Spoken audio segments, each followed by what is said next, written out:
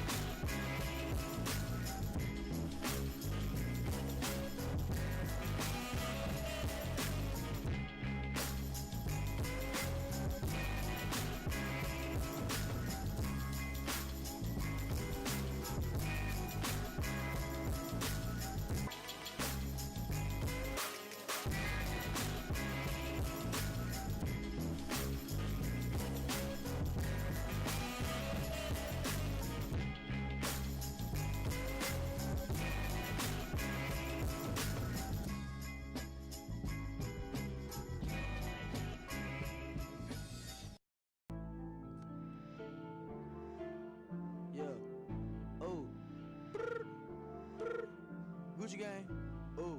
That's it Yeah. right there, T-Neil. Lil Pump, yeah. Gucci gang, oh. Yeah. Big head on the real. Gucci gang, Gucci gang, Gucci gang, Gucci gang, Gucci gang, Gucci gang, Gucci gang. Spread their racks on new chain. Yeah. My bitch love do cocaine. Ooh. I fuck a bitch, I forgot name. Yeah. I can't buy me no wetter rain. Rather go and buy ball mains. Gucci gang, Gucci gang, Gucci gang, Gucci gang, Gucci gang, Gucci gang, Gucci gang, Gucci gang, Gucci gang, Gucci gang, Gucci gang, Gucci gang. Spent 3 racks on new chain. My bitch love do cocaine. Ooh, I fuck a bitch, I forgot name. Yeah, I can't buy no bin no wetter rain. Ooh, rather go and buy ball mains. Hey.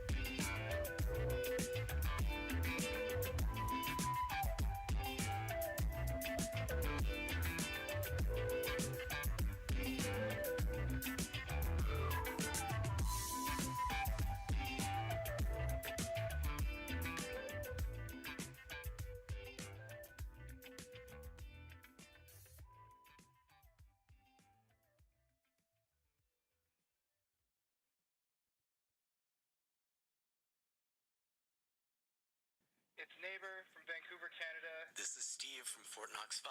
Yo, it's your girl Megan. Pepper Kraut, no doubt. Yo, this is Everyman. This is Diva Danielle. Yo, this is Little John.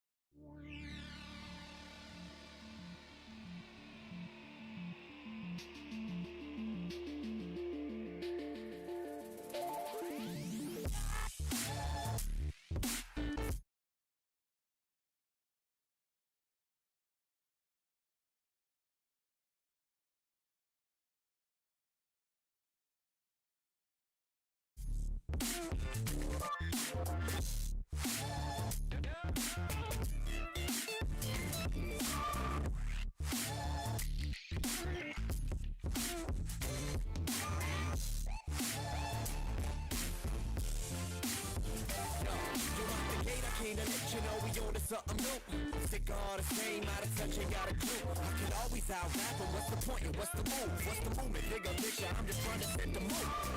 Yeah, candle flicker, little liquor, couple swishes in my system, trying to understand the mission, trying to soak up all that wisdom and miss all the pollution. Sometimes they look the same and it can start to be confusing. Blew the brain busting, admit that I know nothing, but that's the start of something you don't get a chance to punch it. So one take, don't come late, don't come fake, no point. Like rolls out, can't close out, I hope I make my point. Put a price up on my head, I got a hit up on my knees. I've been around the block, in and out of hella jams. So judge me if you feel away, it's cool, I understand. I ain't offended if you give up on me, I ain't even mad. The one they call improbable, holla at me, verbal assault. I got the no, shit that make you break your neck. Trust me, I'm as live as it gets. The one they call improbable, holla at me, verbal assault. I got the no, shit that make you break your neck. I'm as live as it gets. What does it mean to make it? I meditate on the basics. Say that I'm underrated, my only concern creating. The way these things a baby, that's just how my mama raised me. Put my records on your system, only way you wanna play me. Yo, how much is a verse worth? Yo, what your words worth? If you a wordsmith, like words worth. I learned to make the curve first. Ahead of my time, under my prime, and you're sounding like the worst first. Yeah, problematic part 2, 10 flow, 1 in a million flow, this one for the crew. Grew way beyond the expectations, doing what it do. Will you miss me or forgive me really when I made a move?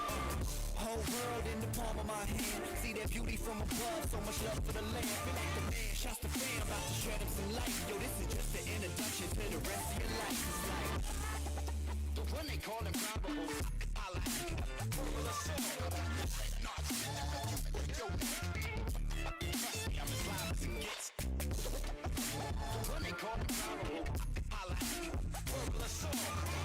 No, shit that make you break your neck. Trust me, I'm as live as it gets.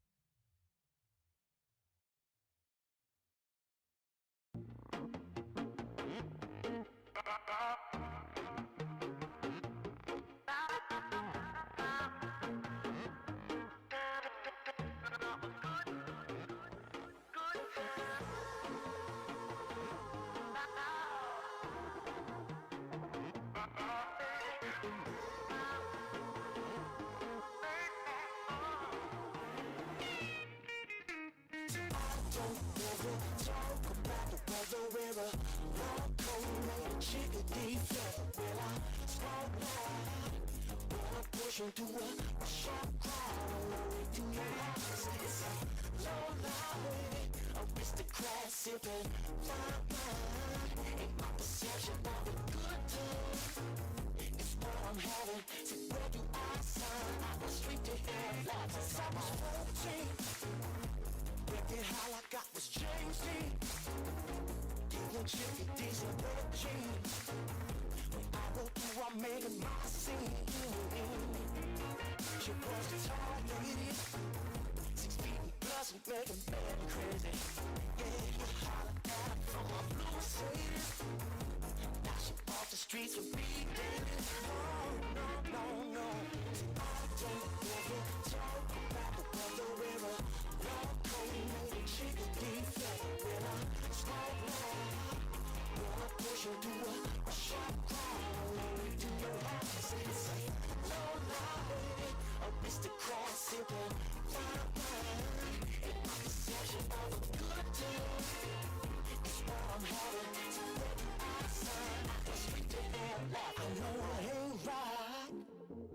making money off her backside.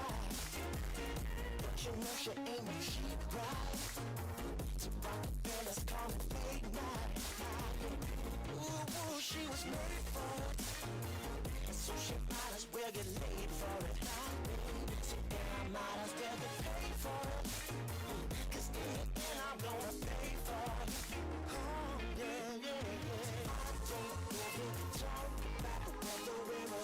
Long cold made a chicken defect. When I smoke loud, gonna push you to a shot crowd. All the way to your house. It's a low life, aristocrat sipping fine wine. And my perception of a good time is what I'm having. So when you ask son, I can street to hell laughing no more. So when you ask son, I can street to hell laughing, come on. So when you ask son, I can street to hell laughing, come on.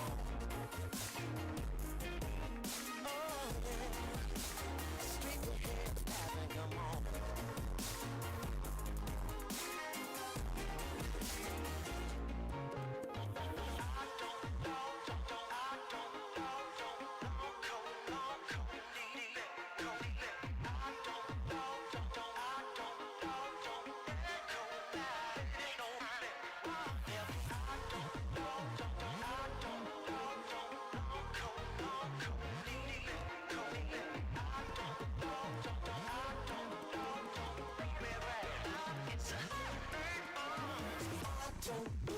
Talk about the weather, we're a long coat made a chicken defect. When I smoke loud, when I'm pushing through a shallow crowd on the way to your house. It's a low life, aristocrat sipping fine wine. Ain't my perception of a good time. It's what I'm having. See where you are, son. Go straight to hell, laughing. Come on.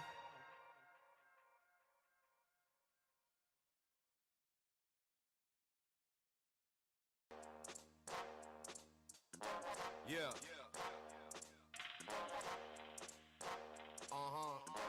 We on some next shit with this.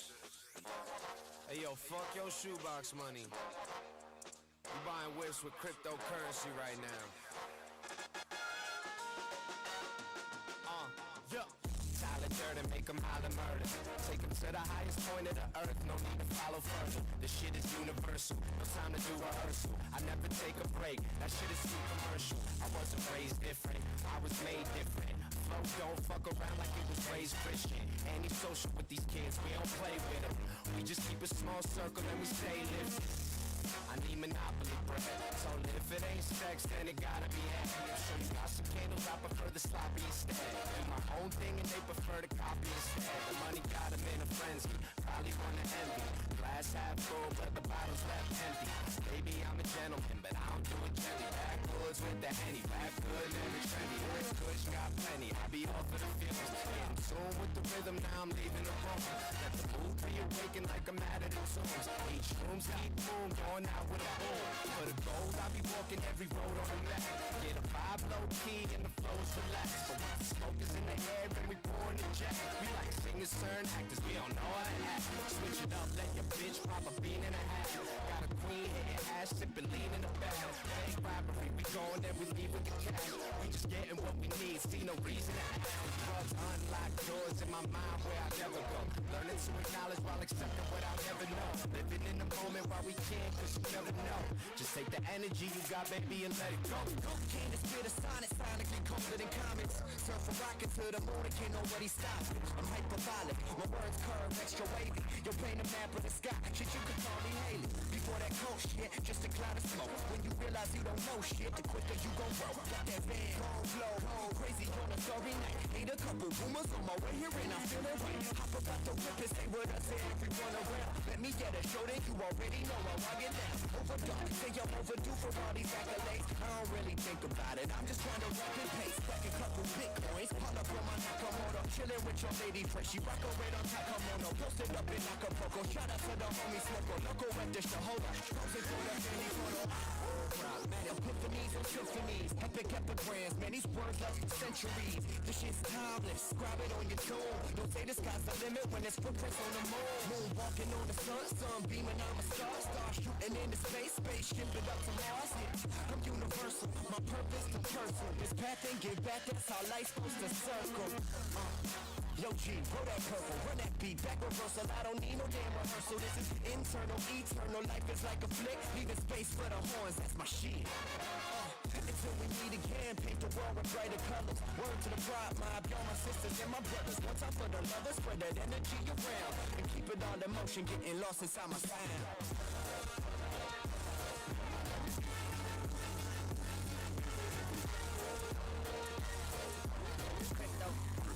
Cryptocurrency. A couple bitcoins. Call up on my Nakamoto.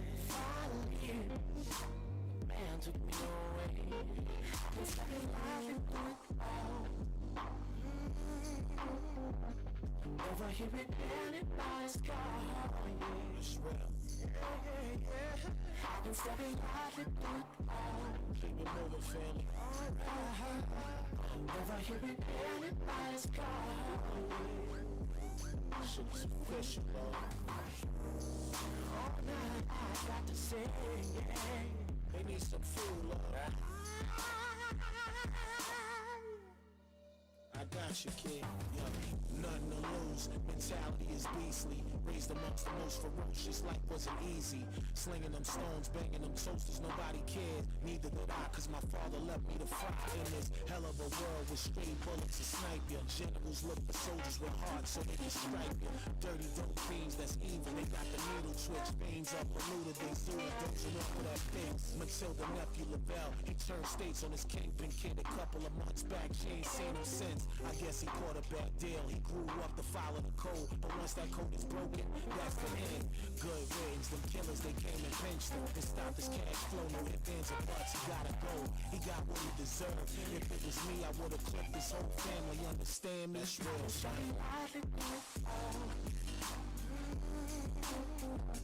Never hear it, anybody's gone. I've been stepping out through it all, yeah. This one is one love. Never hear it, anybody's gone. Radio Yo, chef, what up, my nigga? Life is a hustle, the struggle is all real. When there's nothing in the kitchen to eat, you gotta kill. Am I wrong for that? My family gotta eat by any means. Which means if I gotta spray this machine, body bag something, toe tag something, creep through the hood silently and spaz on it without a warning. It's like that, my rank is official. Pearl handle pistols, some serious business is strictly who got an issue. I need that double bag action so I can transform the poverty ways into the main attraction. But yo, life will throw you all kinds of situations. It's a full-time job trying to dodge incarceration. Blow something heavy, keep my thoughts circulating. Cause what I'm contemplating is really premeditated. Red rum, don't blame me for my actions. Blame my environment that I'm a product of. Only my ALX I coincide with me, hear me? My innocence was snatched early, so fear don't live here. Word to Allah, shine pearly. All I got is my word and pride, and won't swallow that for nothing. So take it in blood, into discussion, trust me.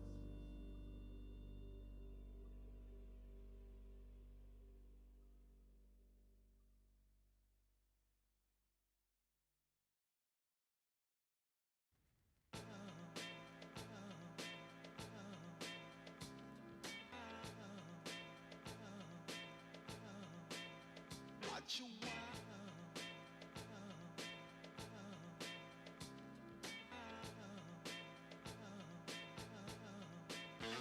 follows the track.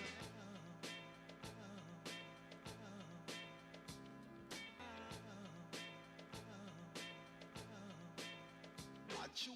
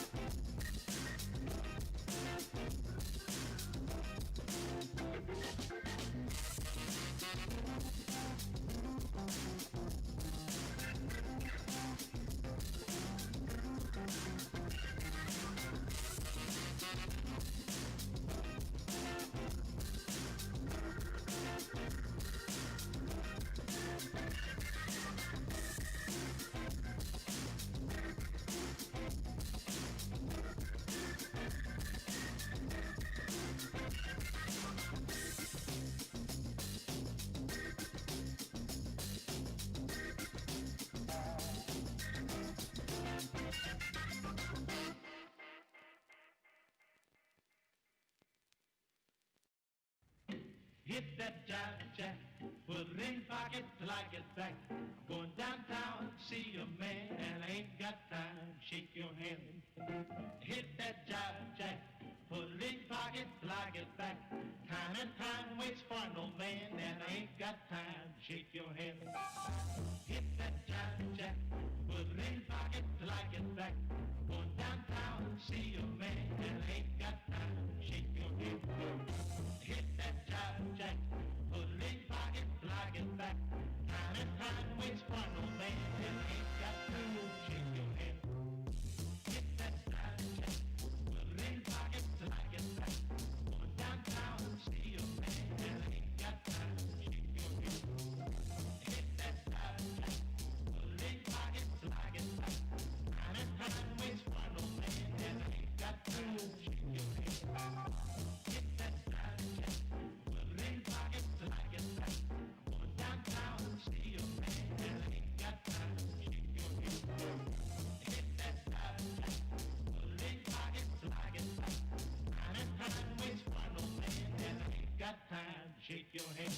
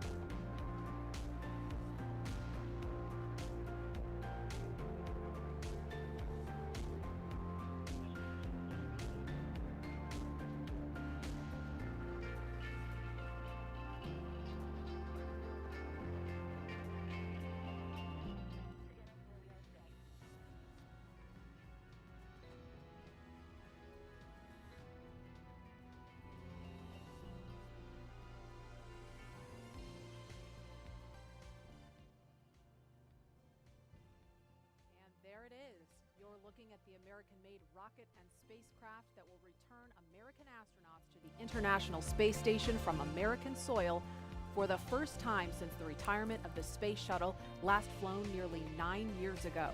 Today, we're giving it another shot with our partners at SpaceX. Wednesday's first attempt was postponed due to that wild weather, but if all goes well today, we will mark a new first in NASA's storied history and usher in the commercial crew era of American space.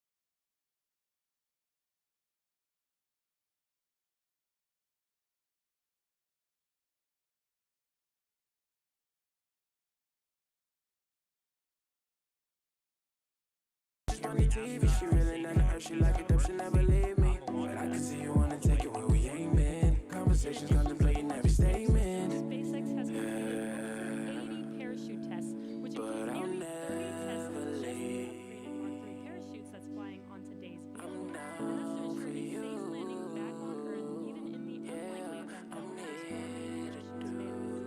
And we can't forget the successful Canada 7 mission just last year, which itself was an end-to-end flight test. SpaceX's principal integration engineer, John Insprucker, for our first status update. John? Oh, you're so kind, Dan. Good morning from SpaceX headquarters in Hawthorne, California. As Dan said, I'm John Insprucker, and I'll be bringing you status updates throughout today's countdown. We're currently just inside T-minus 4 hours, 9 minutes.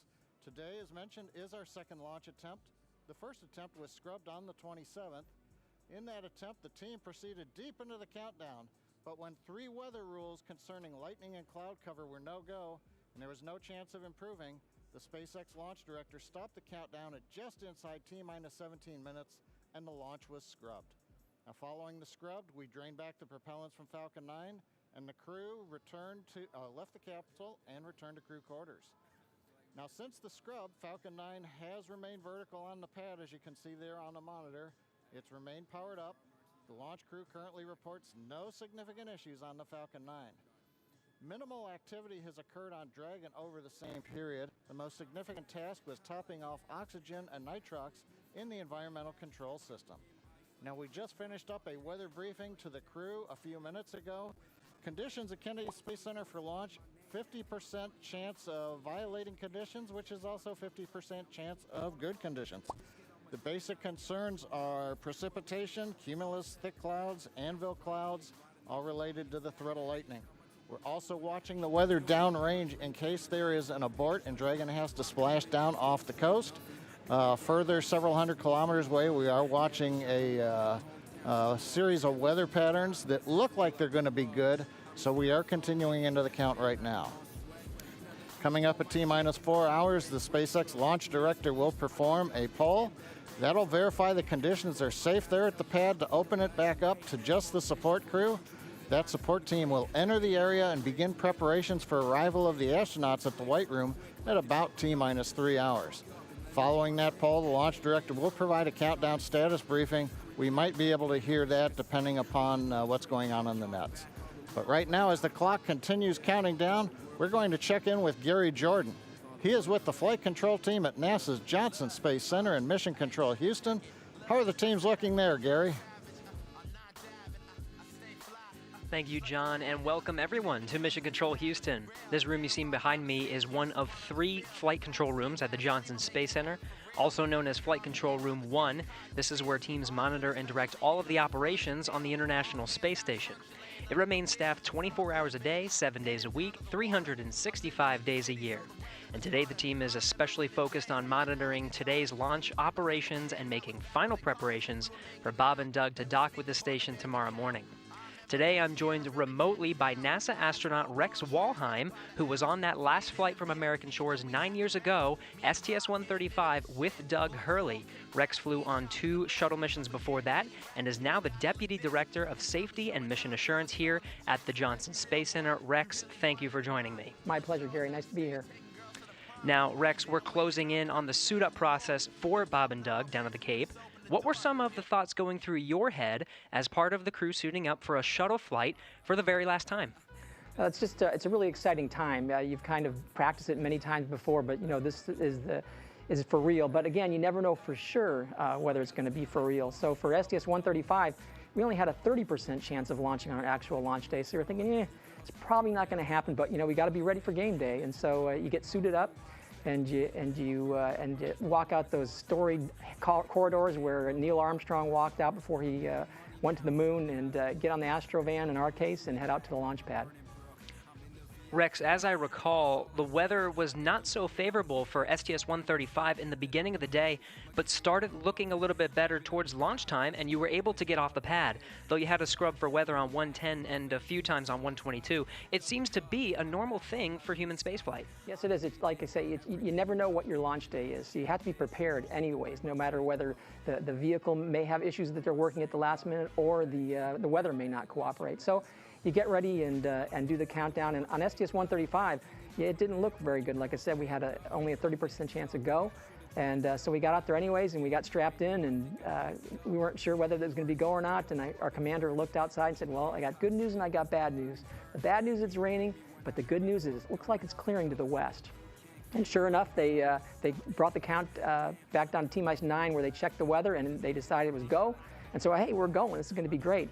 Then they brought the countdown all the way down to 31 seconds, and the clock stopped. We didn't get any alarms or anything, and we're kind of looking around, what's going on? And we heard over the intercom that the launch was halted due to a malfunction. And we're like, you know, what kind of malfunction?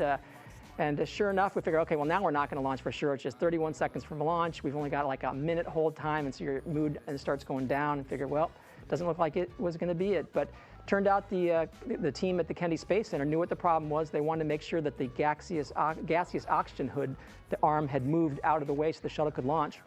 They took a camera, verified it was, then they picked up the count. And when they pick up the count from 31 seconds, they think, holy cow, now we really are going. And so it doesn't give you a whole lot of time to collect your thoughts, but all of a sudden, T-6 seconds, the engines start up, and at T-0, you feel that big jolt, and hey, it is today, and you get ready to do the mission. Well, here's to hoping for the best today. NASA astronaut Rex Walheim, thank you for joining us. Let's go back to the Kennedy Space Center to watch the suit up in action as we continue to count down to launch. Leland.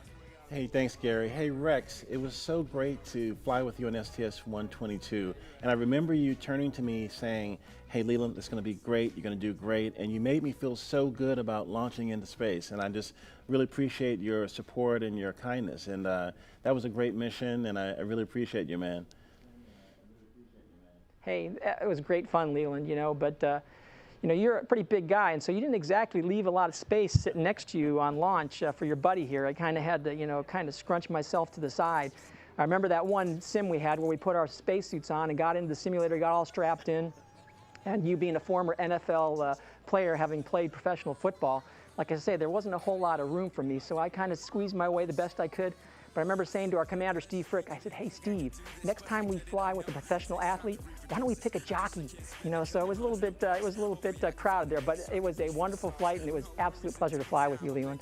Likewise. And when you came home on 135, I was with your family. I remember it was a night landing, and I said, hey, Fergie's back, and your son, I'll never forget this, he said, hi, Dad, and it's all about the families, and you did such a great job on that mission, flying with Doug on that last shuttle mission. So thank you, Rex, for everything you've done.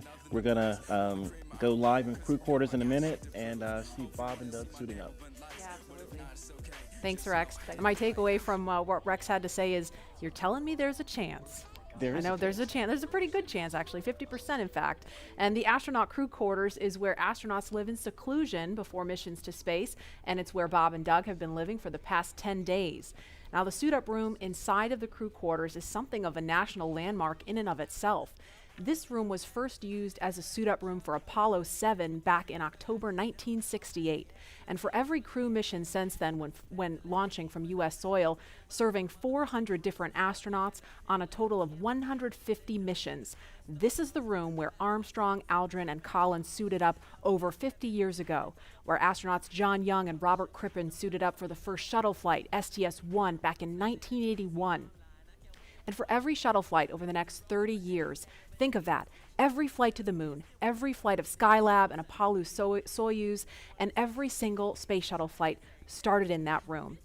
And Leland, I know many of us have experienced some form of quarantine over the last several months, but I would imagine that 2 weeks in quarantine in preparation for a space flight is unlike any other time in your life. What were some traditions that took place? Oh, we would get together and sit down and sometimes tell jokes and try to make the mood a little bit lighter. We would review our notes and things, but we would bring our families in and have a crew meal together with our families, and that was really touching. And it's just card games, different things to get ready for that iconic mission to space. Absolutely. In many ways, everything prior to this moment was preparation, and everything after this is the mission. And prior to Wednesday's first attempt that we told you about, the suit-up room was last used for the final shuttle flight, STS-135, in 2011. And I want to mention one more detail about that mission. We want to show you a picture of the crew from the last American spaceflight launching from U.S. soil. In the picture, if we can bring it up, you'll see Doug Hurley.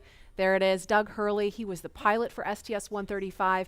Today he is the commander of Demo-2, the spacecraft commander. Also suiting up for that mission was Chris Ferguson, Sandy Magnus, and Rex Walheim, who we just heard from a few minutes ago. And we are standing by to go into the suit-up room. We just passed the T-4 hour mark, so suit-up is just beginning now, and there is our first look in the room. There is astronaut Doug Hurley getting into his spacesuit, and he's being helped by one of the suit technicians there. So this is our first look in the room. Again, Doug Hurley, he has flown into space 2 times before. He was the pilot on STS-127 and 135. And there's a wider shot. You can see astronaut Bob Behnken also in view now. Bob is to the right of your screen, and he also flew on 2 shuttle missions. Bob is a native of St. Anne, Missouri. So if you're watching from Missouri, especially St. Anne, wave hi, there's Bob. And Doug is from Appalachian, New York. He was born in Endicott, considers Appalachian his hometown. I know a lot of people there because I'm from there too, so if you're watching from upstate New York, shout out to you there too.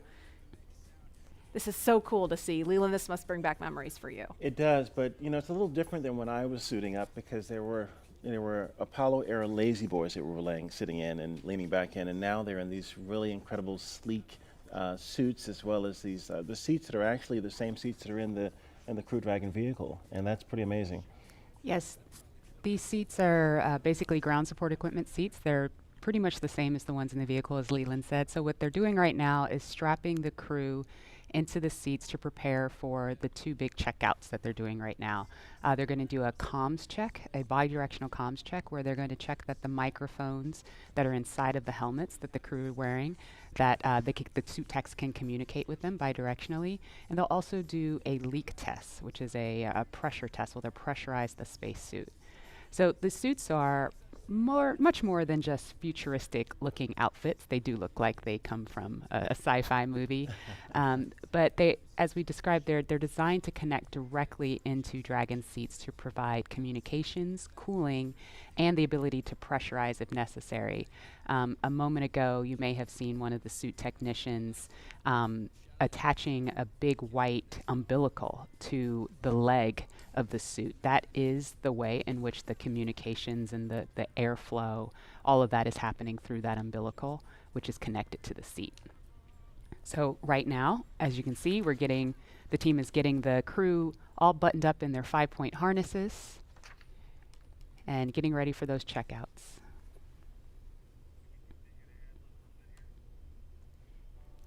And there's that worm again, Leland, right front and center. How does that make you feel on the spacesuit? It makes me feel just great, Marie and Lauren.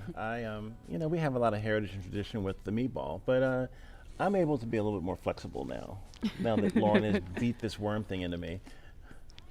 No, but they're getting ready. They're focused. They've had breakfast. They've had chances to talk to friends and family, and it's getting real again. And that 50-50 chance, I'm saying positive on 50% chance of going. Seeing the suit techs around them with these futuristic-looking flight suits versus the white suits that we've had in the past. It's transitioning from that old legacy to this new era in space travel. And I think working with NASA and SpaceX, working together as one team, it's just like what we do in space, work together as an international team to get things done. Absolutely, and this group really gets to know each other well too. There's a wave from Doug and a thumbs up. That's so cool to see. I mean, the people in that room get to know Bob and Doug really well because they've rehearsed this so many times, especially the suit techs. The suits are, custom made for each of the astronauts. So I feel like I couldn't even count the number of times they've had like suit fit checks and leak checks and just making sure every detail with the fit and the function is just perfect before they get ready to launch. And interestingly enough, these suit techs are also the designers of the spacesuit. They've been working with the crew for years as we've been building these suits, their training suits, all of the training events in Hawthorne, where the crew is inside of the Buck, the capsule simulator. This is the team that's been working with them for years. The team that dressed Ripley, which is the ATD, the dummy that flew in Demo-1. So mannequin, right? Mannequin, Smarty. The There's Smarty. lots of names for Ripley. But the point being, they've been with these suits from cradle to grave and have been working so closely with Bob and Doug. Pressures and making sure everything looks good prior to arming the launch escape system, but not tracking a constraint at the moment. So overall, Dragon's healthy and ready for crew ingress. Okay, thank you for the update, MD. And this concludes the countdown briefing. So you just heard in that briefing there, they're continuing to move forward towards launch. And as we have a view of Doug Hurley there adjusting his visor, again, he is the spacecraft commander for Demo-2. And while he continues the suit up process, we want to give you a closer look at the veteran Marine Corps fighter pilot and spaceflight pioneer.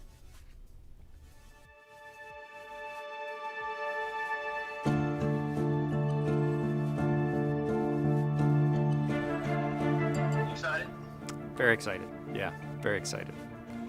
You feel ready? Still pumped? Oh yeah, I think we're ready. I think we're certainly ready. Joining the SpaceX Demo-2 test. He is a Marine Corps colonel and test pilot. He was selected as an astronaut in 2000. He piloted Space Shuttle Endeavour and Atlantis for STS-135, the final space shuttle mission. Introducing NASA astronaut Doug Hurley.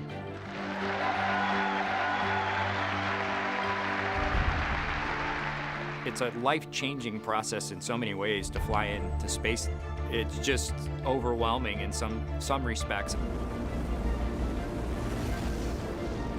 Just the sensations, the rumbling, the shaking, the acceleration. When the engines shut off and you go from, in the case of the shuttle, you go from 3 Gs to 0 Gs instantaneously and things start floating. And I remember distinctly just thinking, what just happened?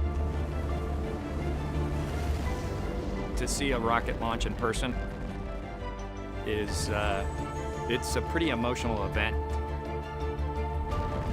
I remember the first time I saw a shuttle launch and it was amazing. And then when I saw a shuttle launch with my wife on it, that is quite the emotional experience.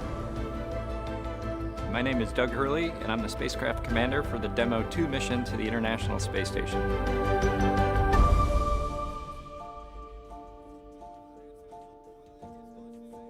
We are doing the first crewed flight for NASA and for SpaceX. So this is the test flight to prove end-to-end from launch to docking to ISS operations and then entry, descent, and landing. This will be the first time the Dragon had a crew on board, and so there's a myriad of objectives we want to achieve for this mission. SpaceX has been responsible for design and essentially making this vehicle what it is. What the astronauts bring to the table is the crew vehicle interface. What would work on orbit, what might not work on orbit, what would definitely work, to be able to just have the entire integrated team that's going to support us getting to and from space station, talking together, working through the challenges that simulators typically throw at you. It was really neat being part of it. It's just been an incredible undertaking to see where we've come just in the last 5 years that Bob and I have been a part of this, and to be, shortly flying to the International Space Station with the Crew Dragon. It overwhelms you to think about how many people have, in some way, shape, or form, touched this program and this vehicle to get us to this point. And we are the lucky ones that get to fly it, but we certainly not for 1 second take for granted the amount of effort that so many other people had to put into this to make it successful. For Doug personally, he's worked so hard, through his entire life, to get to where we are right now. As a test pilot, this would be the dream, to fly a new vehicle. So it makes me so happy to see that he gets to be part of this mission, the spacecraft commander, I'm just glad to see his hard work and his dreams come true for that.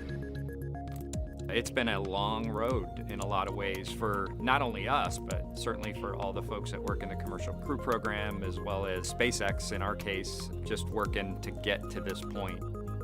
It's been a huge amount of sacrifice and time away from home, but the fruits of our labor are coming to fruition.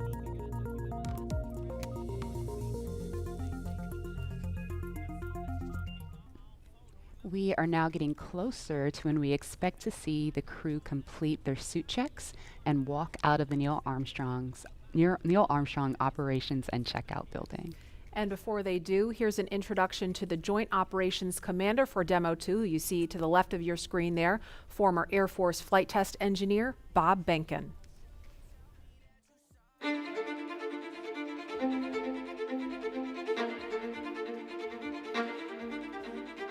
When you go through the launch day preparations, there's a lot of moments that kind of stand out to you. One is the kind of the celebratory piece of it, which is that you're walking out of the suit up room and getting in the vehicle that's going to take you to the launch pad. When you close the hatch, that's really when Doug and I are in the vehicle, and it's our vehicle, and we're really in control of the mission at that point. Test pilots, their task proved that man could fly into orbit around the Earth and return live and well to talk about it. There's always a balance of managing risk as you go forward to execute a test point and figuring out a way to collect the data. We hear a sound. Okay, is that sound an expected sound? Or we see a light, is that light an expected light? What's the source of it? Does it sync up with something else that's going on or not? So trying to dissect all of that in real time in your head is, a lot of things happen like that on launching of a vehicle. From St. Anne, Missouri, he is an Air Force colonel and flight test engineer. He flew aboard Space Shuttle Endeavour twice. Introducing NASA astronaut Bob Behnken.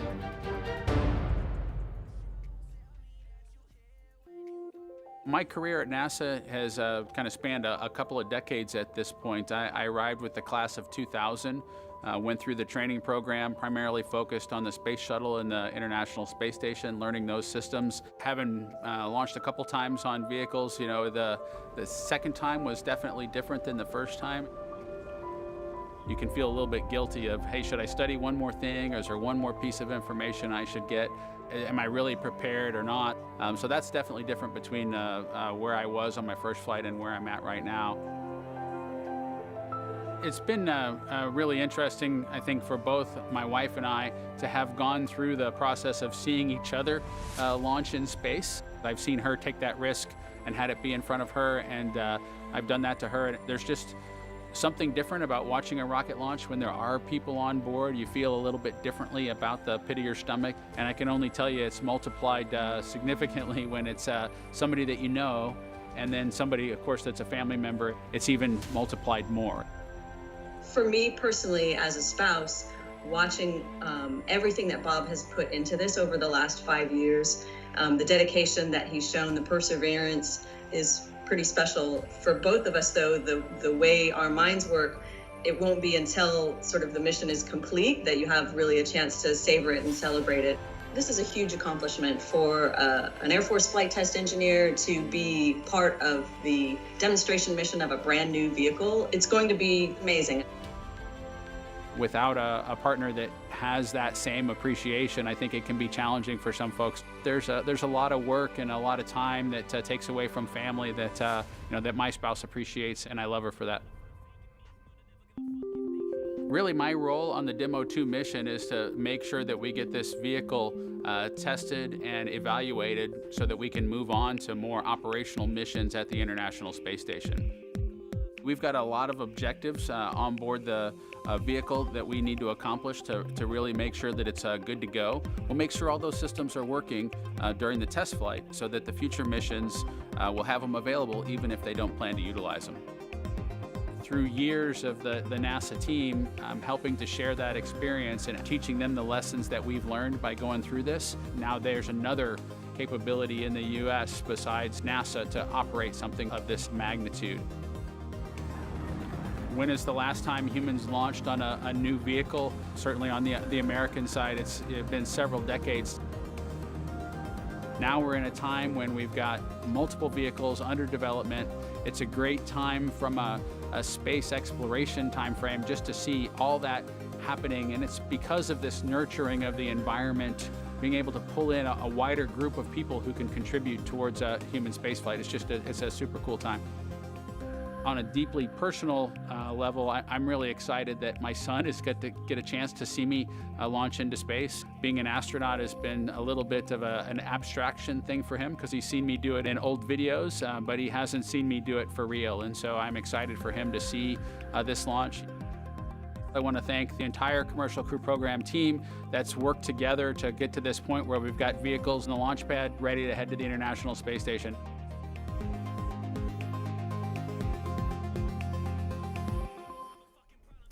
And here is a live look again inside the suit-up room in the Neil Armstrong Operations and Checkout Building. We can see now NASA Administrator Jim Bridenstine. He's talking to the crew. You won't hear any audio in here, and actually we had some questions about this Wednesday because people were like, why can't I hear what they're saying? That's by design. It's not a mistake. We are really lucky to be able to show you this video live as they're suiting up, but you don't hear the audio because that's a little bit, you know, we try to give the crew a little bit of privacy, and so being able to talk freely and share really what's on their minds without having to worry about who's listening is part of the reason you don't hear audio in there. But that's Jim Bridenstine there talking to the crew, and it looks like Associate Administrator Jim Morehard is also in the room standing to the right of your screen. And these are great moments to get a last chance to talk to the senior leadership of NASA as they're about to go off and launch into the cosmos. And I think when you look at how Bob and Doug complement each other, and how these SpaceX suits, you know, they really complement the astronauts too, because they're more form-fitted, they're custom-made, and this is a moment where they're getting ready to, you know, do the real deal. And Lauren, I think, you know, the integration of the suit and the vehicle and these seats is just really, really impressive. How y'all at SpaceX did that. Yeah, the primary purpose of the spacesuit, it's a pressure suit. Now, the Dragon capsule is already pressurized, so even in the vacuum of space, the crew is safe when inside of Dragon, but in the unlikely event of an anomaly that causes the capsule to depressurize, we can actually flow oxygen or nitrox into the suit, and that will keep the astronauts pressurized in flight. So that's its main purpose. So it's that form and function, and some style there as well. And for the kids out there that have 3D printers or have 3D printed, the actual helmets were made by 3D printing. So you could be a spacesuit designer yourself because you already have the skill set, and or fly in space one day if you wanted to. And I'm curious about what kind of conversation might be going on with them. Looks like it's lighthearted. You can see Doug laughing there. I know that Mr. Bridenstine has said, you know, Bob and Doug, if you want to back out, it's not too late. I would imagine he may have said that again. I know they're ready to go. They're as eager as can be. And it looks like they may have another visitor coming in. Oh no, it looks like the administrator's just being passed something there, but you know, and it's really important. I mean, we've trained for so long. We've gone through the malfunction processes. Now he's doing a selfie. Of course, you got to do the selfie. I didn't see them do this on Wednesday, so they were probably kicking themselves when they walked out. Why didn't we do a selfie in there? I wonder if he has that Instagram filter to put the glasses on. Do you think he has it on? Well, you can tweet at him and find out. Yeah, I might have to do that. No, this is a great lighthearted moment. It helps gets the guys in a good mindset to you know, go off in space in a very calm and cool and collected way. I think he's now taking pictures of some of the crew techs, the suit techs, which is fantastic. It's all about bringing the family and the team together, you know, making everyone feel comfortable on flight day and helping us get to space safely, as we always try to do. And obviously this is a very serious mission. I mean, we don't want to make too much light of it, but Leland, you mentioned Wednesday, and I thought that was a really good point, why it's important to be able to joke around and keep things light as you're getting ready to go to the launch pad.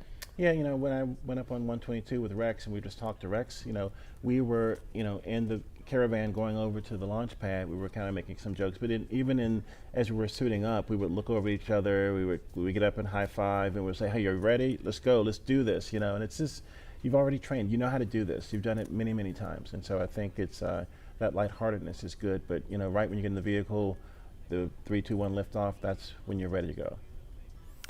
And they're the visitors making their way out of the room. And as we mentioned, Doug Hurley and Bob Behnken, I mean, they are two of the finest at what they do. And it's really starting to sink in that the mission is on as you see them in their spacesuits. And seeing them in these suits has always been so inspiring to me from the first time that I saw them at Hawthorne at SpaceX headquarters during training. It's kind of like a sci-fi film, but unlike a movie prop, which primarily just needs to look cool, our team designed the suit to maximize safety and functionality while maintaining style. Here are two members of our spacesuits team, Chris Trigg and Maria Sundin, telling us about how the suit came to be.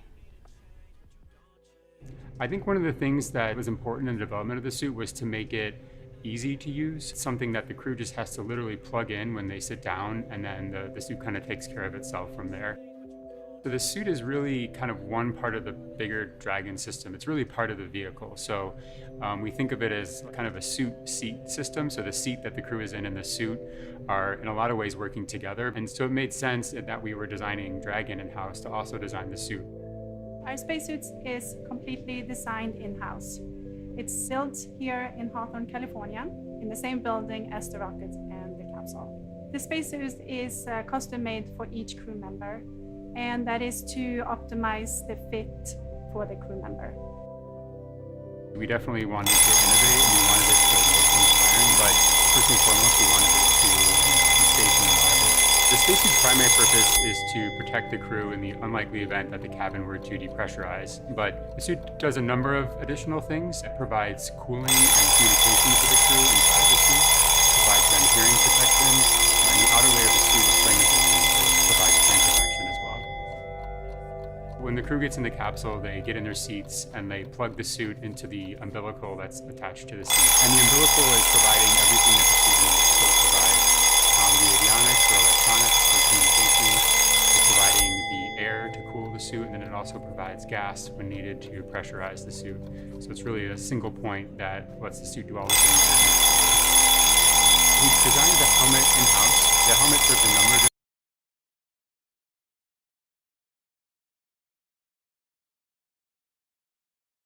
as well as the valves that are regulating pressure in the suit. We had to design the gloves so that they would so all of those things had to come together within the glove. It'll be obviously really amazing to see Bob and Doug in their flight suits, and I think one of the things that's cool about the suit is it's not just a piece of hardware, it's not just a suit, it's a very personal piece, Bob's suit and Doug's suit, and so seeing the two of them in their suits using it in flight will be just a really amazing thing. And we're looking live at Launch Complex 39A. That is Crew.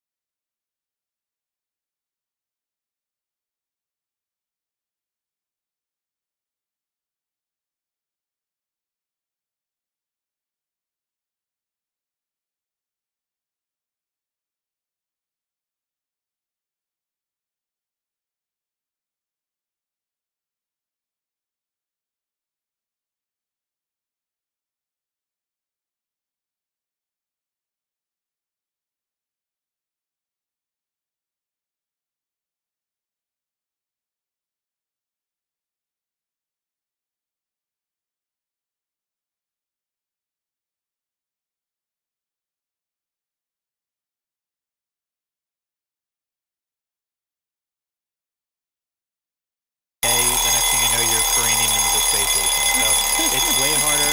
You have to go way slower than you think. It might take a couple of tries, but it's doable. Yeah, but you guys should try it and check it out and see if you can do it. So let's check in with John Instructor for a quick update on Dragon and Falcon 9. John? Well, we're coming up on T-minus 3 hours and 35 minutes. All continues to go well for today's launch. Now on the launch pad, Falcon 9 is powered on. Engine and stage checkouts were performed last night. All of those look good. Now we're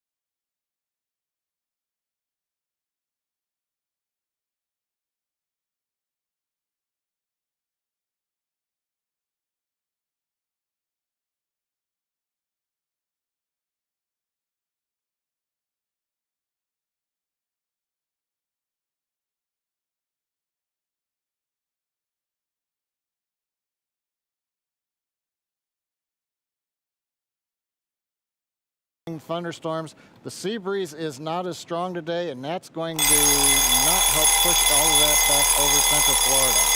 But right now, things are looking good with both Falcon 9 and Dragon as we count down to liftoff.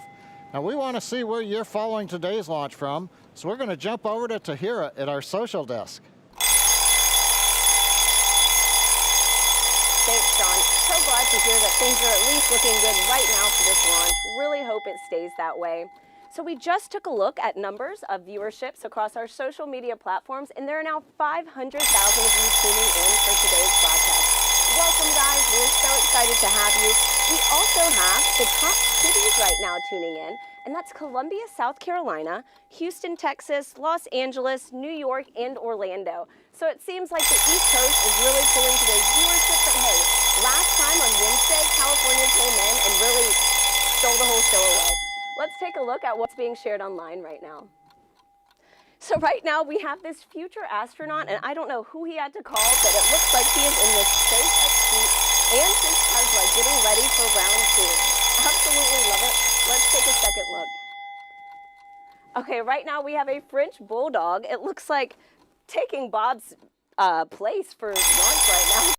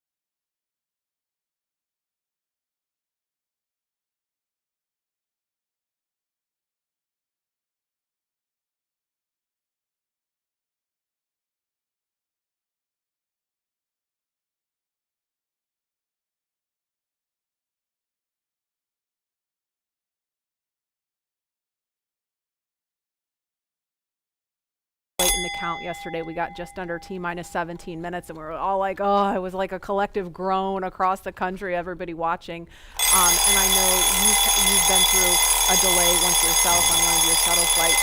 And I wonder, what does it take to kind of refocus yourself on day 2? I mean, do you go through all the exact same preparations? Do you do anything a little different? Is there a little bit of superstition involved? No, not really. I mean, we try to keep everything the same way because we've practiced this way, and now we're in the real day, we're playing this way. So if you stay the same, kind of the same form and function that you've done before, nothing else, hopefully.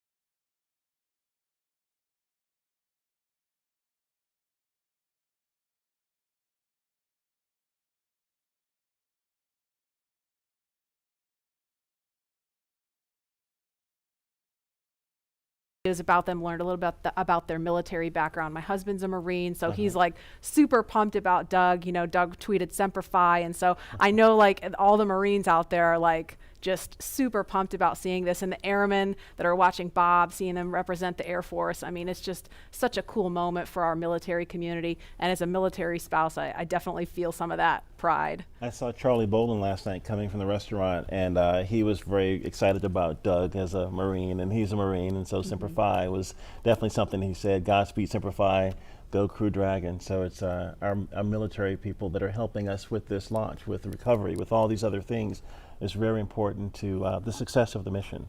Absolutely. And we want to turn our attention back to the Neil Armstrong Operations and Checkout Building. If we could, we want to take you to a picture of the doors. There they are.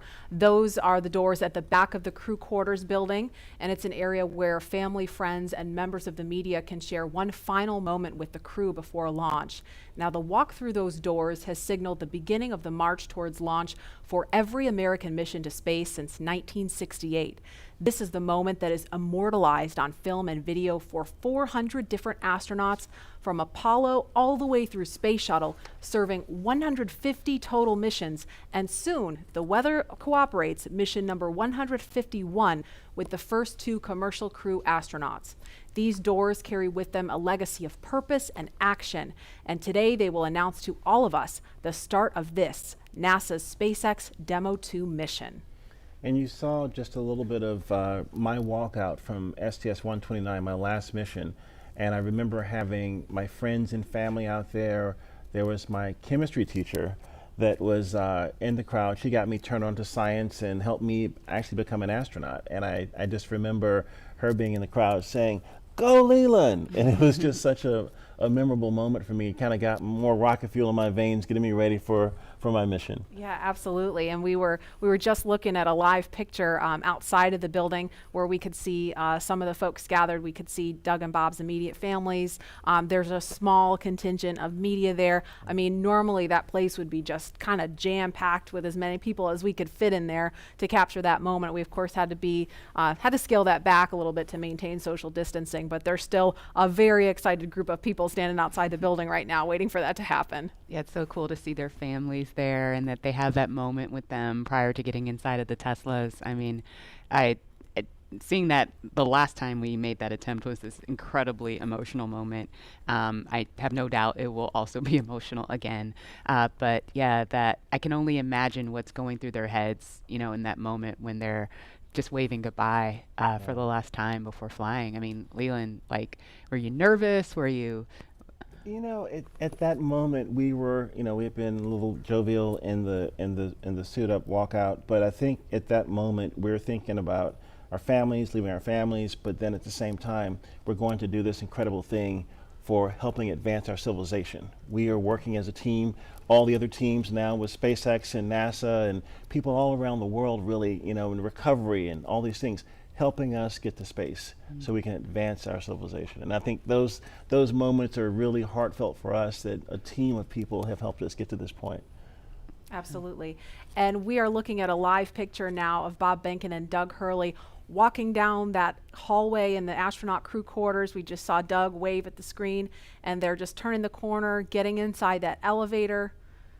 And this, you can't see it from here, but there is a banner hanging there. You can kind of see it in the back. There's a banner hanging on the wall of the elevator with the signatures of all the people who worked on this mission. So it was really important for them to hang that up in there so Bob and Doug could see it.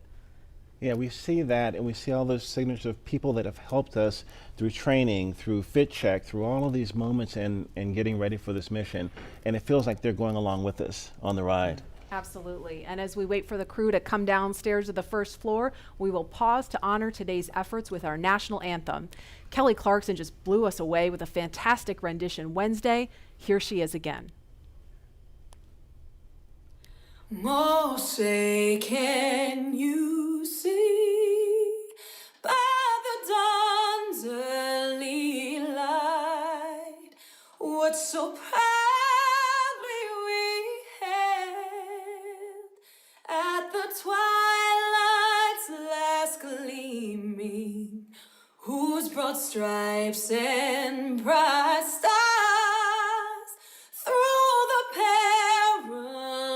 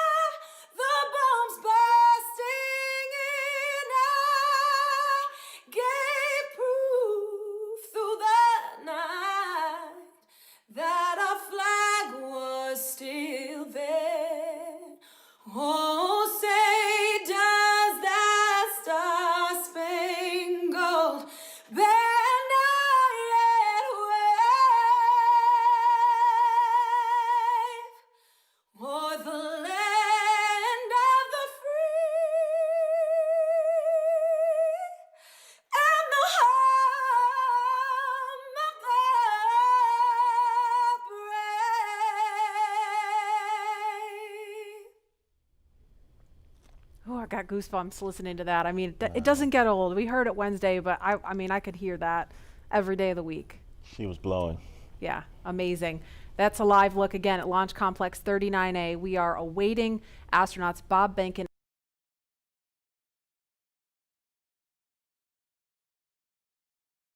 ready to cut to that shot just as soon as we get the word that they're ready to walk out that door. Those doors, excuse me.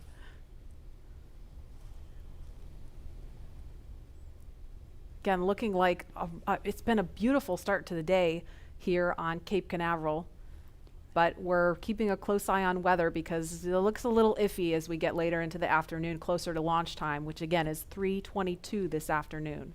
It always blows me away every time I visit Florida is, 1 hour it's this beautiful, clear, gorgeous day, and then an hour later it's a thunderstorm. You said it. Welcome to our world. And then an hour later it's back to clear. Yeah. Yeah. Wow, just similarly to last attempt, right? I mean, just 15, 20 minutes later, it was good to go. I know, it hurt my soul because we have this instantaneous launch window. It's not like with shuttle where we could give it a couple more minutes because you had a 10-minute window. We have a single second to get this off the ground, so everything's got to be just right. The conditions all have to be green at that moment.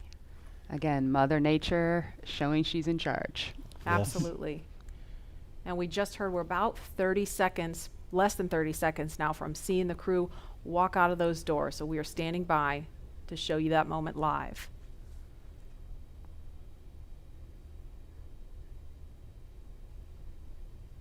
There's a live look at the O&C walkout doors. Marie, I think my STS-129 patch is still over top of the door. There's a bunch of patches up there unless they've removed them and put space station patches up there. But this is a very solemn moment for walkout from, a storied legacy of Apollo and seeing Apollo astronauts walk out of these doors. And now we're getting back to U.S. astronauts launching from American soil, walking through these doors again. It's an incredible moment in the era of space travel. And we saw some just beautiful moments when they walked out on Wednesday, and looking forward to seeing those again. I was perusing all of the different newspapers and stories online and just taking in all the photographs, and there the doors are opening. Here they come. Great. And there they are, NASA astronauts. Small crowd, but big cheers. NASA astronauts Bob Behnken and Doug Hurley, Doug on the left, Bob on the right, waving to the crowd there to cheer them on.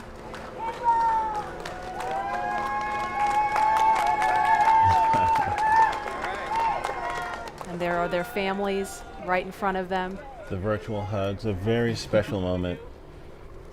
Fist bumps.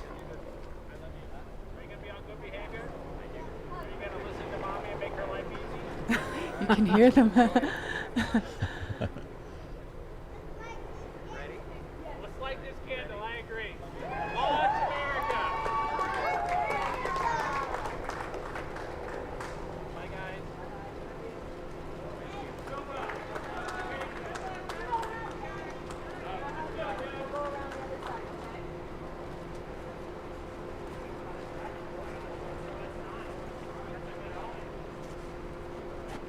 Now they are getting into the Tesla Model X that's going to take them to the launch pad, being strapped into their seats. Their suit techs are attaching their umbilicals, so integrated into the Teslas. These are not just any Tesla you can just buy off the web or in a Tesla dealership. They've been outfitted with cooling units, and that white umbilical, similar to what you saw in the suit room, that umbilical is being connected to the suit to provide cooling air to the astronauts while they're on the way to the pad. And those Falcon wing doors are closing. Super sleek. A rapid departure from the Astro van. Yes, I would say so. And their flight surgeon is in the front seat in the passenger side, taking the journey along with them. As I mentioned last time, we always think about the technology and the rockets, but this is what it's all about. The families coming together, supporting the families, us working together as a team to ensure they get up there safely and back home safely for their families.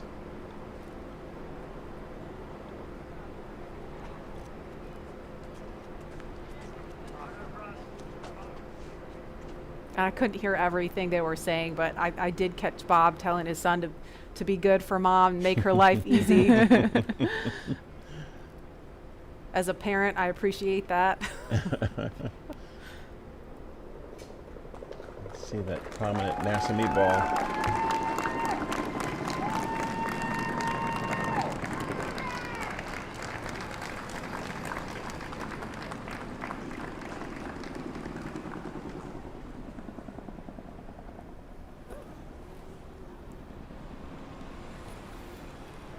Now, as we watch the convoy begin their journey to Pad 39A, to our SpaceX and NASA family who over the years made this mission a reality and who have worked this launch campaign up to this point, we have you here in our thoughts. And we wish every one of you could be here to see this up close. But we want you to be part of this journey regardless of where you call home and regardless of where you're watching from today. And so for the next few minutes, we are going to follow the convoy, but highlight those whose words and hands and thoughts built all that we see here today. We hope all of you watching can feel the pride each of these NASA and SpaceX team members has for this drive out to the pad. This is Laura Segura from the Commercial Crew Program. We're so excited about this historical day. Congratulations on being a part of the very first mission for human spaceflight, commercial human spaceflight ever. We're behind you, Bob and Doug.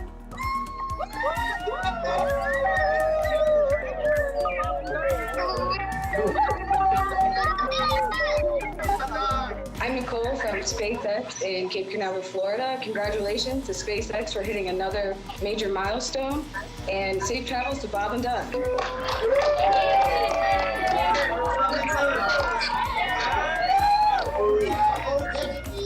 and Doug, as the launch vehicle chief engineer, we've got a lot of our launch vehicle team here to wish you a very wonderful and safe ride on a Falcon 9 coming up to Demo-2. We're so excited for you. And launch America. It's time to launch. Let's go. All right.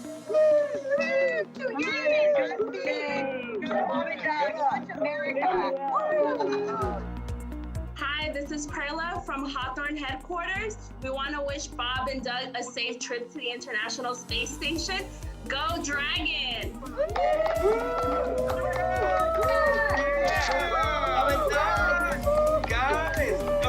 It's been 9 years in the making. This is such a historic time, and our team has worked so hard, and we're very excited to be here. Go Bob and Doug!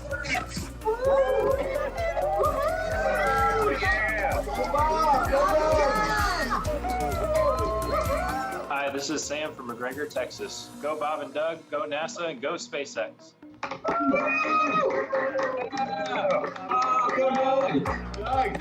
Sean O'Rourke from Johnson Space Center. Bob and Doug, wishing you a great flight, and just wanted to tell you good luck.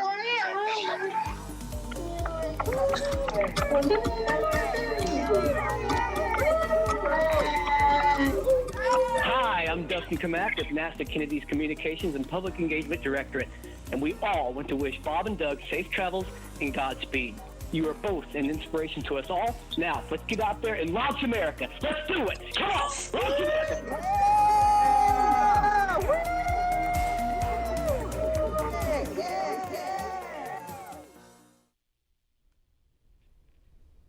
I love seeing that group of people. I mean, we saw all those different groups of folks from NASA and SpaceX, from all different walks of life that have come together to make this happen. And that was just a small fraction of them. Look at that shot. That is so cool. Wow.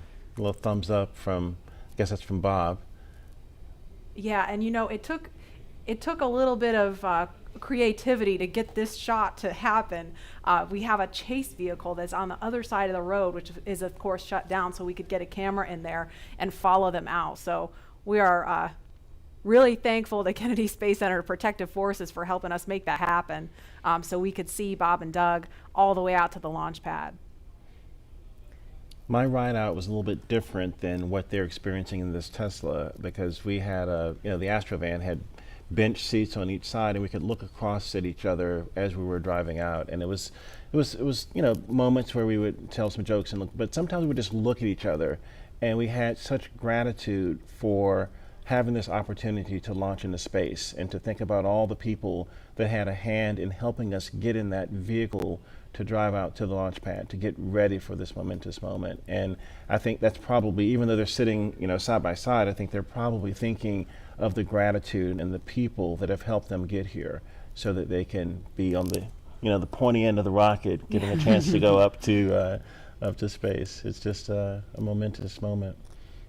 And they're listening to some tunes too, I heard, right, Lauren? Yeah. There are at least 3 songs on their playlist that are super interesting. The first is AC/DC's Back in Black. You know that one. Yeah, well, who doesn't? Right. Another one that they're listening to is the elevator music from the Blues Brothers film, The Girl from Ipanema. Oh, Leland. Okay. Got another career. That's enough. Career number 3. That's enough. Right. NFL, astronaut, musician. Yep. And of course, they are also listening to the Star Spangled Banner, the Army French Horns version. Now, we didn't have tunes in the Astrovan. No? And I know that the Tesla has a really kicking stereo system. Is that still the custom stereo system that's in the Tesla? I haven't been in this one, so I don't know what they're rocking, but I'm sure it's pretty cool. And again, just for some perspective, they left the operations and checkout building just a minute ago, and so it's about a 9-mile drive from there to the launch pad. It takes them around 20 minutes, kind of depends on how quickly they're trucking.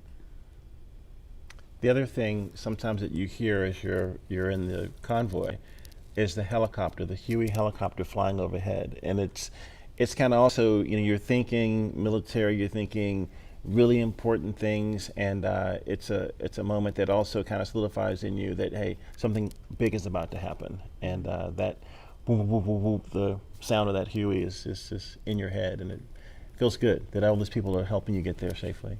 Yeah, I think we heard that actually coming by We did. this building earlier because we were talking. And I was like, I hope that's what I think it is. And it was pretty low because it was pretty loud. You could feel it, too. I did. I could feel it. I took this drive yesterday in my rental car, and granted it wasn't in a Model X, and I'm not an astronaut, but driving to 39A, that same route, and trying to put myself, imagine myself in that headspace, it was pretty awesome. I got to figure out how to get on Falcon 9.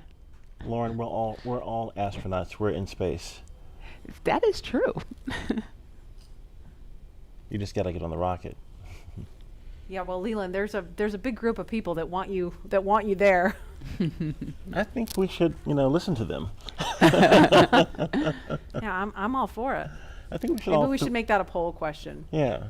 Well, we should all maybe go to space. What do you think? I am on board. I mean, not literally right now, but I would like to be on board. Lauren, would you go with us? Absolutely. Okay, poll question. We have so many people watching online, sending well wishes to Bob and Doug. I mean, it started early this week as we were ramping up for Wednesday, and I feel like it's just been this buildup of momentum because, we were following along Wednesday, and now we're all following along Saturday, and we have people watching from home that hopefully don't have to work today and can really tune into what's going on here.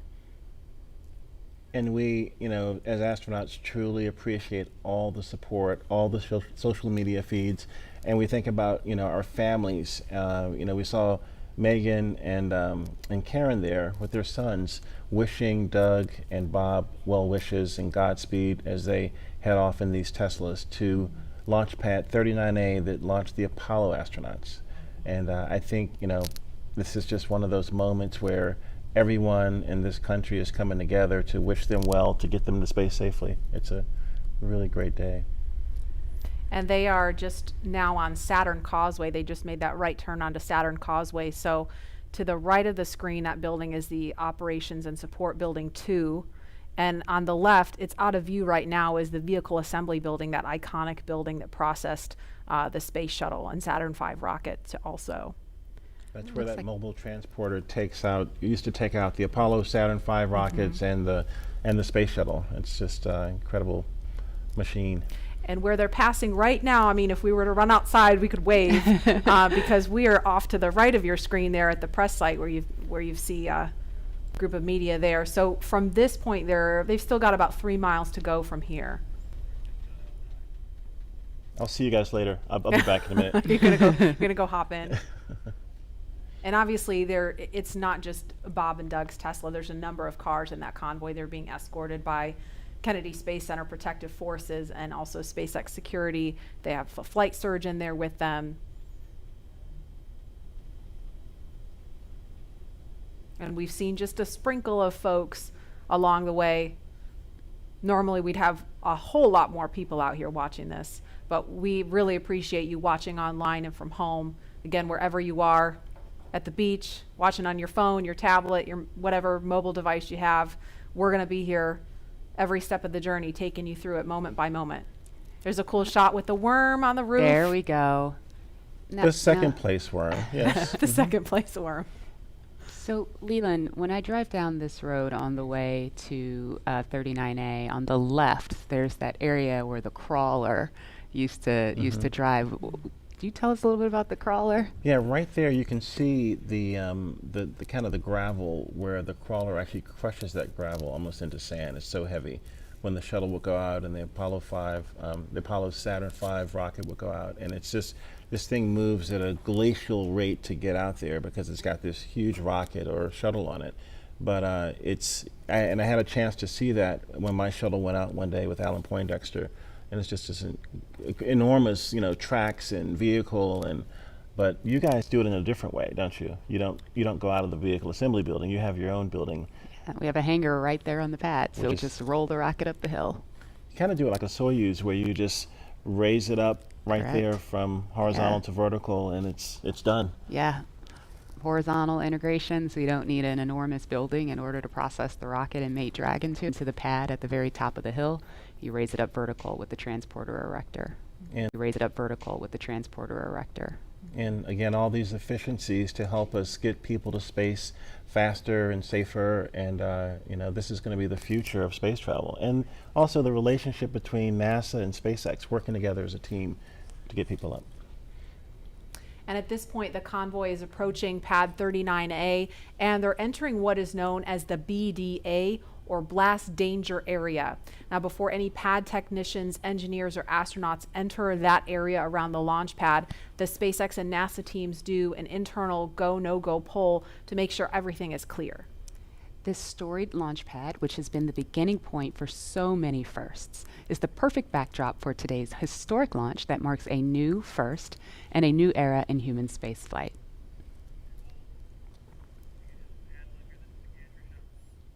And here's a view from our gantry near the Launch Complex 39A. So we've got another view of the convoy going by here. If I had to count up all the cameras we have all over the place for this, I'd be here all day.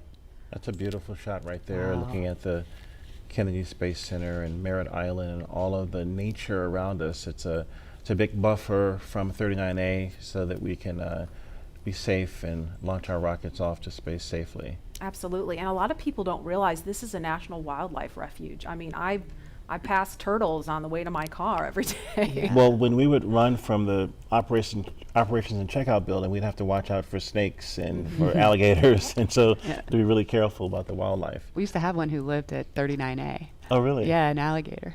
Well, maybe we'll see him. We'll keep an eye out. Tweet at us if you see any. Did you name him Worm? Ooh, I was ahead of my time. I don't know how an alligator would feel about being called Worm, Leland. Yeah, no.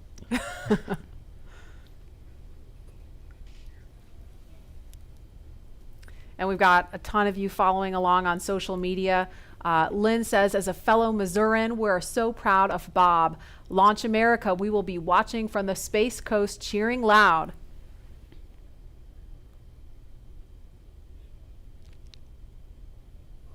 And another comment, Godspeed and good luck, Astro Behnken and Astro Doug, hashtag Launch America.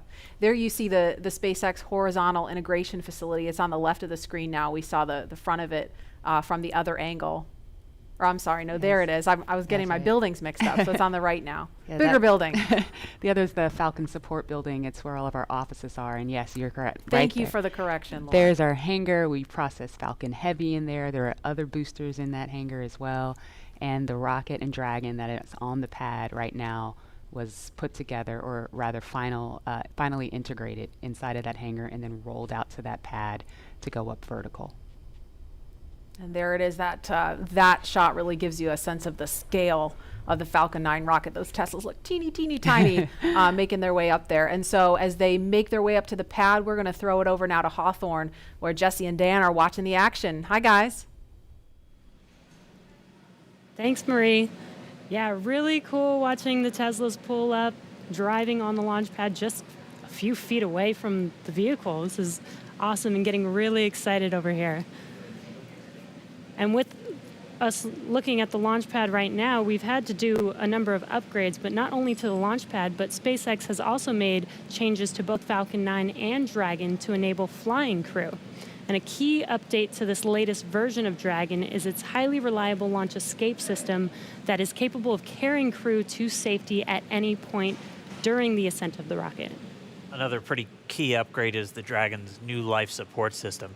As you can imagine, flying humans requires keeping a habitable environment throughout the entire flight, and that means covering everything like providing breathing air, keeping the capsule at a safe pressure, keeping it free of contaminants, removing any carbon dioxide in the air, regulating the temperature, the humidity, all of these things, and also implementing that waste collection system, aka the toilet.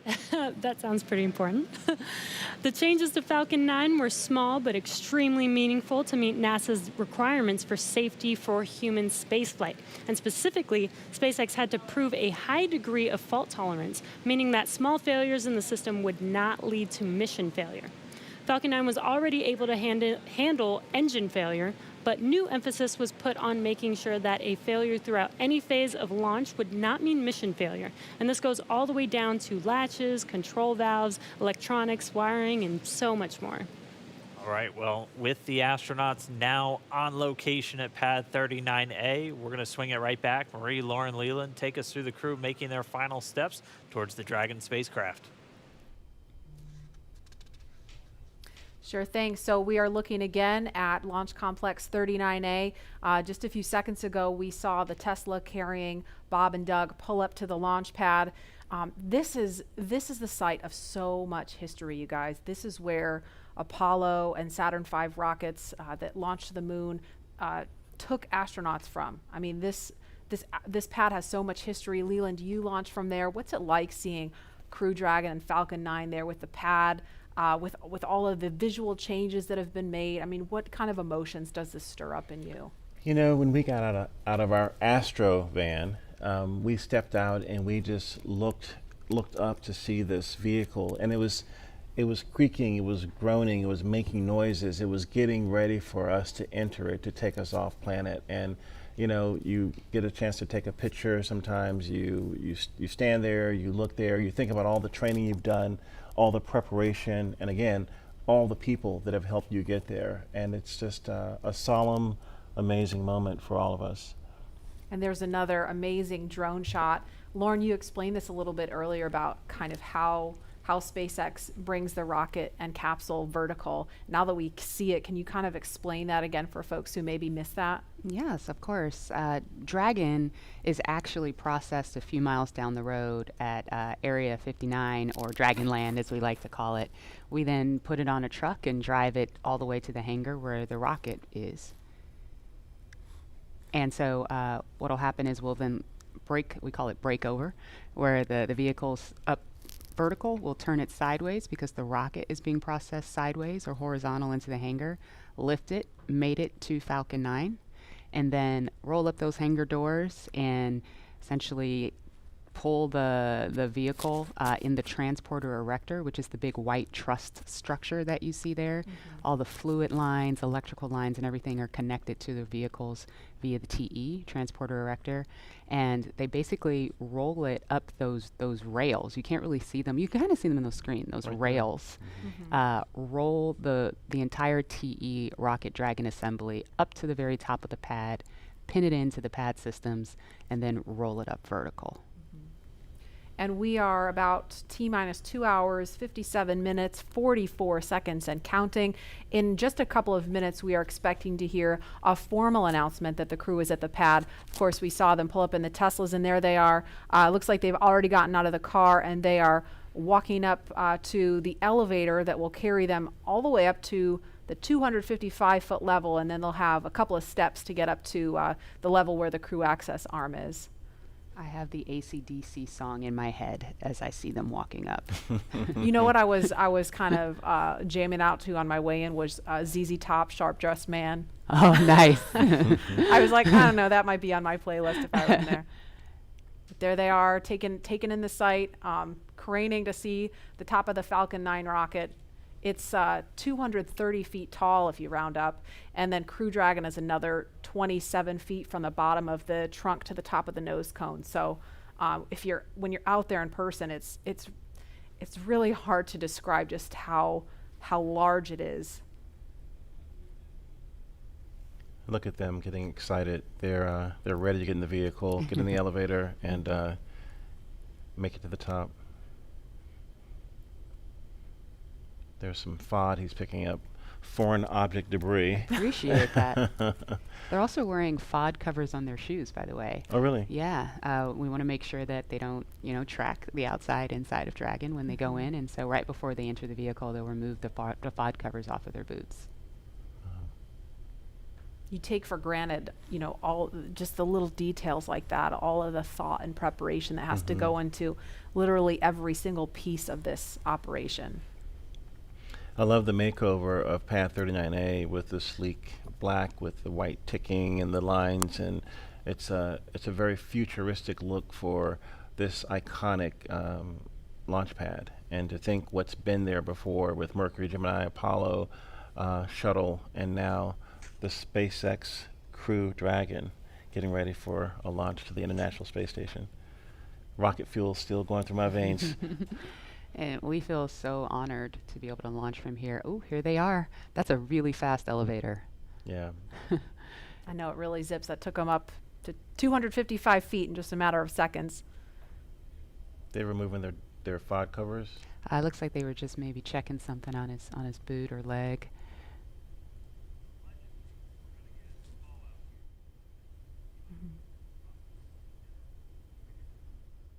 And we should hear a call any moment that the crew has arrived at the pad as they make their way up the stairs, and they're headed to the crew access arm now.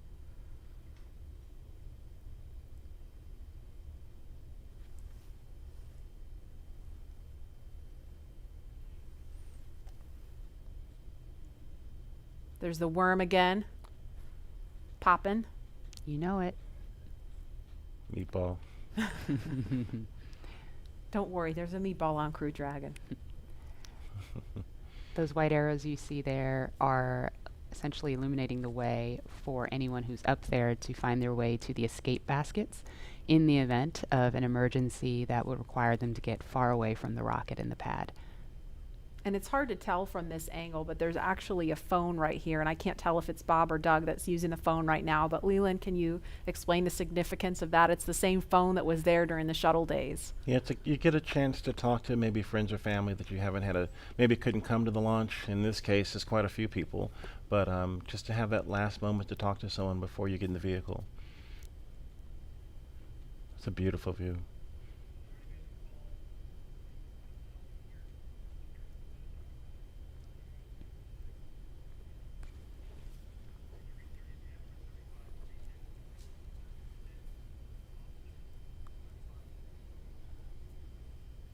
And we're watching the crew when they're done using the phone there. We expect them to be making their way into the crew access arm. And coming up at about T-minus 2 hours and 35 minutes, the astronauts will ingress, or that's a word we use to describe climbing into Crew Dragon. And we saw Doug do it a couple minutes early on Wednesday. They were a little bit ahead of schedule, so that time could be a little bit flexible. But that's going to happen with the assistance of the suit techs, and they will get strapped into their seats. And so with that coming up, we're going to head over to Hawthorne for a preview of what's in store for the future in space travel. Jessie? Thanks, Marie.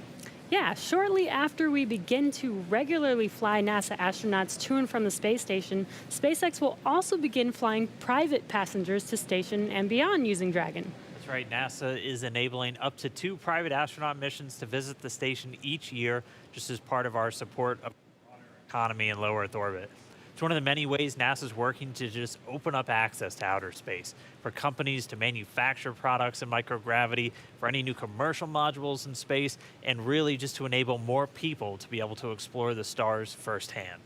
And the more people out there exploring the stars, the closer we become to becoming a multiplanetary species.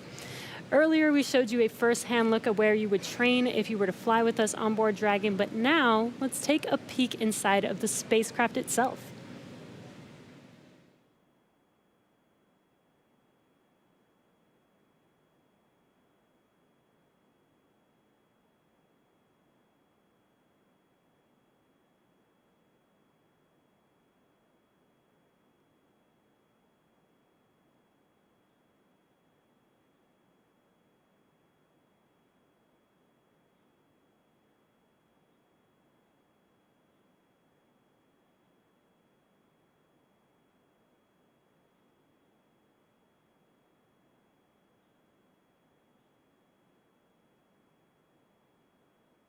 Intuitive to know what we need to do at any given moment in time. When I think about comfort for the astronauts, it's really every aspect of how you could interact with the spaceship that comes to mind. We have 3 different seat sizes. We even go so far as molding the foam around the astronaut's body so that there's not any pressure points, and it's just generally a pleasurable journey to space. Dragon is a spaceship that's all about safety and reliability. We designed it to be that any 2 things could fail, so I could lose a flight computer and a thruster, and I could still bring the crew back home safely. We also added a launch escape system. If anything goes wrong on ascent, the crew can get away from Falcon and get picked up safely. I've worked on Dragon since 2012. When I see Dragon lift off, I think I'm going to feel a buildup of emotion of 8 years of working with some of the best engineers and technicians across the country that put their heart and mind into making this incredible moment happen for everybody.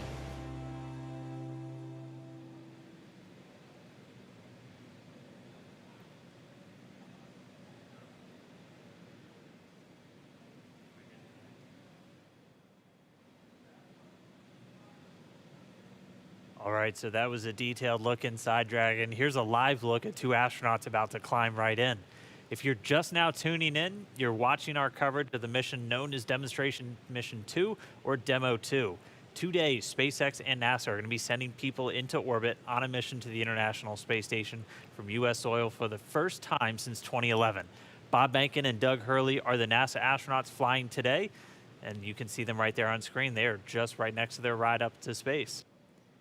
Yeah, very exciting. So as you can see, they have already arrived at pad 39A, where Falcon 9 will lift off from at 3:22 p.m. Eastern time today.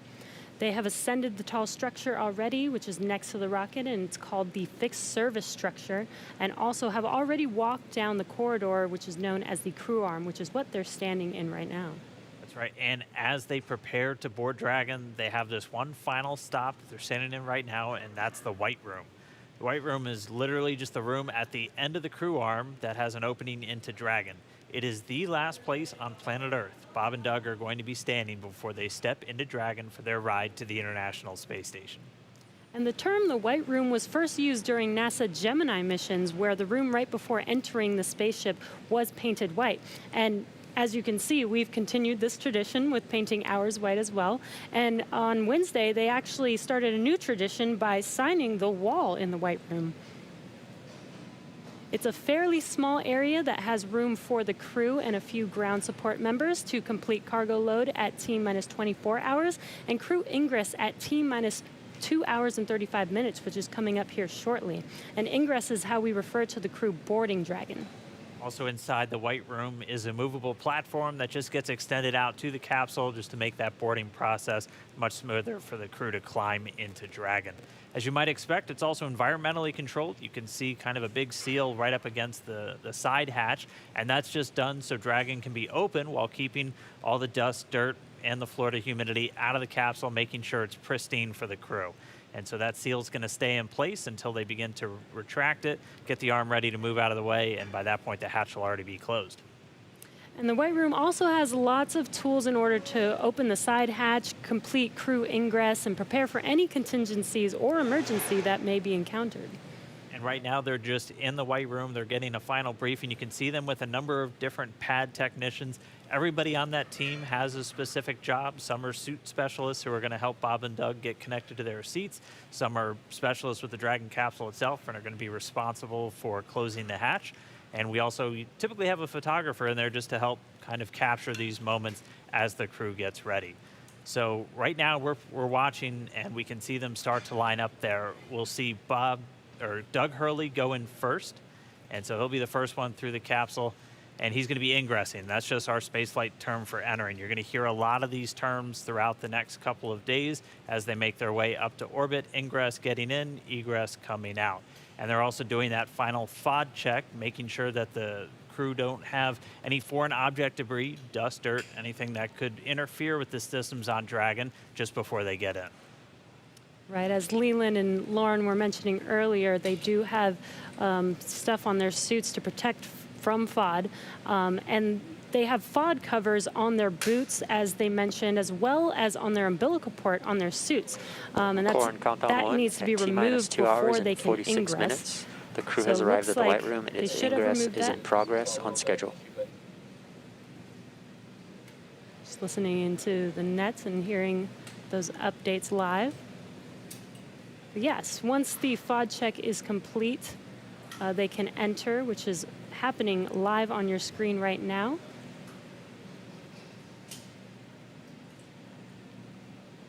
And as they climb into Dragon, they will buckle themselves in and attach their umbilicals to their suits. And as you can see, the suit techs are there to help them get buckled and settled into those seats. And as we mentioned earlier in the broadcast, the suit's primary function is to protect the crew in the event of a cabin depressurization. So the suits help keep them cool, as well as delivers nitrox in case there is a suit depressurization. As we go through this, we saw Doug Hurley go in first. He's the commander for this mission. He's closest to your screen. And then Bob Behnken's just next to him, and they're going to get some assistance from these suit techs as they get in. There are 4 seats inside of Dragon for these missions, and they are numbered 1 through 4 if you're looking from the perspective of the suit techs inside the hatch, going from right to left. So Doug Hurley is in seat 2, that's the commander seat, and Bob Behnken is in seat 3, which for Crew Dragon's the pilot seat. And then obviously we don't have anybody in seats 1 or 4 today. Crew Dragon is designed to carry 4 astronauts, though, on future NASA missions, and we'll see that on Crew 1, which will have 3 NASA astronauts and 1 from our partner agency, JAXA. And then directly above the crew right now, but right in front of them, once their seats get rotated, are the 3 displays that they'll use throughout the flight. And that just gives them insight into all of Dragon's systems. It allows them to take control of the vehicle and manually fly it, which we'll see them do hopefully only twice during 2 manual flight tests. As again, Dragon's autonomous, but they can jump in and take over if they need to. And as Dan mentioned, the displays are above them right now, but those seats will rotate back for launch position so that they can easily access those displays. So coming up next, the crew will do a comm check once they're all settled in. And that's so that they can check to make sure that they can hear mission control, and then after that, their seats will be rotated into position. So let's check in with John Innsbrucker for the latest on the health of both of those vehicles. John, what's the status update today? We're at T-minus 2 hours, 43 minutes and counting down for the launch of Falcon 9 with Dragon to the space station. As you see, the Dragon launch pad team has obviously arrived at the pad. They got there shortly after T-minus 4 hours, opened up the side hatch on Dragon, got ready for the arrival of the astronauts. We saw the crew come up the elevators, walk over and enter Dragon, and they're now getting situated inside the capsule. Now the flight team is monitoring data from Dragon. They most recently have completed a command and telemetry check of the radio frequency system on Dragon through the tracking and data relay satellite network. That looked to go well. There are no issues in work as we watch the astronauts getting situated in their seats inside the Dragon spacecraft. The Falcon 9 team is preparing for final checkouts and propellant load. Those checkouts are due to begin at T-minus 2 hours, some 42 minutes from now, when the launch crew officially gets on console in the firing room. All systems on Falcon 9 are currently go. The range continues to be green on the support side. The areas around the pad obviously clear except for the folks doing the entry into the capsule. Air and sea space are clear. We hear helicopter go by from time to time. The big concern is weather forecast. We are continuing right now at a 50% probability of violation of the weather constraints. The big concerns are going to be the thick clouds, precipitation, possibility of lightning. I mentioned earlier, normally you get a strong sea breeze from the ocean that pushes inland and keeps the clouds from Central Florida from building up. But today the sea breeze is fairly weak, so we expect the thunderstorms will get closer to the launch pad. We're also checking downrange conditions. If there's a contingency splashdown of Dragon, we're looking at essentially the wave heights, lightning, rain along the trajectory. Right now it's marginal, but it is still go. We do expect that to improve slightly during the day. So fingers crossed there that the downrange weather looks good. But right now at T-minus 2 hours, 41 minutes as the clock continues to count down, all systems are go for launch. All right, thanks, John I. And as we watch Bob and Doug get buckled into their seats, I'm joined once again by SpaceX's Jessica Jensen, just to kind of walk through everybody what made Dragon a 21st century spacecraft. So first off, thanks for coming in today. I know you got to come in for a launch. That's always tough. Of course. Walk us through again kind of Dragon's life history. I mean, we have one in a clean room pretty soon right behind us. Walk us how we got to where we are today to have Bob and Doug climbing into that spacecraft. Sure. So SpaceX was founded to make life multiplanetary. That was why Elon started the company back in 2002. But also when he founded the company, we were a very small company for several years. And so we had to look for opportunities to, hey, how do you go from being a small company to actually putting people into orbit? So when NASA came out with the need to fly cargo to and from the International Space Station, we jumped on that because we said, hey, first, not only is carrying cargo to and from the space station cool, I bet we could actually then fly people to the International Space Station. And hey, for 8 years now, we've been flying cargo. Yeah. And then now we have transitioned over into flying crew and cargo together. So that's basically been the evolution of Dragon, and it's been awesome. And I know when we see Falcon 9, we get to talk a lot about reusability. Everyone is very familiar with the first stage coming back down and how cool that looks. Dragon is also designed with some reusability. In fact, you've flown Dragon multiple times, or you've flown Dragons multiple times to the space station. How does reusability factor into Dragon's life cycle? Yeah, so I'll actually talk a little bit about both, because one thing I think everyone always thinks about reusability and, hey, it saves money or that's great, but reusability actually improves your reliability. So when we get Falcons back and when we get Dragons back, either after one mission or multiple mission, we can do all these detailed inspections on them. And that's super important because when you fly a vehicle, you can only have so many sensors on it. You can't put a sensor, every single inch of a rocket or a spacecraft. And there's already way more than I think anybody realizes. Exactly. But so, especially for rockets that wind up in the ocean, some people don't have any idea of what they actually went through. So the fact that we get all the hardware back, we were able to inspect literally every square inch of it and make small design changes that actually improve reliability for the whole fleet.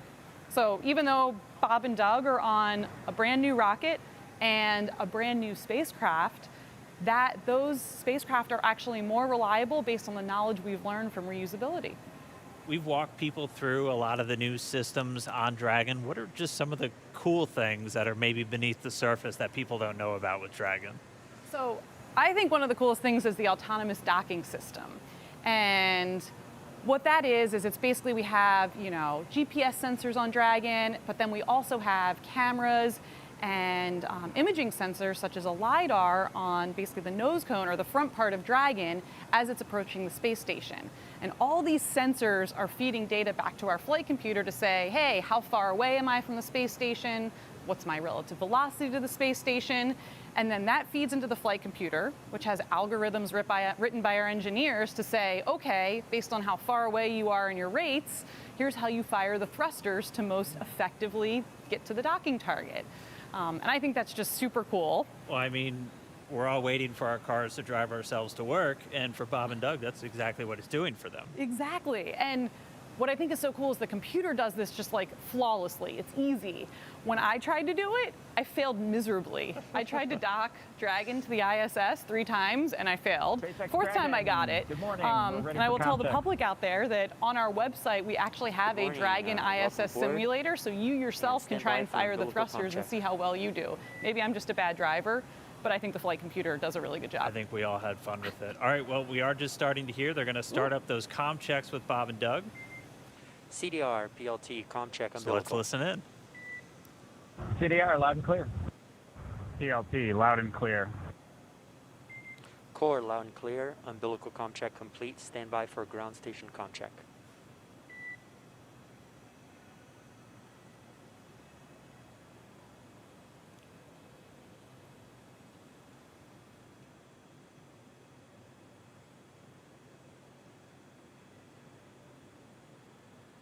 And again, we're just listening in. They're doing these comm checks, these communication checks. So Bob and Doug are going to do a series of these checkouts with the teams on the ground, both the core here in Hawthorne and the launch director out in Florida. And they're going to be doing this over Dragon to ground.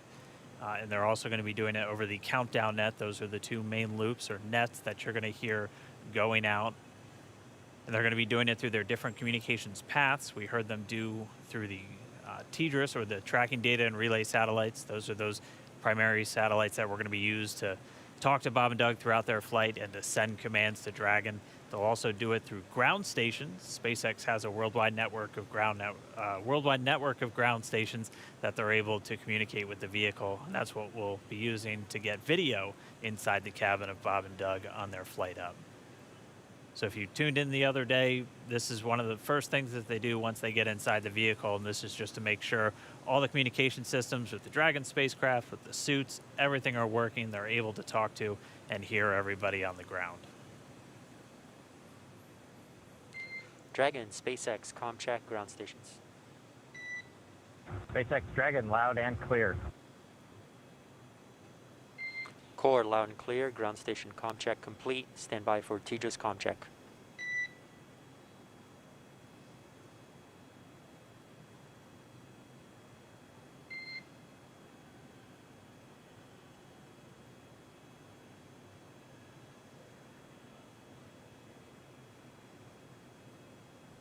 And just a reminder, you're hearing the core. That's the crew operations responsible engineer. That's, if you've followed NASA missions in the past, that's the Capcom position. That is pretty much the singular voice that's talking to the astronauts throughout their flight. And that's a position based here in Hawthorne, California. And you'll also hear Dragon, SpaceX, comm check, TDRS. SpaceX Dragon, loud and clear. Core, loud and clear. TDRS comm check complete. Stand by with comm checks with MD and LD in the launch configuration.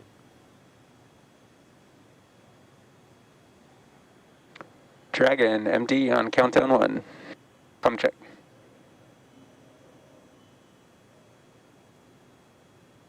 SpaceX Jason, loud and clear. Copy, loud and clear. Glad to have you guys on board. Stand by for comm check on Dragon to ground.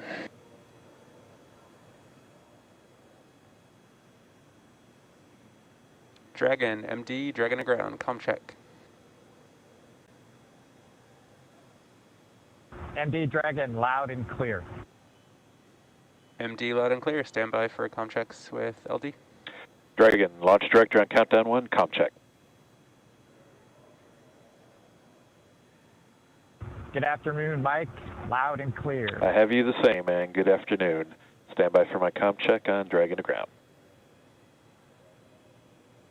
Dragon SpaceX on Dragon to ground, comm check. SpaceX Dragon, loud and clear. I have you the same. Back to core. And Dragon SpaceX, this concludes our launch configuration comm checks. Report when ready for seat rotation per section 2 of 4.100. Dragon will put that in work. Copy. All right, so all those communications checks were done successfully, and you could even see, and it's so cool when we get these views right inside the cabin. SpaceX Dragon in 2.2, we are ready for seat rotation. Copy. We will report when initiating. But you could see Doug Hurley using his right hand. He has the talk button built into the seat itself.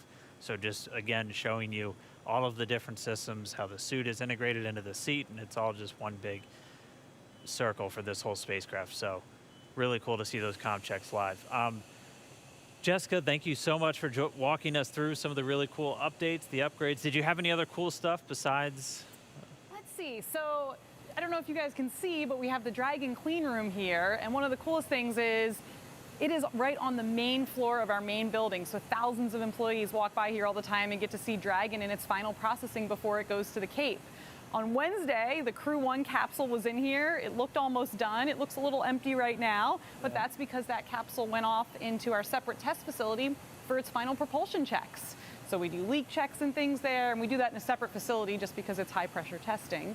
And then the vehicle will come back here, get its final thermal protection system put on, and then it will ship off to Cape Canaveral and get ready to launch 4 astronauts to the International Space Station. I mean, what's it like to see it? Because when you see the first initial pressure vessel, it looks nothing like the final thing. So what's it like to just kind of watch it go through, and you just see little bits get added on, and then the next thing you know, it's a whole spacecraft? Yeah, I mean, that's what's so amazing. I'm so impressed. You know, when you look at a machine, you're like, how does this ever get built? How do people ever do this? And it really is just step by step, one piece at a time. Each piece has its critical function, and you get to watch that being built right in front of your eyes every day when you come to work. Dragon SpaceX, we are ready whatever and you do initiating here. seat rotation.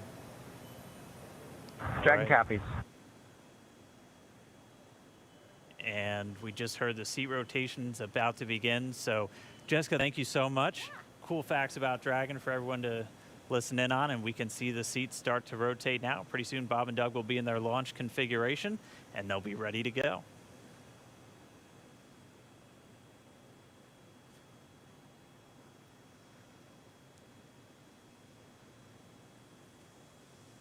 We can see the seats slowly start to rotate. Again, they're in this down position just to make it easier to climb in and out of Dragon. They'll rotate to this launch position to put their backs a little bit more parallel to the ground. It makes taking the G-force a little bit easier for the crew on the way uphill, but most importantly, positions those touchscreens directly in front of them, which is just their gateway into Dragon. Dragon SpaceX, seats are in the launch position. We copy. All right, and confirmation the seats are in the launch position. Let's go down now to Gary in Mission Control Houston, where I know the entire JSC team is standing by and ready to see Dragon take flight today. Over to you, Gary. Thanks, Dan. Very much so. Great to see good comm checks from Bob and Doug, and that their seats have been rotated into their launch position. Here in Houston, Flight Director Zeb Scoville has polled space station flight controllers, and all systems are go for launch from the space station side of things. Essentially, the station is prepared for Dragon to arrive 19 hours after launch. Chris Cassidy has completed his preparations for Bob and Doug to arrive. He's got a chance to view some of the broadcasts. It even said they were, quote, looking sharp. Flight controllers here will monitor the countdown, but really it's up to the teams in Kennedy and Hawthorne to get us to liftoff at this point. So we want to hear your comments as we continue to count down to launch. So let's go to the social desk now. Tahira. Thanks, Gary. So glad to hear that polls are go, at least on your end, and just hoping this weather just works out good for today's launch. I mean, people online are on the edge of their seats. We just checked numbers, and we are up to 1.1 million viewers right now. That's almost double when we checked last time. And right now, we also have Columbia, South Carolina is leading the viewership, so interesting to see how that changes. Let's take a broader look at the conversation online with this heat map of the United States. Now, this shows Launch America mentions by state over the past week, and we have California leading right now with the most mentions, and I'm very surprised. I really thought the Space Coast would take it home, but let's see how this changes over the course of the broadcast. And with that, let's see what y'all are posting online right now. Guys, I mean, check out these outfits. Absolutely love it. Love to just see how people are making things creative for this launch and really making it their own, putting their personal touch on it. Let's take a look at another. Oh, we are back to the Launch America heat mentions, so let's see how that changes over the course of this broadcast. But really fun to see those photos online. Oh, we have another space pet, guys. These do not get old, so please use hashtag LaunchAmerica on social media. Right now, it looks like we have Catstronaut Boris, who is ready for his launch in the Crew Dragon capsule. I love seeing the pet owners unite for this mission. So like I said, definitely use that hashtag. We will be looking for it during the show. Marie, what's the latest at Kennedy? Thanks to Hero, we are at T-minus 2 hours, 26 minutes, 47 seconds and counting from liftoff of the Falcon 9 from the Kennedy Space Center here in Florida, carrying NASA astronauts Doug Hurley and Bob Behnken. You see them right now aboard SpaceX's Crew Dragon spacecraft. It's been a very exciting day so far. The crew has been up since about 8 o'clock this morning as they prepare to head to the International Space Station as part of this Demo-2 mission for NASA. And as we speak, the astronauts, as you saw, are inside Dragon and have completed their comm checks, so now they can communicate with the teams here on the ground. And their seats have rotated upright to their reclined launch positions, allowing them to see and access the display panel. And now they are about to initiate their own suit leak checks to make sure that their suit is in proper working condition before liftoff. And in just a little bit, at about T-minus 1 hour and 55 minutes, it could happen a little bit sooner though, we're running a little bit ahead of schedule, we will see the closeout team begin to close the side hatch in preparation for flight. And that's going to be one of the key visual milestones on the timeline to liftoff. Now, we want to take you to a couple of special guests we have joining us. They are with Daryl Nail at the OSB-2 viewing location, NASA Administrator Jim Bridenstine, and also Kennedy Space Center Director Bob Cabana is there with Daryl. Hi, Daryl. Hi, Marie. That's right. We're in the fifth floor of the Operations and Support Building here at the Kennedy Space Center with a nice view of Launch Complex 39. And the two men that you mentioned are here to join me to answer a few questions. We're excited to have them both here. And they are, of course, Bob Cabana, the Director of the Kennedy Space Center, and Jim Bridenstine, Administrator for NASA. Gentlemen, thanks again for making the time to be here. Of course, the big story right now, Jim, is the weather. So let's talk a little bit about that. We can see there's some clouds building. That was forecast.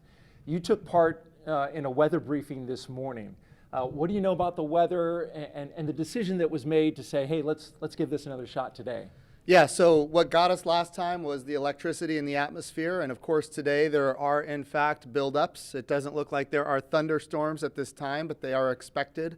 The question is, when do those thunderstorms go away, and when those thunderstorms materialize, where are they located? We are predicting about a 50-50 shot of going this time, but given the fact that we are in late May in Florida, we have to take every shot we can get. So it's not likely that in a couple of days it's going to be any better than it is today. So we are a go for launch right now, and we are hoping that the weather will hold up. We almost made it on Wednesday, and the trend is better today than it was on Wednesday. So we'll see. And I saw a forecast that said the clearing is supposed to happen right around 3 o'clock in the afternoon. So that's right. We're hoping that launch is at 3:22, right. Clearing, at the earliest 3 o'clock, at the latest 3:30. So depending on when that happens, we'll either be go or no go. But again, we're going to take every shot we've got. Also watching the downrange weather for a That's potential rescue in case there were an abort. That's right. So we have these staging areas. When we go from the first stage to the second stage, that's a higher risk evolution. We want to make sure that in the case we have to exercise the launch abort at that point, that the weather is good. And of course, that's off the coast of North Carolina. The big thing there is it's great that we have a launch abort capability. The challenge is that launch abort capability includes parachutes. And with parachutes, you've got to make sure that you've got the weather to come down. If there are thunderstorms or downbursts or high winds, that's problematic for the parachute system. Right, and sea states as well, bouncing that Exactly. capsule around in the ocean. Bob, of course, you're an astronaut. You know what it's like to hit the reset button and do it all over again. Get into the spacecraft, get ready to go, only to be told, no, we're not going to go today. We're going to try it again. What's that like? And then tell me about the mindset as you have to kind of reset. Do you feel less anxious? Do you feel more comfortable the second time around? You know, Daryl, first off, my last flight, we counted down to 18 seconds and didn't go. Man, and when you get to 18 seconds, you're ready. Yeah. The key is, you know, it's the training that we go through, all the repetition that we do. We practice everything, including scrubs. And just because you didn't launch doesn't mean you don't have something to do. So you got to go through those back out procedures. It's all done very professionally. Then it was out of the vehicle and into the Astrovan, back to crew quarters. And we had a positive attitude. We got a good night's rest. And we went through it again. It's a matter of doing your job. And these guys are well prepared. You know, it's all part of what we do. Yeah, they stopped the count at 17 minutes, but you had it all the way up to just a few seconds. It's a big difference. And the truth is, the next night, actually everything went really better. You know, the weather was bad the first time. I was kind of glad we scrubbed. And we scrubbed for an issue with the vehicle that they later sorted out. As it turned out, we wouldn't have had enough prop to rendezvous with the Russian functional cargo block. But you know, the next night, it was just a perfectly smooth launch count. Everything just went like clockwork, and it set the stage for an awesome mission. I think you told the press before you walked out, I think you were over there at astronaut crew quarters, we're going today. I'm wondering, where's the source of that confidence coming from? I just got a feeling, you know, you got to have a positive attitude. I watched a lot of weather down here supporting shuttle missions, and I'm hoping that those clouds over the I-95 corridor, that the Indian River keeps them west of us, and that stuff that's building offshore is far enough off that we can stay in an open window here at the Cape. Good. Well, we got your positive vibe going, and we appreciate that. Jim, when you were down in the astronaut crew quarters and when they were suiting up, you got a second chance to visit with the astronauts. Kind of tell us about that, and what was their demeanor, what was their mood today? So again, they seem loose. They were loose last time, they're loose this time. They're definitely ready to go. They're excited. They've been wanting to go for a long time now. You know, I'll tell you one thing that I thought was a little interesting is, you know, Bob Behnken was making fun of Doug Hurley because on Doug's last flight, they scrubbed 5 times before launching on the 6th time. So Bob Behnken seems to think that Doug Hurley is the problem in this case. But to see them joking about that as they're getting suited up, ready to go, yes, they're trained, they're ready, but they're also loose, and that's good to see because they're going to have to be on their game when we launch. These guys are pretty impressive, Doug Hurley and Bob Behnken. I mean, Doug Hurley, an incredible pilot. Bob Behnken, he's got a PhD in mechanical engineering. And he's a flight test engineer himself in the Air Force. Yeah. Well, in your assessment, why are these guys the right stuff? Well, this is a test flight, and you know we have great astronauts that are chemists. We have great astronauts that are botanists. We have really talented and diverse, a very very diverse astronaut corps in general. But this is a test flight, and for a test flight, what do you want? You want test pilots. You want people that, for a living, they have made a living flying new things that have never been flown before. And Bob Behnken and Doug Hurley are the two people that you would want in a test flight, and that's exactly what this is. Bob, you're a pilot too. You want to weigh in on Doug Hurley? He seems like he's got the right mentality and smooth customer. He's a naval aviator, a marine pilot, a test pilot. I'm all in. He's a great guy. Yeah, yeah. And tell me a little bit about in terms of the Kennedy Space Center, right? So you've been here since 2007, right? 2008. 2008. Sorry, off by 1 year. 2011, the Atlantis came to a wheel stop. I grew up here. My dad worked for NASA. My uncle was a contractor. When that wheel stop happened, the next day, my uncle got the layoff notice, right? And it 30, 60 days. It was depressing. We're talking about thousands of people laid off. Super depressing. Atlantis landed on a Thursday. On Friday, 2,000 contractors got pink slips and walked out the door. Yet they worked on that vehicle. That was the best vehicle we ever flew, the cleanest. That's the dedication of the workforce here. Right. So, and take me back to that time. You called it a depressing time. the fact that the shuttle program was something that the government completely had ownership of and paid for. Now we're moving into this commercial crew, which you've overseen making that transition. And tell me about that 9 years in which we made that move. Well, obviously, everybody was really attached to the shuttle. I mean, it was our history for 30 years and did an awesome job. The Hubble Space Telescope, all the satellites it deployed, building the International Space Station. But when I first got here, I told everybody the shuttle program's going to end. We have to start preparing for our future. And nobody wanted to hear that. But how many times in your life do you get to define what you want your future to be? And we set out on this bold goal of trying to turn KSC into a multi-user spaceport, supporting both government and commercial operations. And I've got a very persistent team. They worked extremely hard, and through a number of agreements, we were able to make it happen. And this is the future. Commercial spaceflight, the administrator says it all the time. We want to establish a commercial environment in low Earth orbit so that we can focus on the hard job of exploring beyond our home planet, to establish that presence in our solar system beyond planet Earth, establish a sustained presence on the moon, get to Mars, establish a presence there. We can't do that if we're locked here in low Earth orbit. And commercial crew with both SpaceX and Boeing, that's the beginning of a whole new era of spaceflight. All right, very good. Quick question. We've got, of course, a special guest coming back today. The President of the United States plans on being here. Jim, you took him around the first time around. How did that go? I think I saw a picture on Twitter. He signed some space hardware. That's right. So he took a look at the Orion crew capsule. Of course, the Orion for Artemis 1 is ready to go. And he signed a piece of hardware that will fly on the crew capsule for Artemis 2. So that's kind of, and not just him, but the First Lady and the Vice President and the Second Lady, they all signed it. So their names are going to fly around the moon on Artemis 2, which is exciting. But I just want to give Colonel Cabana a compliment here, because he did bring this spaceport through a very difficult time. And now it is a multi-use spaceport, and we do have commercial, and we have, in fact, even international launches here, and now we're going to have commercial crew launches. Bob has done a wonderful job transforming this spaceport. That's why we're doing commercial crew. NASA wants to be one customer of many customers. We want to have numerous providers that are competing on cost, innovation, safety, driving down costs, increasing access. But even better today, when I took this job just a few short years ago, our budget at NASA was around $19 billion. The budget request that President Trump gave us for next year is $25 billion. We are in a great position because the president is committed to space exploration. Of course, he's committed to the Space Force. We haven't had this much support for space since John F. Kennedy, and we've got bipartisan support.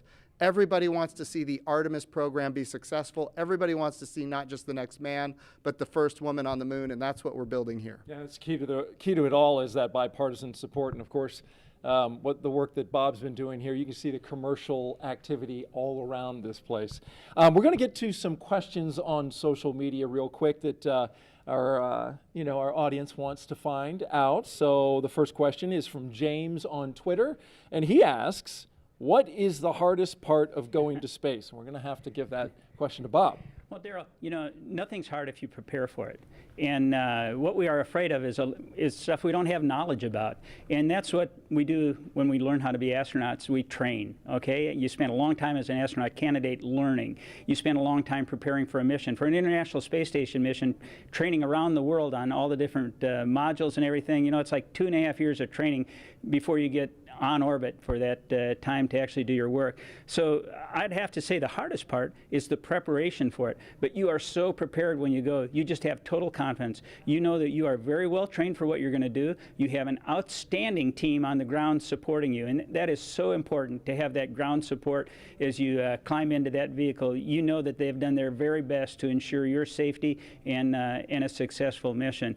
But after that, it's a piece of cake, except no simulator on Earth can prepare you for what those guys are going to feel. It's better than a cat shot off an aircraft carrier. I believe it. Maybe one day I'll get to try. The commercialization effort means we want everybody to be able to fly into space. That's the goal. That's a great point about preparation, because that's not the highly visible part. The launch is, and so it's good to know that all that preparation leads to that confidence.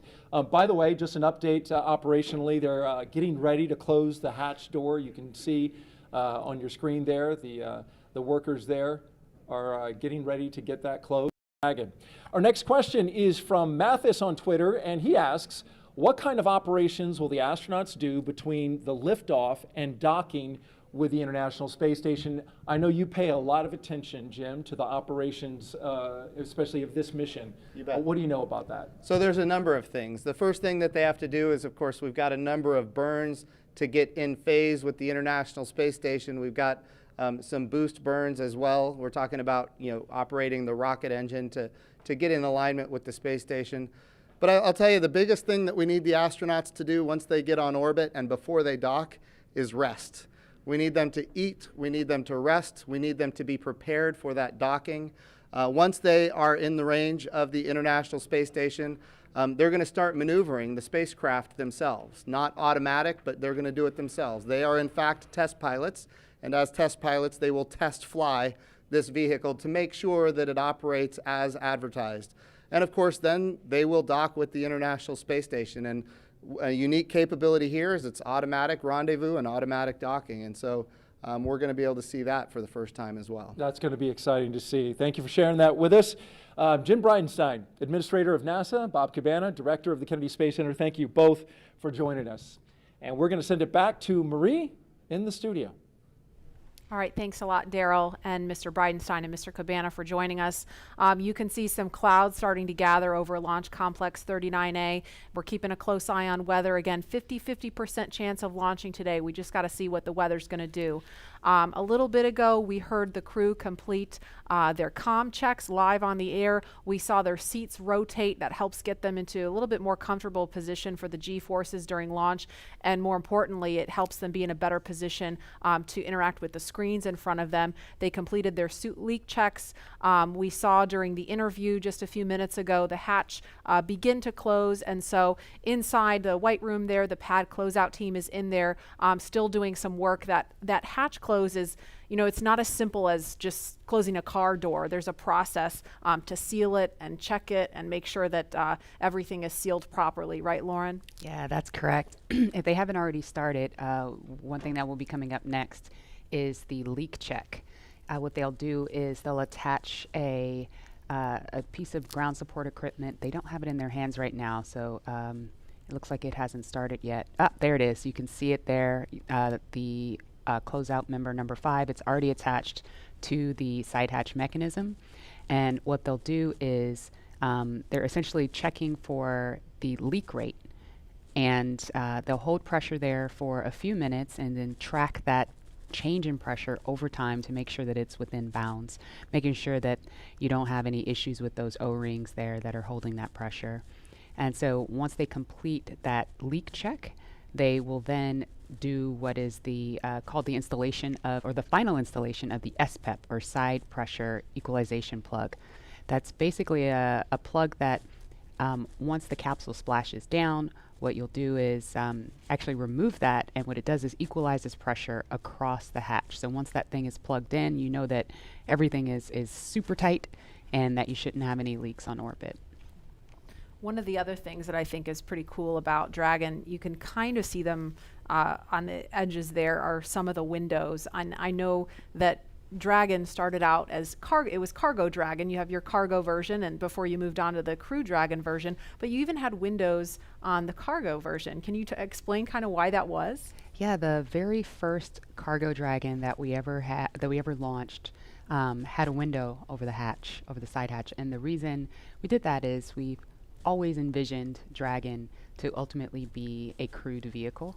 So even in the beginning, for the very first vehicle we ever made, which didn't even really carry much cargo, we put that window there, and it to us symbolizes what Dragon's purpose has been all along. Taking those steps, starting off with the CRS program and resupplying the space station with experiments and food and crew provisions for the astronauts on board, to now putting putting NASA's astronauts in our own vehicle. It's that natural progression to what we were aiming for the whole time. Mm-hmm. And Leland, what's your take on the touchscreen technology? We saw a little bit about that. Obviously, this is a very different kind of look than what we saw during the space shuttle. You know, it's the future. I mean, we had our LCD displays and we had lots of buttons to press and, you know, valves and switches. And I think this new technology will allow us to get through procedures much more much faster, because we had, you know, paper flight data file that we're having to turn to different pages and get to things. And I think this will make it much more efficient to go through your malfunctions and your procedures with the touch screens. And I think, you know, having the gloves, being able to, you know, touch the screens and work within the gloves, everything's kind of sleek and efficient. You know, there's not a lot of wires and things hanging off, and their knee boards, you can see their knee boards on their left knees. And so that's for some extra little notes and things. The hatch is closed now. There's some commentary. We are ready for the post-ingress briefing when you are ready to copy. And we just heard confirmation on the loops that the hatch is closed. So that is a little bit ahead of schedule. We are motivated to go today. We're ready. Go ahead. Okay, on the weather, we still have some rain showers moving through the area, but we do have a reasonable opportunity today, so we are proceeding into the count. We are going to take a look at both pad and ascent track weather at T-minus 1 hour and 30 minutes, and the next decision point will be prior to prop load.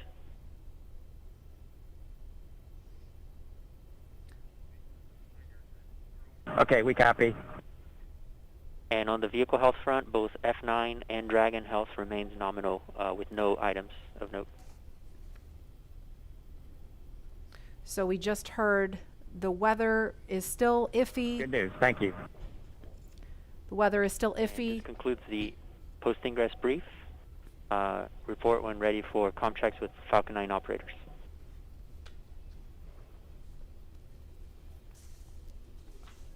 We are ready for the F9 operators.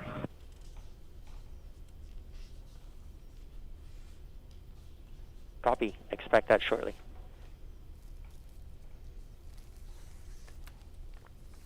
So when we hear that chatter pick back up, we're going to quiet right down so that you can listen into that along with us. But we just heard them discussing the weather briefly, still keeping an eye on that. But the next decision point is going to be before prop load. So we're going to press forward for now and then reevaluate before they start fueling the rocket. But in the meantime, it sounds like Falcon 9 and Crew Dragon are healthy. So the vehicle's in good shape, right? It sounds like kind of a little bit of a repeat from Wednesday, that we're just keeping an eye on the weather at this point. You can see on their left legs, well, in that previous image. Dragon SpaceX comm checks with F9, you can expect it in about 1 to 2 minutes. Dragon's ready. All right, on their left legs there, they have these satchels that are strapped to their legs. Inside are some crew provisions, including these tablets that you see that they have displayed there. You say, Lauren, those are tablets versus just kneeboards that you can write on? Or the tablets are inside. Oh, they're inside. Yes. Okay. Okay. And so when would they pull those tablets out to use them? During the mission, Okay. while on orbit. Okay. And I don't know if it's coming, if the background noise is coming through over the air, but we hear the rain really picking up outside the studio here. So I'm kind of wondering if Bob and Doug are hearing the sounds of the rain clouds opening up over the pad. It looks like it's still kind of patchy out there. But again, we were following some thunderstorms that look like they may be making their way over here. It kind of looks like it's raining from that view. It's a little bit hard to tell through the haze.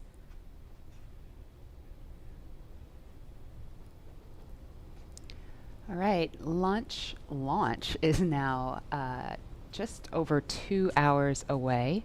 Tahira, you are there with the social teams. Now that the hatch is closed and the rain's picking up and all kinds of exciting things are going on right now as we count down and get into the last 2 hours of the count. I bet things are getting pretty interesting on social media. Hey, Lauren. I mean, yes, they are. So many different things are going on right now, and I think people online are just wondering what's going to happen with today's mission.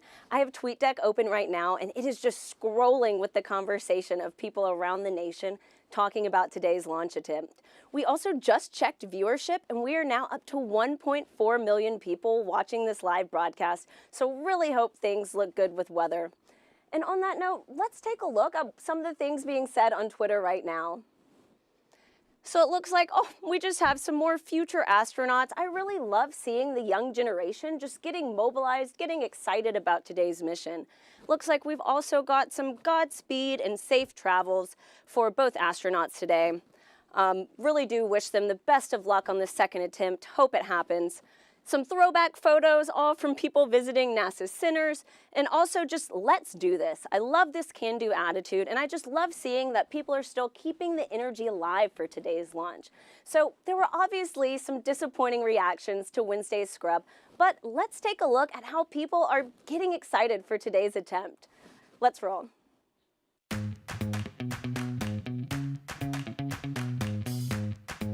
Ready for takeoff.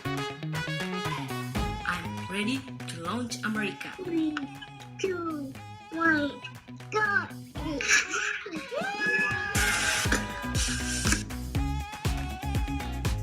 Ready for liftoff? Okay. 2 infinity and beyond.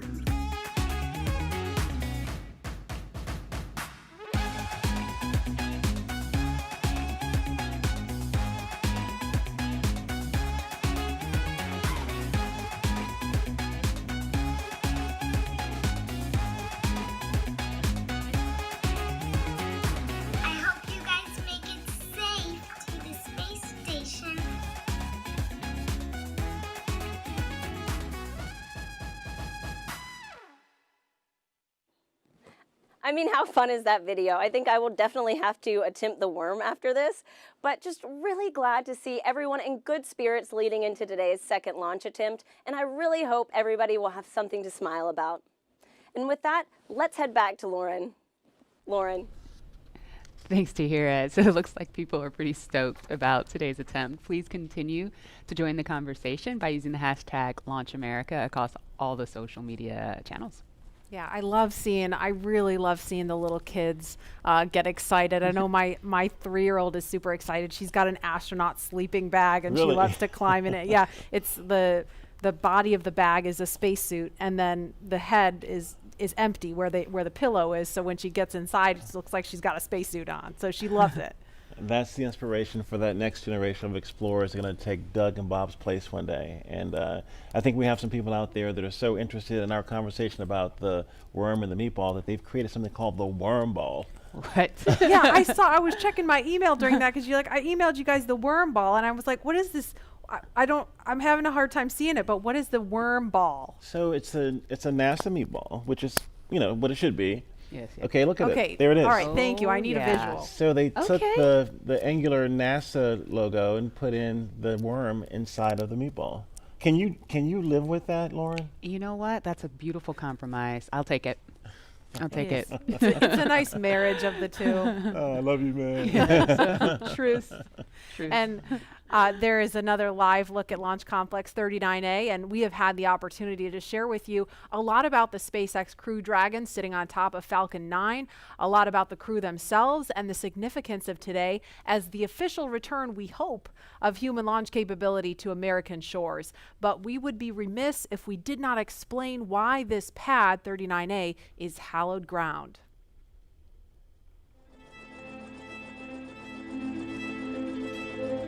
We're go, same tight, we're go. Altitude, velocity, light. Many of NASA's storied missions began their daring journey from the exact same spot on Earth. Launch Complex 39A at the Kennedy Space Center. This massive structure of steel and concrete has cradled rockets and guided each on their fiery ascent to space for over 50 years. There can be no launch without a launch pad, and this hallowed ground has a history greater than any other. Having evolved and been reshaped for each new era of spaceflight, it's alive with a heartbeat as strong as the first. Launchpad 39A came to life under the direction of project engineer Harry May as NASA ramped up its efforts to achieve an unprecedented calling. Why, some say the moon. Why choose this as our goal? And they may well ask, why climb the highest mountain? In 1962, Earth-moving machines sculpted its massive pyramid base to a height of 40 feet. Then, concrete was poured to hold it in place. To launch the world's first moon rocket, engineers cut a flame trench nearly the length of 2 football fields down the middle of the mound. It was then lined with heat-resistant bricks to deflect 7.5 million pounds of earth-rattling thrust, first felt on Apollo 8. Less than a year later, Apollo 11 launched from Pad 39A. And hundreds of millions of people around the world watched as it landed on the moon 3 days later. Nearly a decade after this Apollo era, 39A again took center stage with a new, one-of-a-kind spacecraft, the Space Shuttle.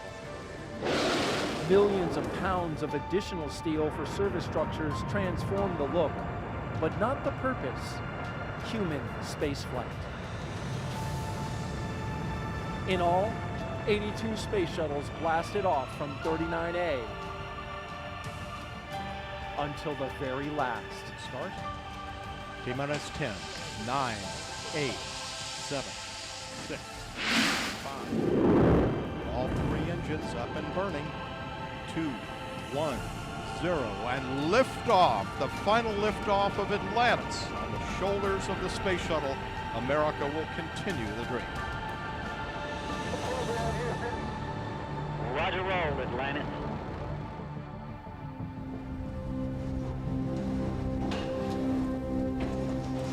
With the fleet retired, demolition crews removed the shuttle-era hardware to clear the way for NASA's monumental decision to lease this historic launch site to the private company SpaceX. Today, its sleek and modern design supports a family of rockets that has advanced the commercial age of American spaceflight. Now, 50 years after it first sent humans to the moon, this historic spaceport stands ready for the next wave of human exploration.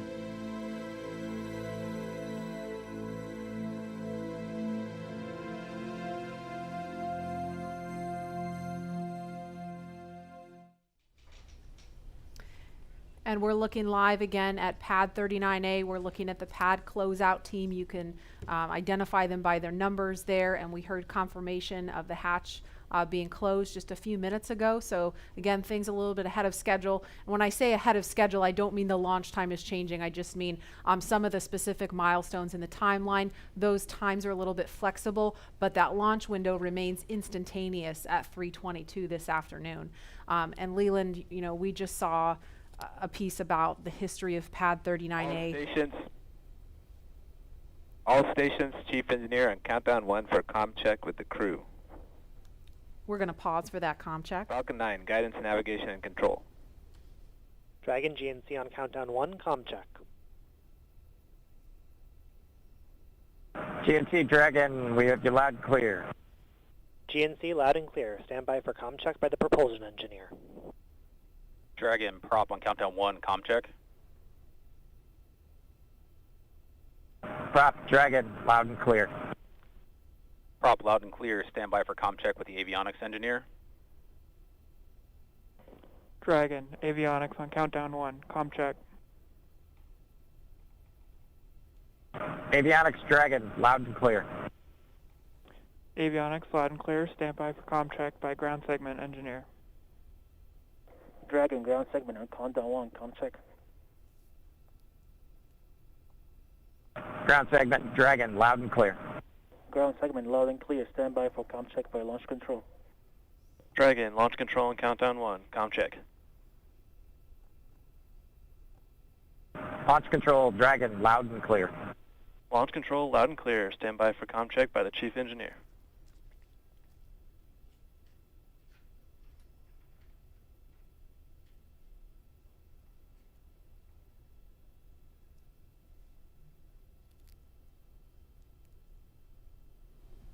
Dragon, Chief Engineer on countdown 1, comm check.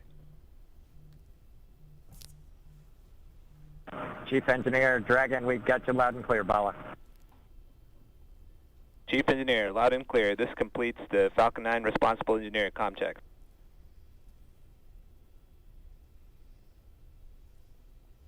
And we just saw a thumbs up from Doug Hurley. We listened to a series of comms checks there, and so everything. Chief Engineer on Dragon to ground. Loud and clear on Dragon to ground. Loud and clear. Well, good luck, and let's see if the rain clears up. That sentiment is shared by all here. Do it. Copy that.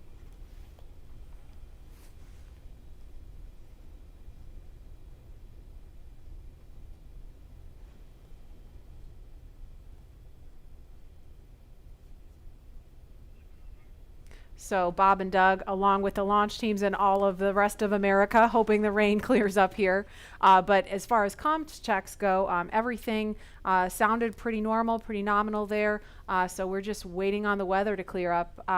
But again, there's a live look at Launch Complex 39A, the site of 82 space shuttle missions where they began. And of course, Apollo, the first mission to the moon, Apollo 11 lifted off from 39A. And Leland, you were just 5 years old when that happened. Take us back there. Marie and Lauren, I was 5, and I was the antenna engineer during the broadcast. I was the kid standing behind the black and white Sylvania television holding the rabbit ears, and my dad said, move to the left, move to the right. And I was trying to look around the television to see what was going on, but they said, no, don't move, stay there. So I never actually saw the actual landing on the moon, Neil and Buzz walking on the moon. And the next day, all my friends in my community were like, yeah, you want to be an astronaut? We just had this momentous thing. And I said, no. I didn't see it. I want to be Arthur Ashe, because Arthur Ashe trained 5 blocks down the street from where I grew up. And my dad talked about his excellence, his perseverance, his athleticism. And so it wasn't until I got to NASA, working as an engineer at NASA Langley, that a friend of mine said, you'd be a great astronaut. And I just laughed at him. And I didn't fill the application out, but another friend of mine got in, Charlie Camarda. And I said, if he can become an astronaut, I can become one. So I applied the next year and I got in the 1998 class. And I think about this, again, storied legacy, Pad 39A. I was there in 2008 and 2009, Space Shuttle Atlantis, the last one that came in with Doug and the rest of the crew. And it's just an amazing time to see this new era with Lauren, with your SpaceX Crew Dragon about to take off. I never heard that story. I've got a million stories. A million stories. Wow. And it's so cool that you do have a lot of these kids that are watching today who have never seen a flight, a human space flight from KSC before. And this is their first time. And I'm trying to remember back, I grew up in the shuttle era, and I grew up in Los Angeles, and I remember sometimes when the shuttle would land at Edwards Air Force Base, you'd hear those sonic booms, and you hear the double sonic booms in school, and we all just knew, oh, that's the space shuttle. It was just a thing. We just knew about that. And it did make me sad that there's an entire generation of kids who didn't grow up with that experience. And I'm just so proud that, today, hopefully, we get to provide that for kids and hopefully have more and more of these launches to the point where it becomes routine, hopefully never boring, but routine. And there's talent in every zip code, so we have to make sure that every kid has the opportunity to do these types of things. If they believe in themselves, then we give them the right tools that they can use to be in STEM fields. And we have a very diverse group of people up here working together to get Bob and Doug off safely. And I think more people that see this type of diversity will have a chance to say, I can do that too. Yes. Absolutely. And we have a lot of kids watching today, and we have an opportunity to hear from another really awesome role model, especially for the little girls in the audience. So we want to throw it over to Gary in Houston to talk to a very special astronaut standing by there. Hi, Gary. Hi, Marie. I have the distinct pleasure of being joined by one of NASA's record-setting astronauts and a recent resident aboard the space station, Christina Cook. Christina, thank you for joining us. It's great to be with you today. Christina, we're coming up on 20 years of continuous human presence on the International Space Station, and you were one of those humans. What's it like to see a new milestone like this launch unfold after so much history already? You're right, so much history indeed, and it's just been great to watch it all unfold. I think for me, the most exciting thing is how NASA is not only innovating in what we do, exploring the universe, pushing the boundaries, getting knowledge on the space station, bringing it back to Earth for benefits here, but in how we do it. We're innovating in the implementation of those goals and of our mission. And what that means is that bringing in the private sector, bringing in a commercial space economy for low Earth orbit means space is going to be more accessible and more innovative. And it's just an awesome new era of history to be able to witness. You hold the record for the longest single stay by a female astronaut in space. What's it like living aboard for so long? Well, it is truly a privilege every single day. I have to say it's a beautiful thing to look down on the Earth and to be able to kind of contribute to a space program that you yourself have held in such high regard your entire life. I would say that the biggest challenge going into sort of those longer times is remaining vigilant. The engineers make it so easy to live on board the space station. Sometimes you forget you're actually surrounded by such a hostile environment. So remaining vigilant both day to day to have that appreciation that you wake up with every day, and then also being vigilant, knowing that things could take a turn for the worse at any time, and you have to be ready to react to that. So it's a great privilege, but it also comes with great responsibility. You came to NASA after the days of the shuttle program, and you flew on the Russian Soyuz. What does it mean to have this private capability to fly astronauts to the station? Well, I think it's just a great innovation in terms of our partnerships. You know, when we started out, it was individual countries pursuing space exploration. We brought in the international aspect of it, and now we're really folding in that commercial aspect, bringing the innovation of all of our American industrial power and recognizing that the more partnerships we have, the more accessible, the more innovative space exploration can be. So it's an awesome time, and it brings with it so much more capability into the program as well. So it's not only how we're doing it, but it's what it brings. We're looking forward to having this transportation from private companies. How does it help you do your job in space? You know, I think one concept that we have in NASA for safety and to mitigate risk is called dissimilar redundancy. And here now we're bringing up a whole second way of getting crew to the International Space Station and getting cargo, last-minute cargo. So we're increasing how much science we can do on board the space station by twofold. We're increasing how we can, our options for getting items up, stowage items, supplies, provisions, science experiments. So we're really just banking on the extra redundancy to make the program that much more robust. We're watching Bob and Doug go through the final phases of preparing for this launch. What's going through your mind so close to liftoff?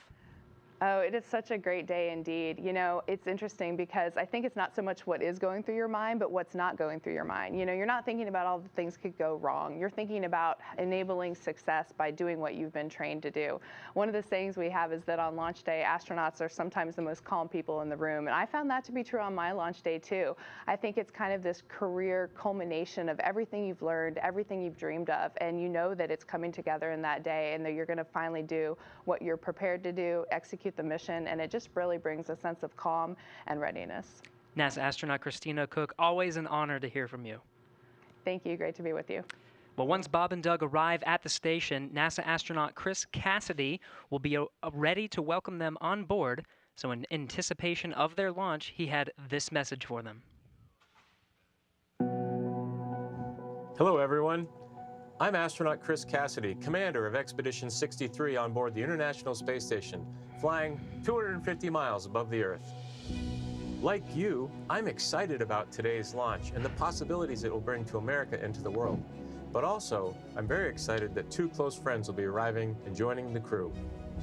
I had the privilege of flying with Doug Hurley on both of our first shuttle missions back in 2009.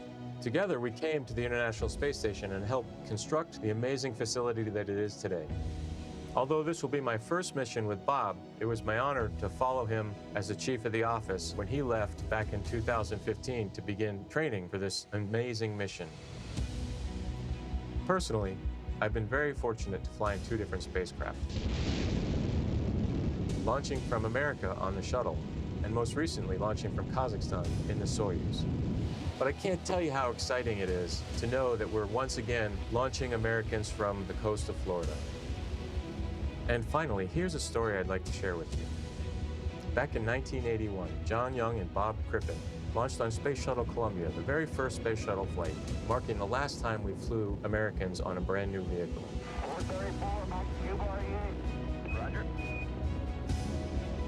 With them, they flew an American flag, representing America's technical prowess. Roger roll, Atlantis. 30 years later, that same flag was flown to the International Space Station. This flag remains here today, waiting for Bob and Doug.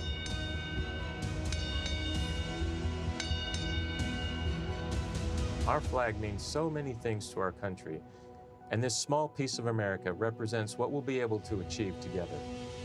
We'll never stop exploring. And so Bob and Doug can take this very special flag home to Earth, where it awaits its next journey to the cosmos. In a few years, the first Orion crew will take this flag with it around the moon. All of this starts today. I'll be watching outside the window along with everyone else in America and around the world. I can't wait to look out the window and see my friends on close approach. Go Falcon 9, go Dragon, and go Bob and Doug. I'll see you soon. And there again is a live look at Launch Complex 39A at Kennedy Space Center in Florida, where we are T-minus 1 hour, 41 minutes, 58 seconds and counting from liftoff of the Falcon 9 rocket carrying Crew Dragon with astronauts Bob Behnken and Doug Hurley strapped inside. We can see some raindrops on the screen there. It looks like rain coming down at the pad, but we're still monitoring weather, and it sounds like there's going to be another decision point before they start fueling the Falcon 9 rocket, which is scheduled to happen at about T-minus 35 minutes. So we just heard a little bit about where they're headed. If the weather cooperates today, to the International Space Station. Leland, you've been there twice, and I know just from what you've told us, it's this Leviathan in space and the site of so much important work and partnerships happening. Right. Chris Cassidy is up there floating in the Columbus laboratory that I installed, or our team of us installed on STS-122. And I think about, using this robotic arm that was made in Canada. The European Space Agency built the Columbus laboratory, and my job was to use that arm and attach it to the International Space Station. And as it was getting closer and closer, the motion just stopped. And I'm like, what is going on? And there are 4 ready-to-latch indicators that have a very slight spring force that I was moving so slowly with the hand controller, the translational hand controller, that spring force stalled out the motion. And Peggy Whitson was behind me, and she said, SpaceX Leland, weather update. there's some commentary. Weather update, I think. Go ahead, Zach. Hey, Doug. We're still waiting for a weather update expected at 18 Zulu. Therefore, the next assessment will be closer to the propellant load time. We are currently no-go on launch weather, but we are showing an expected clear of 1830 Zulu. Okay, copy all. Thanks for the update.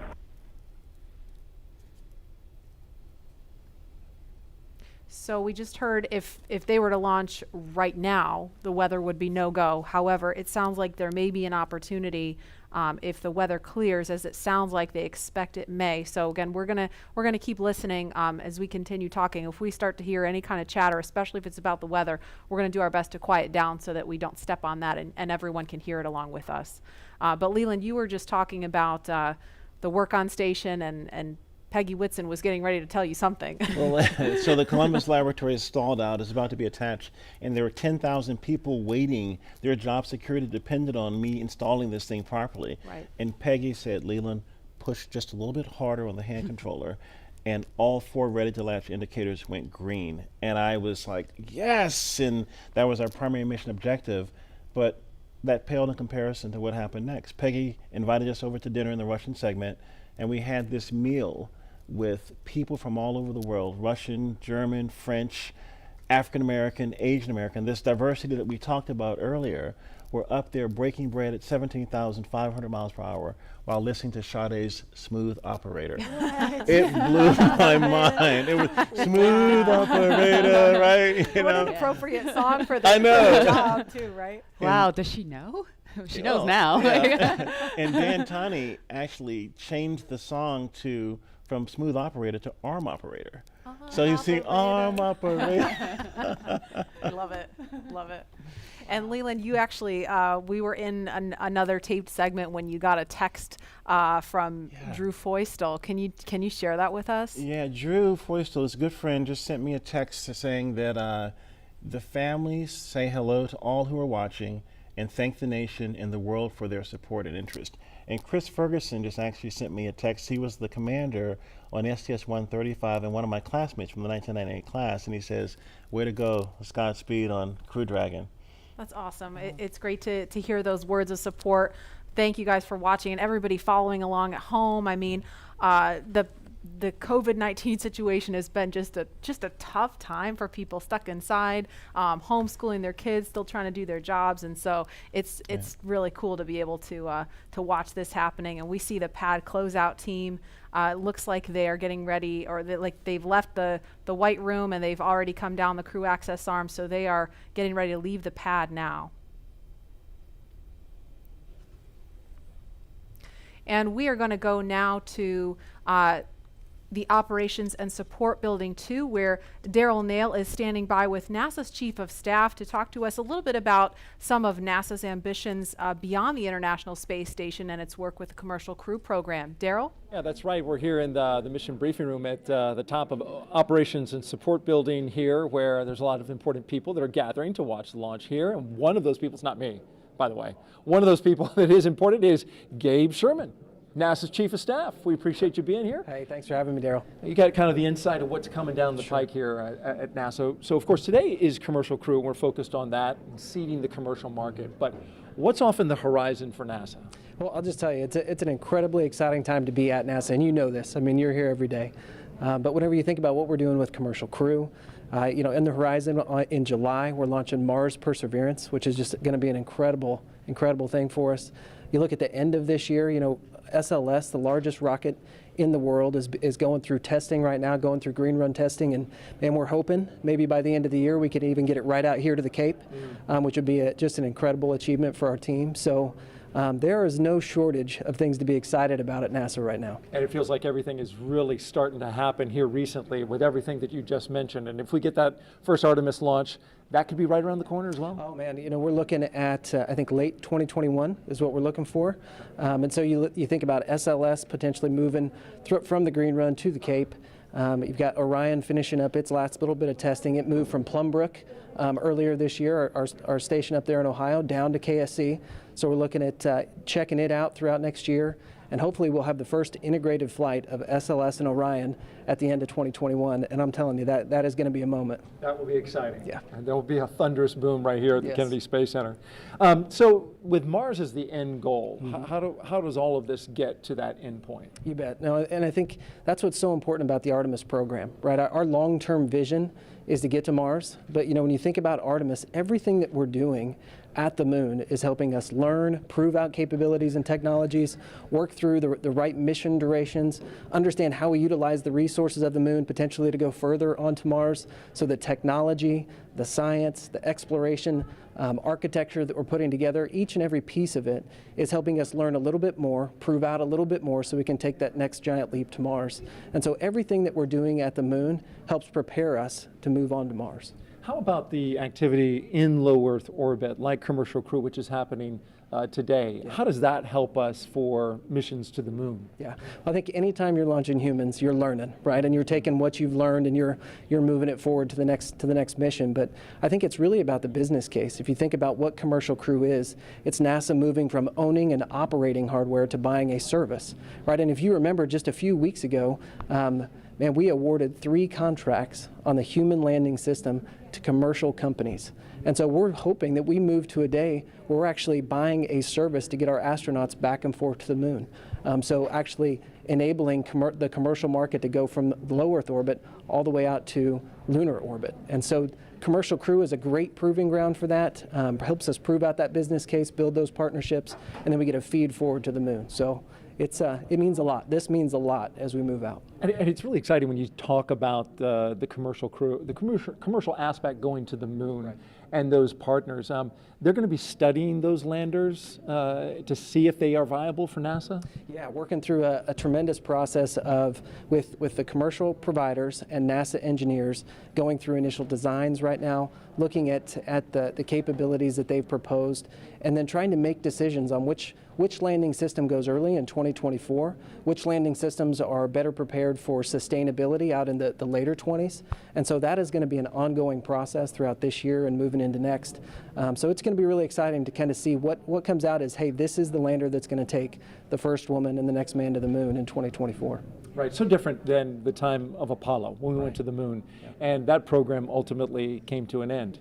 The idea here, though, is to try to create some sustainability. Talk about that. Right, and sustainability, you can get to sustainability if you have reusability, right? And that's what we're seeing with Commercial Crew for sure.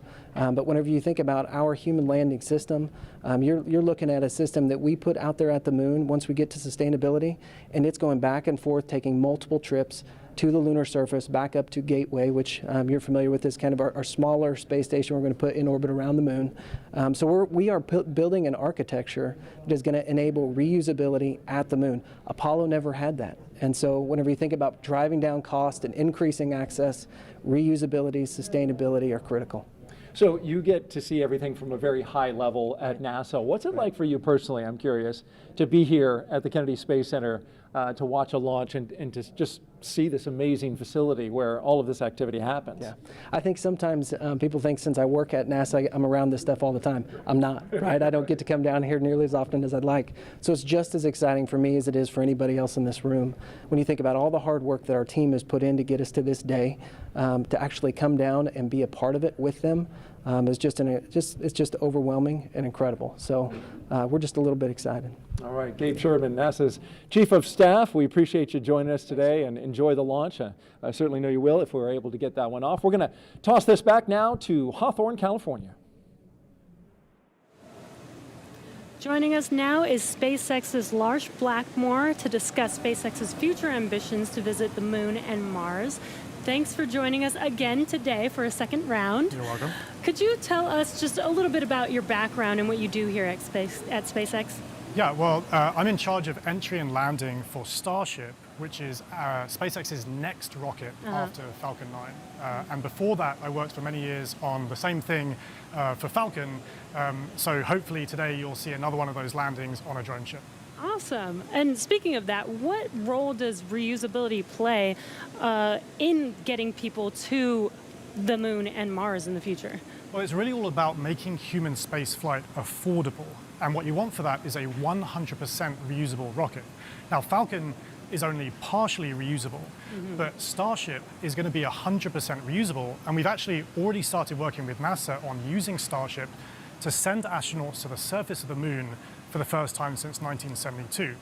Not only that, Starship will be refuelable on orbit, and the combination of those two things will let us send people basically anywhere in the solar system with more payload for less money than I think people have really been contemplating. I think for the first time we can seriously talk about things like lunar bases, or what SpaceX cares about most, a self-sustaining civilization on Mars. Right. So what you're saying is I will have an opportunity soon to get on board one of those spaceships. I very much hope so. Yeah. So speaking of reusability and landing, I know you mentioned Starship will be refuelable in orbit, but Falcon does come back and land back on Earth. What are the challenges with actually landing on the moon and landing on a planet like Mars? Yeah, well, you can't land like a plane, because the moon and the Mars either have no atmosphere or have a very thin atmosphere, and even if you could, there's no runway that someone's built for you. So that's one of the reasons that we do propulsive landing on Falcon, because we want to figure out how to do propulsive landing. That fundamental architecture works on basically any planet. If you have no atmosphere like the moon, you do a propulsive landing burn all the way. If you have a thick atmosphere like Earth, you let the atmosphere slow you down as you float down, then do a short landing burn at the end. And for Mars, which has an atmosphere but a very thin one, you do something in between the two. Wow, yeah, that sounds really difficult, and I'm sure there's been a lot of effort put into that. Can you tell us anything about what we're working on now to get us to a point where we can do a landing like that in such a harsh environment? Yeah, so figuring out propulsive landing is really the key part of it. But what people may not realize is that every time we bring Falcon back, we do something called an entry burn. So just before we hit the atmosphere, we light the engines to slow the rocket down. That happens high up where the air is very thin.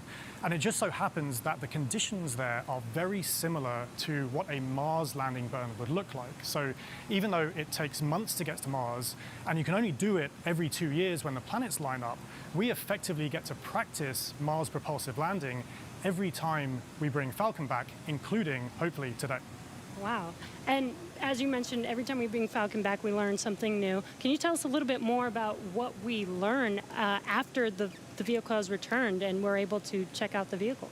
Yeah, so Jessica actually mentioned this earlier, that I talked about how cost is really one benefit of reusability, but reliability is the other benefit. I mean, imagine that you do all this planning to send a rocket up through the rigors of launch and re-entry, but you don't get to see the rocket afterwards. And what we would like to do with reusability, what we've been able to do with Falcon 9, is see the rocket, inspect it, and because of that, we've been able to correlate our models pre-flight to what actually happens when you launch, re-enter, and land a rocket.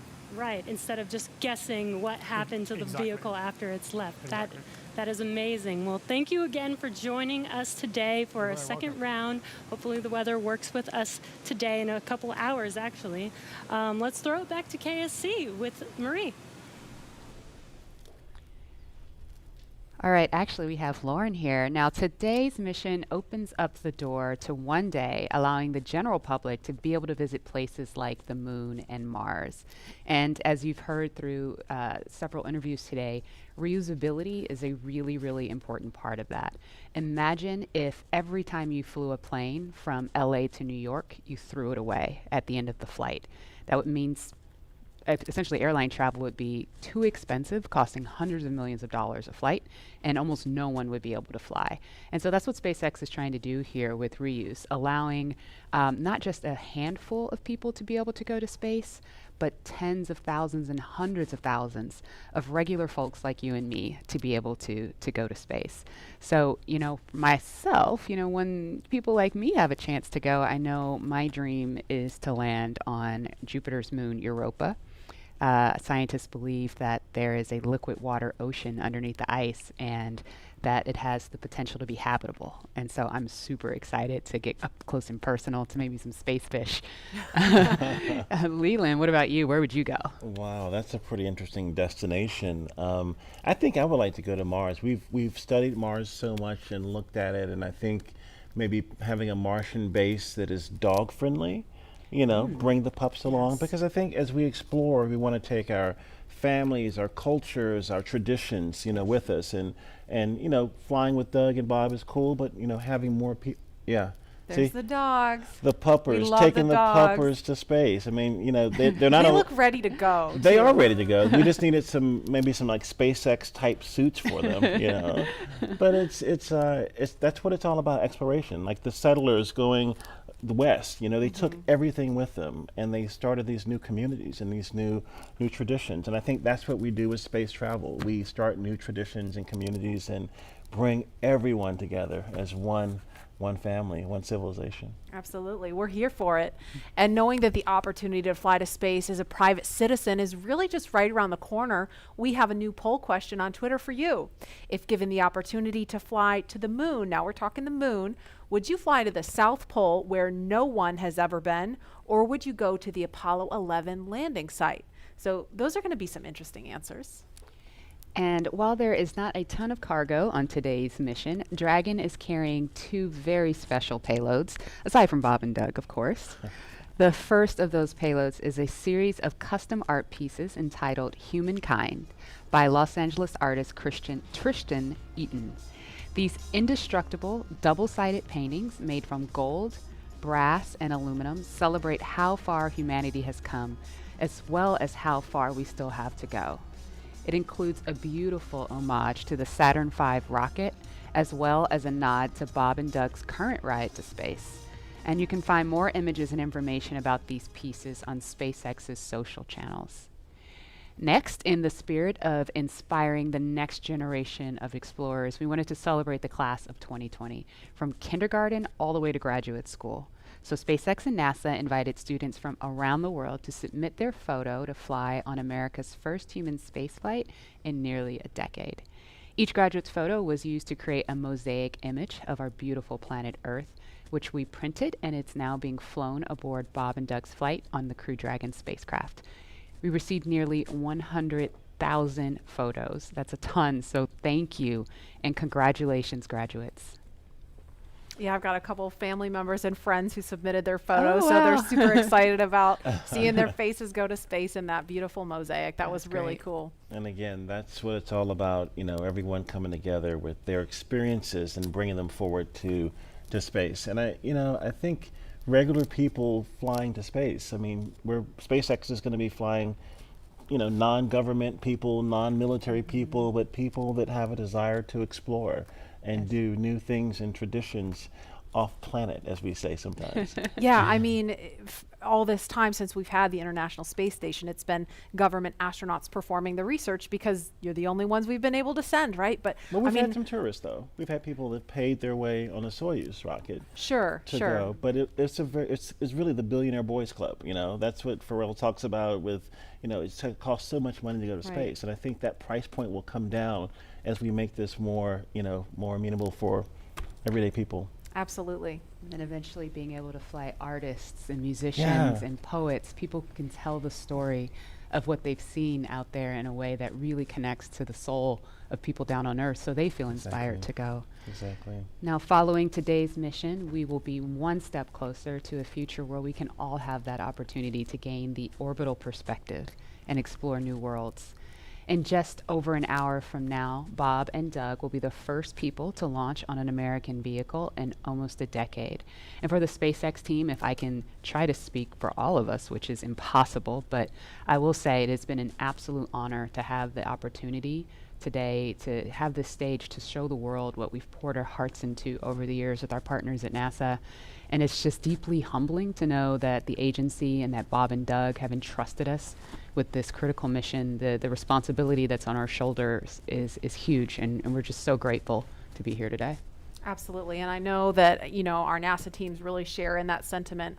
We heard from just a handful of them earlier when Bob and Doug were riding out to the launch pad, but there's so many people that we're probably never going to see or hear from on the public stage, but that have poured their hearts and souls, as you said, into this mission. You know, all the engineers up late hours checking, double checking, triple checking everything to troubleshoot and solve problems and get us to this point. So it's just really awesome that we've made it to this point. When you think about legacy, Katherine Johnson, who helped get John Glenn to space, her daughters are watching right now. And that, again, that legacy going forward to the future of space travel is powerful. Wow. And we heard from two icons of science and exploration on Wednesday, and we couldn't resist sharing these shout outs with you one more time. Wow, we're making history again. The NASA program. I am there with you guys in spirit. Bob, Doug, good luck. I know you'll be fine. I'll be watching and got everything crossed, arms, legs. I'm tied in a knot. Can't wait for you to get back safely. This is the first time a U.S.-built rocket has taken people into space in 9 years. It's quite an accomplishment. So for us at the Planetary Society, more rockets means more exploration. More people in space means more exploration. More countries involved in the endeavor of spaceflight means more exploration. This is how we know the cosmos and our place within it.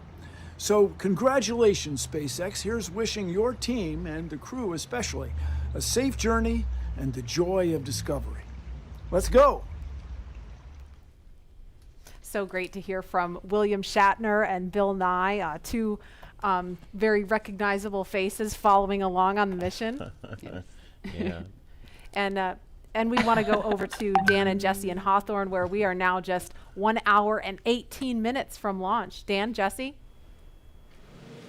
Hey, thanks, Marie. Yeah, 1 hour, 18 minutes. I think we're tying ourselves in knots just like Captain Kirk. We're really hoping the weather cooperates. In about 20 minutes or so, we might clear, so we're getting hopeful. We're getting our hopes up. Yes, yes. Very excited. Again, we're T-minus 1 hour and 18 minutes from launch, and the anticipation is real over here.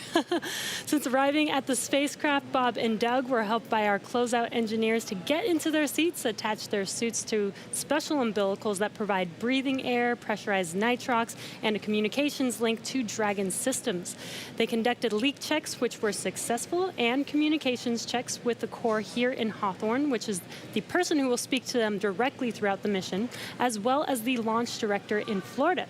This is where they are checking their comm path through both ground stations and the tracking and data relay satellites that we'll use to talk to the crew the entire way to the station. And after all of those suit leak checks were successful, the closeout team was able to get out of the Dragon capsule and seal up that hatch, which also got its own leak check and was confirmed successful. At this point, the closeout team is out of the pad. They're away from the BDA, the blast danger area, and weather operators are about to kick off their final checks on wind speeds at the pad, which are going to be used during the final go, no go for launch. So we're all keeping eyes on the weather right now. Before we get to that final go, no go, all the various teams at both NASA and SpaceX are going to do internal go polls, just making sure conditions are right with Falcon 9, the Dragon, the crew, the range, and the space station before the final go is given.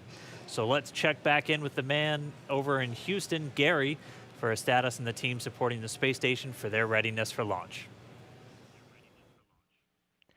Thanks, Dan. The team here in Mission Control Houston remains go for launch. We're also very hopeful about that weather. All systems on board the station that are required to be healthy for this mission are continuing to look good. Chris Cassidy is wrapping up his workday, and we'll be watching Bob and Doug launch here in just under an hour. So station power and communication systems are normal. Computers and networks used for monitoring Dragon's approach have been checked out, and the cabins and the station cabin's atmosphere and pressure are as expected and ready to welcome 2 new crew members aboard. Mission Control will be closely monitoring Bob and Doug's flight and checking off milestones for most of the flight, and this very same team will be coming back tomorrow to be ready when Dragon gets in range of the International Space Station and we begin integrated operations and prepare for Dragon's docking. So I'll send it back. International Space Station team here is ready for launch. Go Falcon 9, go Dragon, and Godspeed to Bob and Doug. All right, thanks, Gary. If you are just now joining us, you picked a really good time. We're just a little over an hour to launch. And welcome to our coverage for the mission known as Demonstration Mission 2, or Demo-2. Liftoff time still holding for 3:22 p.m. Eastern. Tracking no issues with Falcon 9 or Dragon. Everything good with the range so far. We're just really keeping an eye on that weather. Over the last 3 hours, our crew members, Doug Hurley and Bob Behnken, donned their SpaceX suits in the historic crew quarters suit-up room. After that, they walked out of crew quarters, just as every astronaut to fly from space from this port has done since Apollo 7.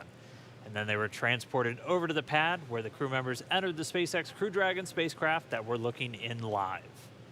Today is a historic launch. It will be the first time a commercially built spacecraft will launch people into orbit, and the first time the U.S. has sent people to the space station from American soil since 2011 with the retirement of the Space Shuttle program.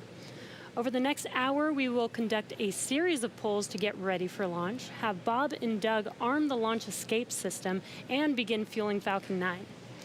Launch is set for 3:22 p.m. Eastern. This will include a 12-minute flight to orbit and then a 19-hour flight to dock with the International Space Station tomorrow morning.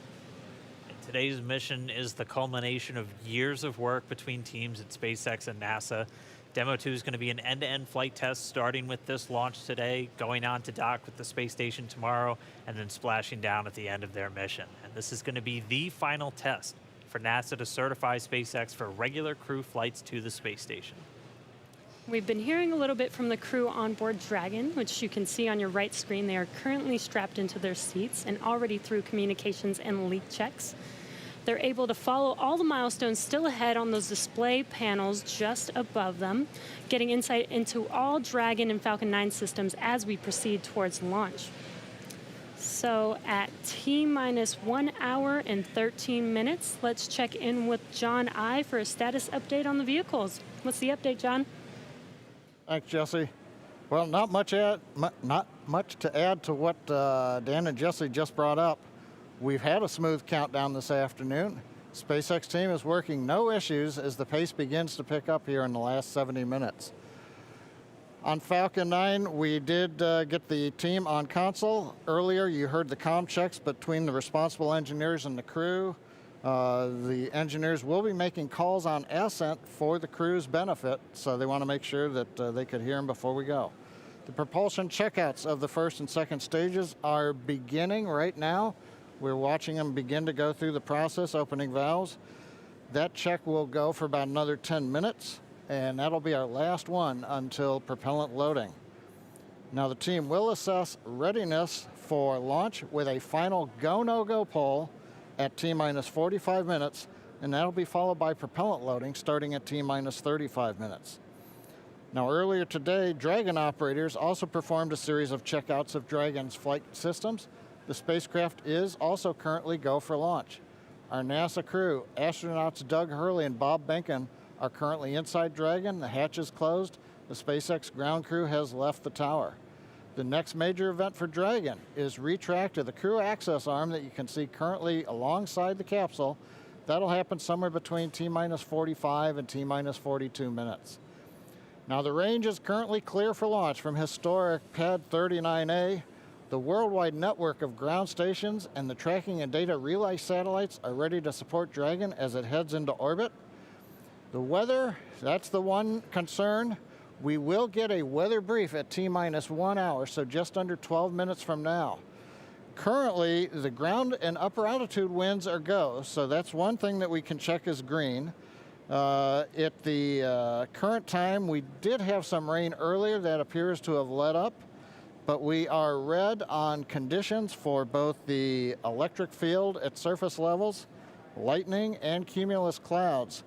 There is an expectation that a forecast that will be coming up at about T-minus 1 hour also may give us clearance of those conditions.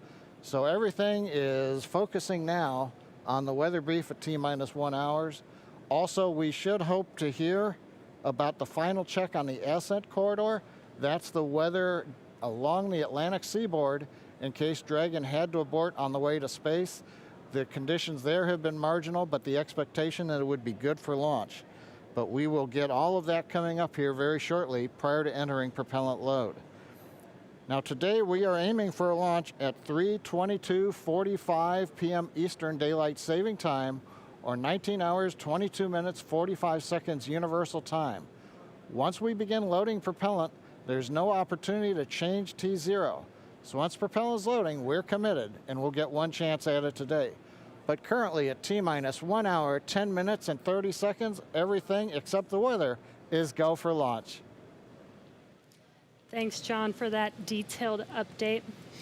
We've got an extensive history now of flying Falcon 9 from the Florida coast, and just last year completed a test run of the mission. We're less than an hour from beginning here today. The purpose of that mission was to demonstrate Dragon's capability to safely and reliably fly to and from the International Space Station.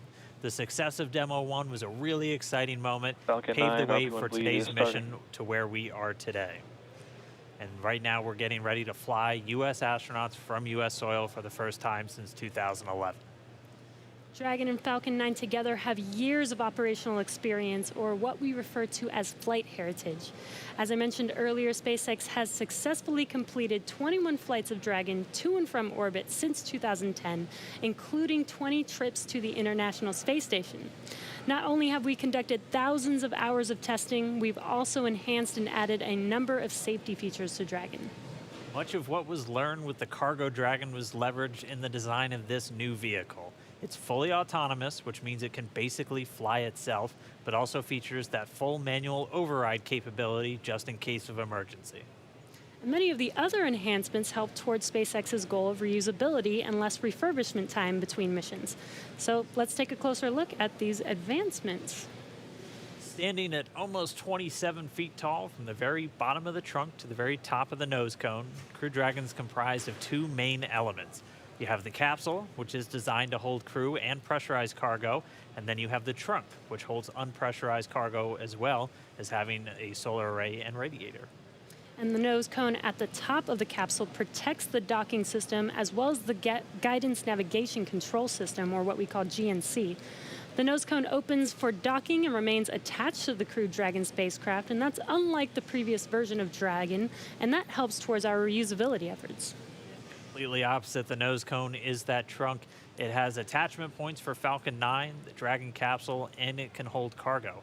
On the very outside of the trunk, one half of it contains a radiator that rejects heat from the active thermal control system into space. That's the white part, and that uses SpaceX's new picotiling technology. The other half contains the solar cells used to charge the spacecraft's batteries. And though we only have 2 astronauts on board today, the spacecraft is actually designed to accommodate up to 7 crew members with modular seats that can be removed and replaced by additional cargo. The seats are made of carbon fiber and are custom sized for any crew member flying on board.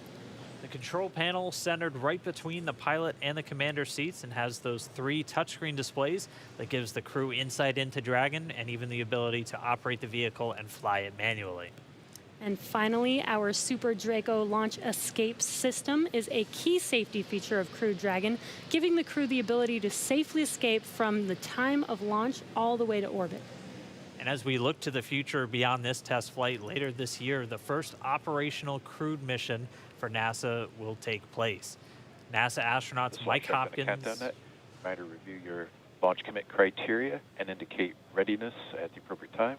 Step 5469 for propellant load and launch.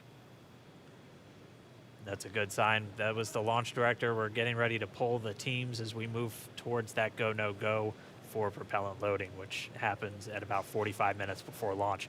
But back to our Crew 1 mission, NASA astronauts Mike Hopkins, Victor Glover, and Shannon Walker, and Suichi Noguchi of the Japan Aerospace Exploration Agency, or JAXA, were chosen to support this mission. Again, it's called Crew 1.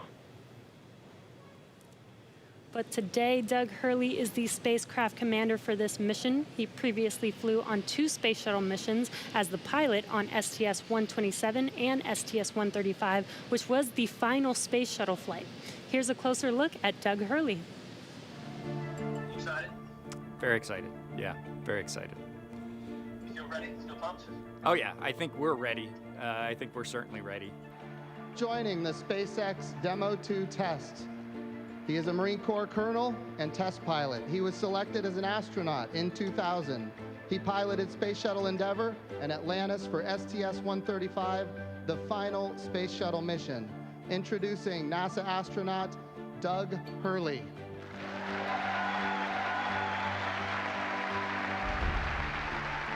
It's a life-changing process in so many ways to fly into space. It's just overwhelming in some respects. Just the sensations, the rumbling, the shaking, the acceleration.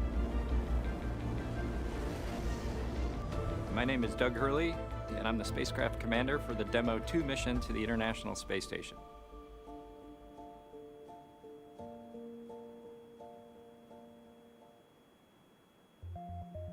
This will be the first time the Dragon had a crew on board, and so there's a myriad of objectives we want to achieve for this mission. What would work on orbit, what might not work on orbit, what would definitely work.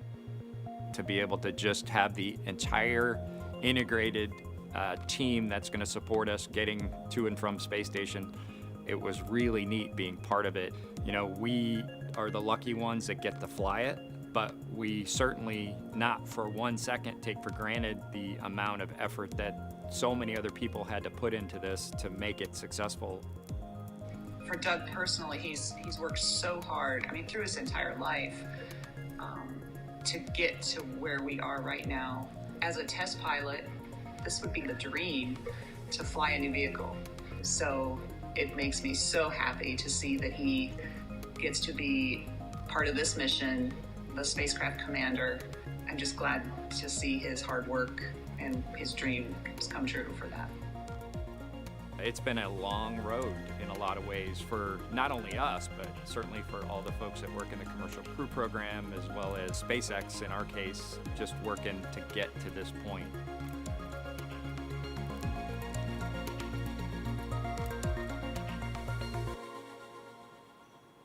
We're a little over 1 hour, 3.5 minutes away from launch. Now let's learn a little bit more about the man sitting next to Doug Hurley inside Dragon, NASA astronaut Bob Behnken. My career at NASA has kind of spanned a couple of decades at this point. I arrived with the class of 2000, went through the training program, primarily focused on the Space Shuttle and the International Space Station, learning those systems. Having launched a couple times on vehicles, you know, the second time was definitely different than the first time. You can feel a little bit guilty of, hey, should I study one more thing, or is there one more piece of information I should get? Am I really prepared or not? So that's definitely different between where I was on my first flight and where I'm at right now. For me personally, as a spouse, watching everything that Bob has put into this over the last 5 years, the dedication that he's shown, the perseverance is pretty special. For both of us, though, the way our minds work, it won't be until sort of the mission is complete that you have really a chance to savor it and celebrate it. This is a huge accomplishment for an Air Force flight test engineer to be part of the demonstration mission of a brand new vehicle. It's going to be amazing. Without a partner that has that same appreciation, I think it can be challenging for some folks. There's a lot of work and a lot of time that takes away from family that that my spouse appreciates, and I love her for that. On a deeply personal level, I'm really excited that my son is get a chance to see me launch into space. Being an astronaut has been a little bit of an abstraction thing for him because he's seen me do it in old videos, but he hasn't seen me do it for real. And so I'm excited for him to see this launch. Really, my role on the Demo-2 mission is to make sure that we get this vehicle tested and evaluated so that we can move on to more operational missions at the International Space Station. We've got a lot of objectives on board the vehicle that we need to accomplish to really make sure that it's good to go. We'll make sure all those systems are working during the test flight so that the future missions will have them available even if they don't plan to utilize them. Through years of the NASA team, helping to share that experience and teaching them the lessons that we've learned by going through this. Now there's another capability in the U.S. besides NASA to operate something of this magnitude. I want to thank the entire Commercial Crew Program team that's worked together to get to this point where we've got vehicles in the launch pad ready to head to the International Space Station.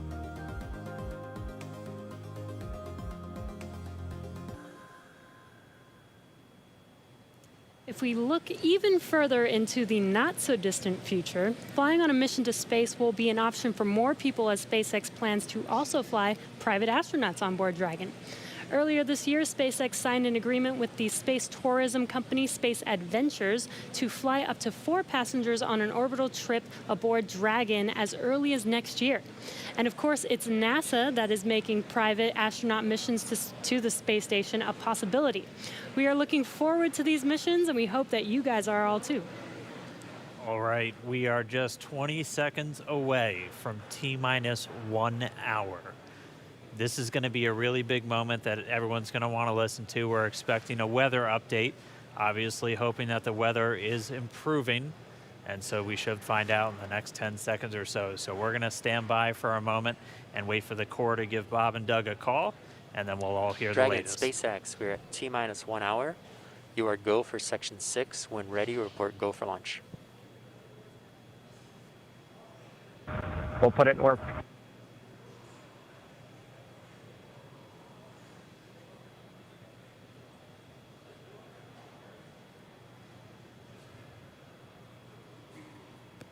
And that right there was a call for the crew to refer to some of their procedures. They do some final checks. You can see them checking harnesses, checking helmets, just making sure that they're strapped in and ready to go. And once they're done with that, the crew will report their readiness for launch.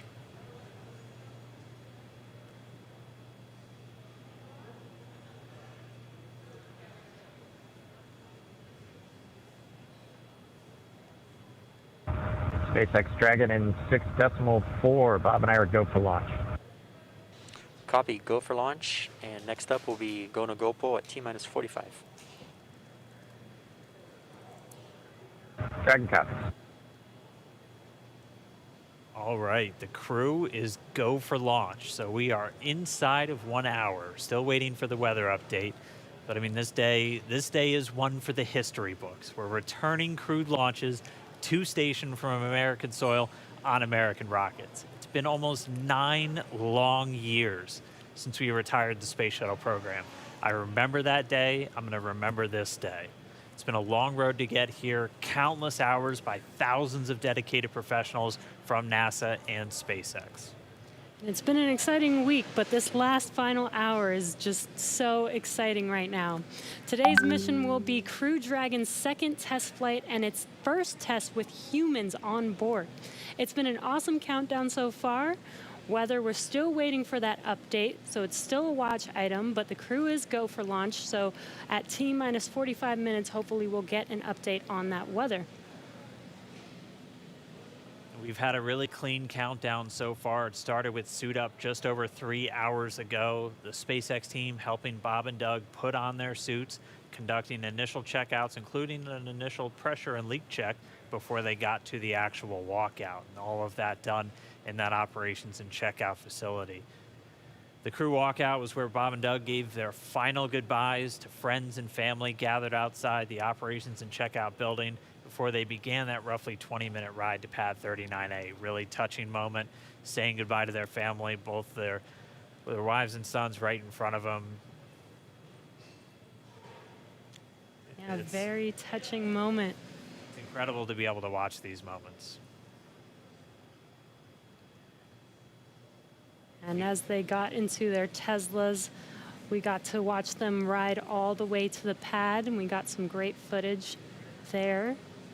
And as you can see on your screen, this is some playback from earlier of them getting into those Teslas, about to make that drive down to the pad.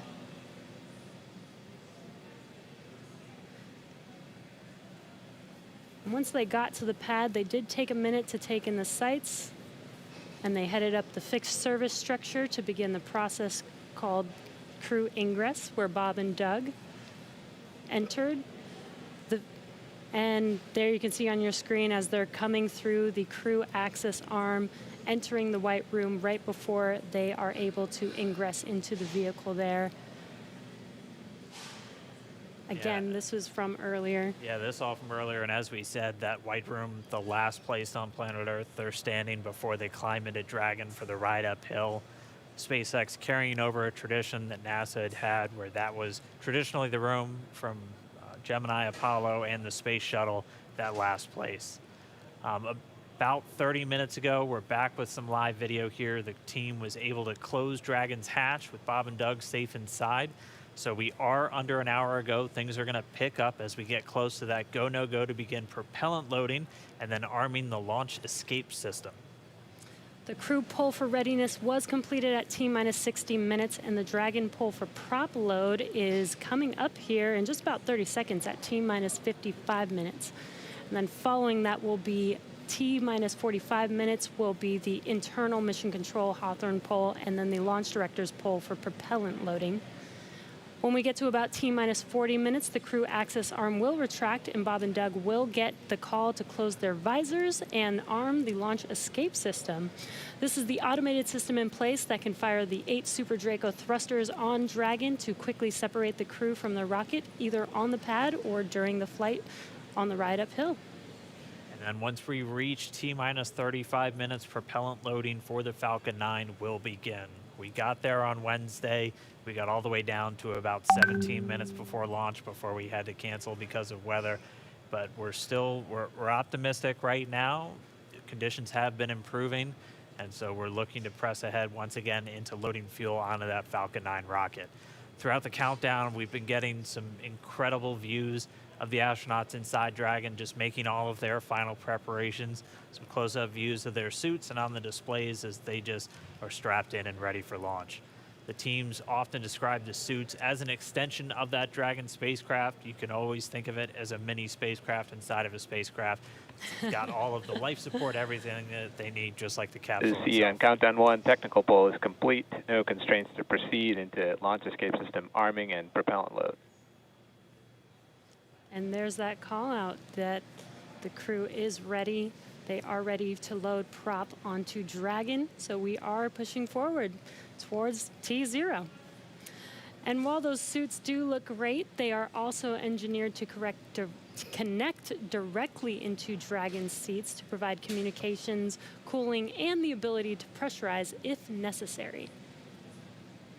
All right, well, we did get the call out that the technical teams on the ground are ready for launch escape arming and propellant loading. Again, things starting to pick up, things really starting to feel real. Let's jump down real quick to the team at Kennedy. See if you guys are just as excited. I can't sit still right now. It's starting to feel real.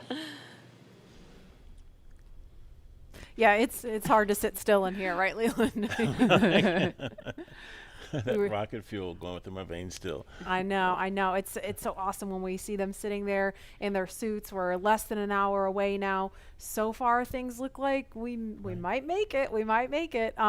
So I want to ask you what it was like the first time you put on a spacesuit when you knew you were going to space. Oh, that was February of 2008. We were in the ONC building getting the pumpkin suits on. A little bit different than the SpaceX fly SpaceX suits, but it was kind of surreal, you know. And to think that all of these, it took 10 years of training to fly in space. It took me 10 years from when I got in the Corps in 1998 to flying in February of 2008. So it was a long road to get there, but it was so worth it and so sweet. And you know, learning how to use the green apple, the connections for oxygen, for cooling, much different than these suits that we have here with SpaceX. And so it's a lot more complicated to go through that whole series of things that you have to do to make sure you're safe in the suit. But we've evolved, we're ready, and they look so cool and calm and collected in their suits and in the vehicle. They're focusing and getting ready to fly in space. And there's so much excitement around the center. I know, Leland, you've been getting some messages. You got another message from another astronaut. Yeah, Sunny Williams. Okay, so Sunny, she's kind of the best. She's Sunny is awesome. She's a commercial crew also. She was one of the original cadre. She was one of the original 4 who trained with Bob and Doug from the beginning of the commercial crew program. And she's one of my classmates. Look at her there. What is she wearing? There she is. Hey, the Sunny. meatball! I forgive you, Sunny.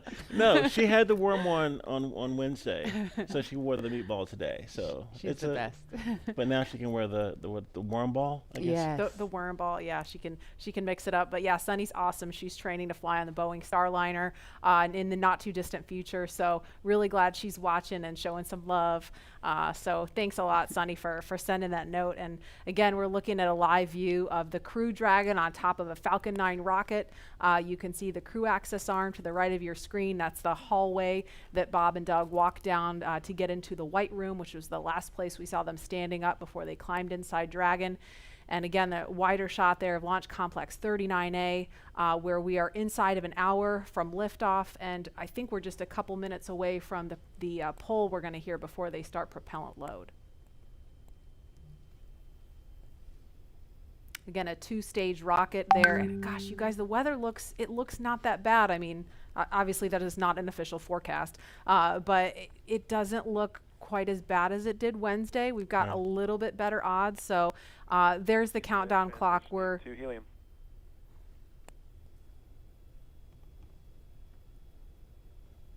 going to pause to listen to that comm.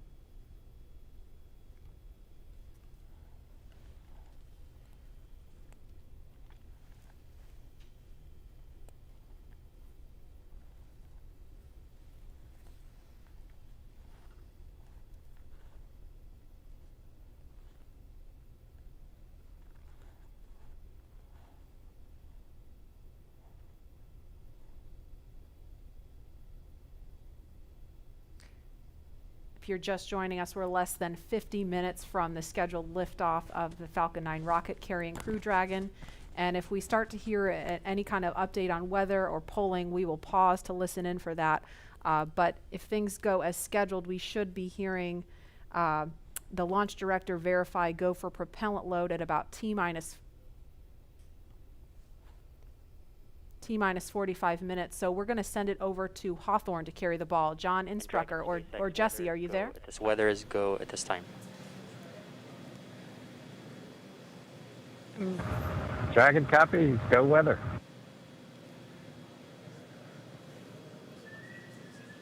And there you heard that call out. So far we have good weather. We are go for launch today. This is getting really exciting. I don't know about you, Dan, but my heart is beating pretty fast right now. Yeah, we've been waiting for those words since Wednesday. Oh, and yeah. we did hear a call to the crew, just in case you missed it, that they were only tracking one final weather constraint. It was the cumulus cloud rule. They were expecting it to clear up within 10 minutes, and it's cleared up now. So we are currently go on weather. Yes, and it's been pretty incredible to be so close to launch, and the road leading up to this point has been pretty incredible as well.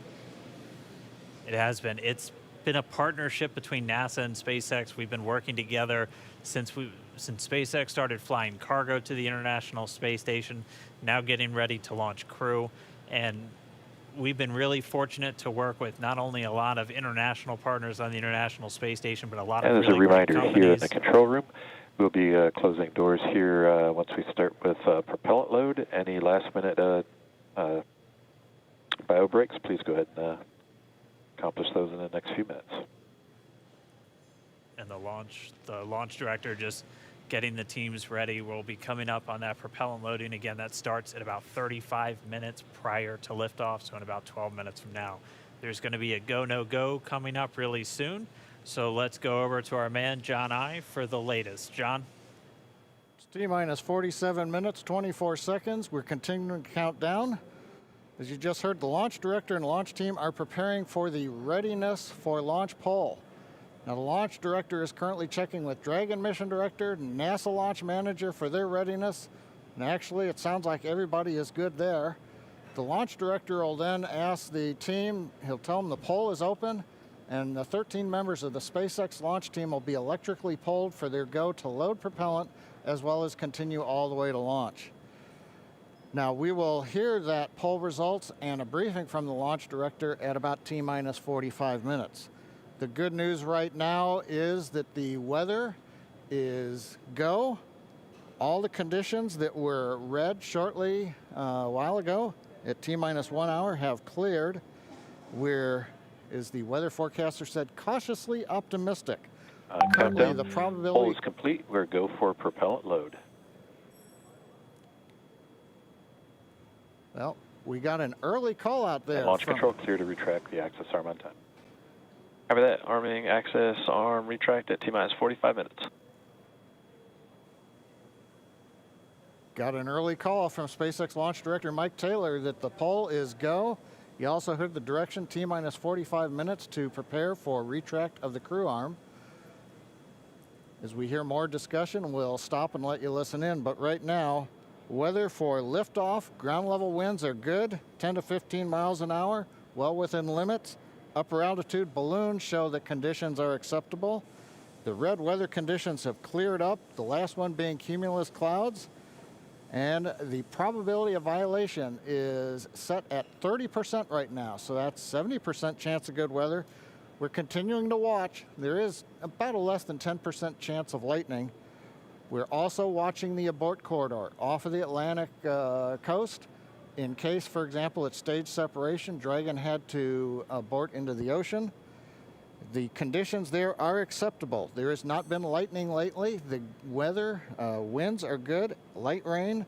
It is go, but NASA is going to continue to watch those conditions. T-minus 45 minutes and counting. Reminder on hold and launch escape protocol. For non-urgent no-go conditions, brief the CE or LD, and they will approve aborting launch auto sequence and proceed to launch abort. For urgent issues affecting the safety of the operation, operators shall call hold on the countdown net. Launch control will immediately abort the launch auto sequence and proceed to the launch abort auto sequence. Operators shall also advise launch director whether structural break or fire is imminent or occurring per Dragon manual escape flight rules. A reminder on fire alarm instructions.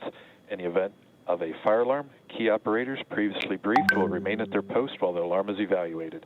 In the event that personal safety is threatened, evacuate to the south-facing emergency exit, which leads directly outside. At this time, weather is go for launch.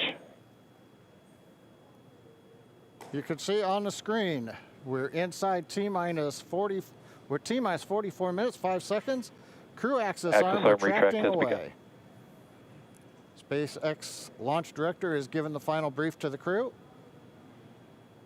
And we will be beginning propellant loading at T-minus 35 minutes. So right now on Falcon 9, we're ready to get into propellant loading. Dragon, crew, getting configured, set up. The arm is pulling away. The range is go for launch. They continue to monitor the air and the sea space. Everything looks good. And we finally have gotten green across the board on the weather conditions, but we can't take a deep breath quite yet. We're going to have to watch the weather all the way down to T0, both here at Kennedy Space Center and out in the Atlantic in the abort zones. Now earlier we saw many of you following the launch from the United States on our hotspot map. Now that we're inside an hour, we're seeing large numbers of folks logging on, tuning in from coast to coast and around the world. So we'd like to know, is this your first time watching a launch live, not counting Wednesday? And if not, how many have you seen before? Tell us using the hashtag LaunchAmerica from your favorite social media platform. And with that, at T-minus 42 minutes, 50 seconds, conditions are go, and we are counting down for an on-time launch. Let's send it back over to Kennedy Space Center as the action begins to pick up on the pad. Dragon, SpaceX, you are go for Section 7, close visors, and arm launch escape system. We will put Section 7 in work, visors come and close.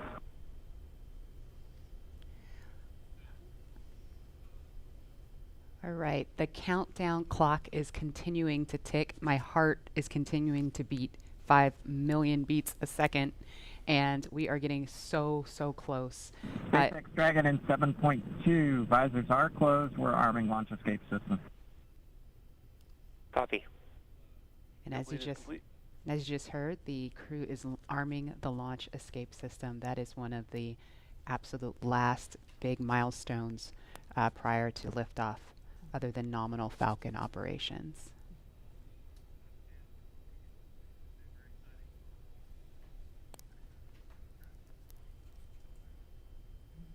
So just a minute ago, we saw the crew access arm retract, and obviously we just heard on the comms, Bob and Doug getting ready to arm the launch escape system, and so that is something that protects them all the way to orbit. So when fueling starts at about T-minus 35 minutes, so just over 6 minutes from now, they will have the capability to abort, to separate from Falcon 9 either on the pad or even after liftoff. That's a critical safety capability. And we are going to go over to Hawthorne now to take us through these next minutes. Jesse? Section, switch into nitrogen. And we did hear that call out that they are arming the launch escape system, so very exciting. SpaceX has designed Crew Dragon and Falcon 9 to be the safest launch system ever flown. So we brought back Nick Piccone, SpaceX's Nick Piccone, to talk more about this again. Thanks for coming back and joining us today, Nick. Hey, Jesse. Happy to be here. Still monitoring the launch here with our recovery and ground operations teams. Awesome. And Nick was our mission manager for our in-flight abort test earlier this year and now works on the Starlink team. Nick, on Wednesday, you talked about the launch escape system. Could you just give us a brief summary today for those that are joining today? Sure. So the launch escape system, again, is our ultimate safety feature to keep Bob and Doug safe in the event of a major Falcon anomaly on the pad. The system is designed to automatically fire if either vehicle detects a dangerous condition developing. And if that happens, Dragon will use its 8 Super Draco engines to push the capsule off and away to a safe distance away from this Falcon. This capability is absolutely critical. It's what keeps the crew safe, and we're now active and armed on the pad with it protecting the crew. And as you mentioned, the launch escape system allows the Dragon to separate and get away from the vehicle. I believe it goes into the ocean. What happens after it lands safely in the ocean? Correct. So for most of our failure modes, the successful end state is Dragon deploying parachutes, splashing down safely in the ocean. But since a launch escape can happen while the vehicle's on the pad or anywhere in flight up through orbit, it could be splashing down right off the coast of Cape Canaveral. It could be splashing down thousands of miles away in the North Atlantic. If that happens, to make sure we can get to Bob and Doug as quickly as possible, the Space Force's 45th Space Wing, Task Force 45, has pararescue teams staged and ready all around the world, ready to drop in and rescue Bob and Doug as soon as possible. And you mentioned that the launch escape system will keep them safe all the way up to orbit. What other options are there after Dragon is in orbit? Sure. So if for any reason we're unable to dock to the International Space Station, we have several pre-planned return trajectories, which will bring the capsule down to a splashdown point close to shore, where NASA and SpaceX recovery forces will be waiting to recover them. It'll look like an otherwise totally normal recovery operation, except for the early end of mission. This operation is something we're doing with one of 2 identical crew recovery ships. We do that because the landing sites, we want to maintain as much flexibility as possible. There could be changing weather conditions that bring down one site and leave the other one up. So we have those 2 identical ships, one in the Atlantic, one in the Gulf of Mexico. And our space operations team can redirect the spacecraft to go to whichever site is the safest option for the crew at that time. And with the vehicle, in almost any scenario, it sounds like the vehicle will land into the ocean. And it may look like a gentle landing into the ocean, but it's a pretty dynamic event happening. And you mentioned there are teams that are ready to go and rescue the vehicle and the astronauts on board. How do you prepare for something like that, especially with so many different scenarios that could happen? Sure. So we're lucky to have had about a decade of recovery experience with Cargo Dragon 1 in our previous trips to the International Space Station. That, along with our booster recovery missions, we've got a great team of recovery operators here who have a lot of offshore experience with our spacecraft. The system, though, that we took that experience, we built up a new crew recovery ship, 2 identical crew recovery ships, I should say, which have a lot of those lessons learned baked into the design of that ship and the operations. These new ships have complete medical facilities, an operational helipad, and redundant communications, power, and propulsion to make sure they're robust and ready for anything we encounter offshore. We've also done tons of training exercises with the SpaceX team, the NASA team, and the rescue forces I mentioned earlier, practicing capsule recovery, emergency scenarios where we have to get the crew out of the capsule while they're still in the water, as well as those helicopter evacuations, taking off and landing from the pad many times so that we make sure the team is ready to do that. They're all staged and ready. They feel ready to support, and will be ready to call on us if anything goes wrong today.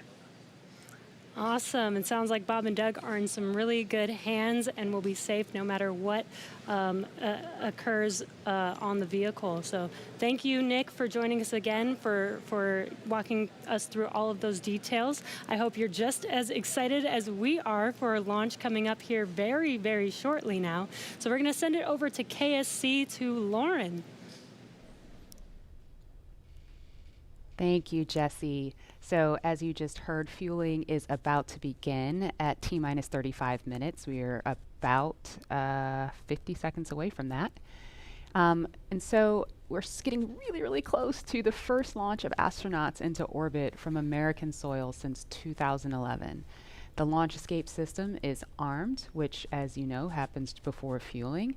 And Dragon propellant load, that's the propellants that are inside of the Dragon capsule, not the rocket. Prop load for Dragon took place weeks ago and just a few miles down the road in what we call Dragonland. And those propellants, they are MMH, or monomethyl hydrazine, which is the fuel that we use. It's hypergolic fuel. And NTO, or nitrogen tetraoxide, that's the oxidizer. Those two come together and they ignite in space to propel the vehicle. You don't need that TTEB or a third thing to ignite because hypergolic propellants don't require it. You just need the fuel and the oxidizer. And as you just heard, propellant load has started on Falcon 9, and that's awesome. All right, so that bipropellant system feeds all of the engines on Dragon. So Dragon has 12 service section engines in each, so there's 3 in each quad, 3, 3, 3, and 3. Those are used for on-orbit maneuvering for Dragon. There's also 4 additional Dracos that are underneath the nose cone for large delta V maneuvers that the vehicle will perform. But the engines that that Nick Picone was talking about earlier are Super Draco engines. We have 2 in each quad of the vehicle, so 8 total. And those are bigger engines with a high flow propellant system, and those are what lift Dragon off of Falcon 9 in the unlikely event of emergency that requires us to get off of Dragon, off of Falcon. Now, you probably remember, let's see, a Mercury, Apollo, Soyuz, they have that big pointy tower on top. That's the launch escape system for those vehicles. It is actually just another rocket on top of the spaceship that lifts the vehicle off. In the case of Dragon, our escape system is integrated into the vehicle completely. And so that's just better from one less thing you have to jettison every single flight. But it also allows us to have escape capability from the pad before T0 all the way through to orbit. And so even if the very last minute, if we needed to get off of stage 2 while we're in space, we could actually escape to orbit. So yeah, that's the escape system for little baby Dragon here. Thanks, Lauren, and thanks for walking us through that, because I think it's really important that people understand that critical safety capability, and that's the whole point when we hear that launch escape system is armed. What that means is that in an instant, they can separate from Falcon 9, shoot up into the air, and they can splash down safely in the Atlantic Ocean under Dragon's parachutes. And it was designed to do that. So now that fueling is underway, it's been going on for about 2 minutes now. So they have that safety capability ready to go on standby in an instant if they need it. And so we want to go over to Hawthorne now for an operational update from John Innsbrucker. John? Fuel and stage 2 fuel, all flow rates tracking nominally.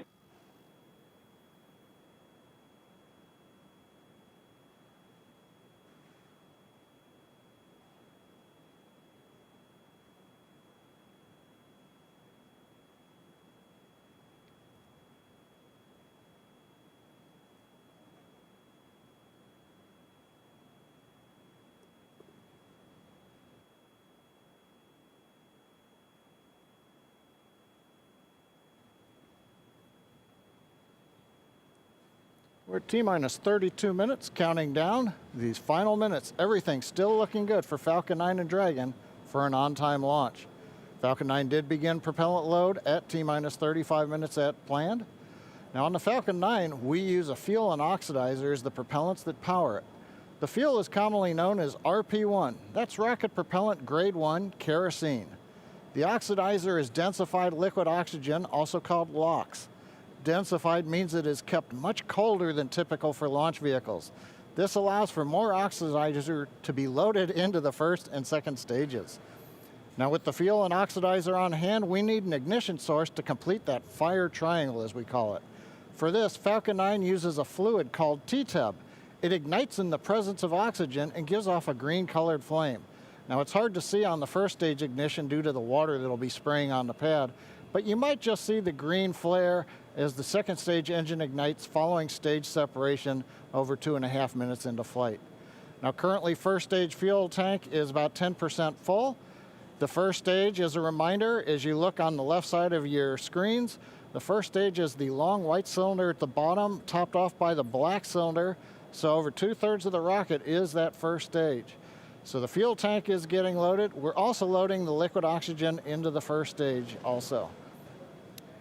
The second stage, which is the top 1/3 between the Dragon and the black cylinder, that's the white second stage, that is being loaded with fuel right now.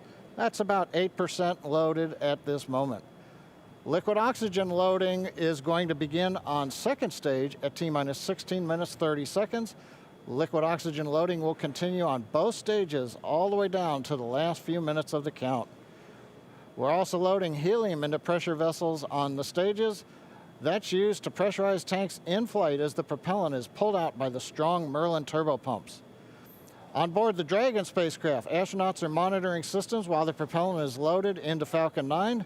While we mentioned we had trained them with sounds that we had recorded on board. They've been through most of a propellant load, and they are now experiencing those sounds and vibrations. Stage 1, cryo helium load continues started. to report no problems. They are go to support launch. Weather, the last of the red conditions cleared up about 15 minutes ago. Everything is marginal but acceptable on the weather. We'll continue to watch all the way through the countdown. Now, as a reminder, today we are now into an instantaneous launch window now that we've begun propellant loading. So at this point, if we hear a hold for any reason, we'll have to stand down and target our backup launch opportunity tomorrow, May 31st. Thanks, John. For Demo-2, Bob and Doug's flight to station will take about 19 hours, and their journey is fairly similar to the trip our Cargo Dragon makes back and forth to the International Space Station, but with two noticeable differences, and that's docking and splashdown. And as we await T-0 in just under 29 minutes from now, the ground operations teams are doing a series of system checks to make sure Dragon and Falcon 9 are both ready for liftoff. And we're continuing to get live views inside the capsule with Bob and Doug, and you're now also looking in firing room 4 down there at the Cape. Once we hit T0 and a successful launch occurs, we will watch Falcon 9 and Dragon make their ascent until the Falcon 9 first and second stage separates and sends Dragon on its way to the space station. And at this point, mission operators will prepare Dragon for on-orbit operations, where the vehicle will execute a series of burns that gradually raise its orbit to align more closely with the space station, as you can see in this animation. And just after putting Dragon into the same orbital plane as the station, the teams will get ready for Dragon's approach and docking maneuvers. The next Dragon will make its approach and actually dock with the space station. And this is a very different process from what we've seen with Dragon cargo deliveries in the past, which use a process called berthing. Berthing requires a spacecraft to approach the station and then stop so a crew member can maneuver the station's robotic arm to capture the spacecraft. Docking on this version of Dragon can be done autonomously with no crew on board the station. It's typically a faster process, both when arriving and leaving, but it does still require pinpoint accuracy to approach safely. Once captured, a spacecraft then gets attached to a common berthing mechanism, the same type of port that we use to connect each of the modules on the station together. It's a little bit slower of a process, but the hatches are significantly larger than the docking ports, which makes them perfect for bringing up those really big cargo items. Dragon will spend up to 120 days docked before preparing to return home. Following successful completion of Dragon's test objectives and cargo loading operations, the crew will close the cabin, perform final system checks, and configure the vehicle for undocking. Once the automated undocking sequence is complete, Dragon will complete 2 departure burns using its Draco engines, pushing it away from the space station. And then next up on the trip, deorbit entry and landing, or splashdown, which is going to cover all the operations following that final departure maneuver.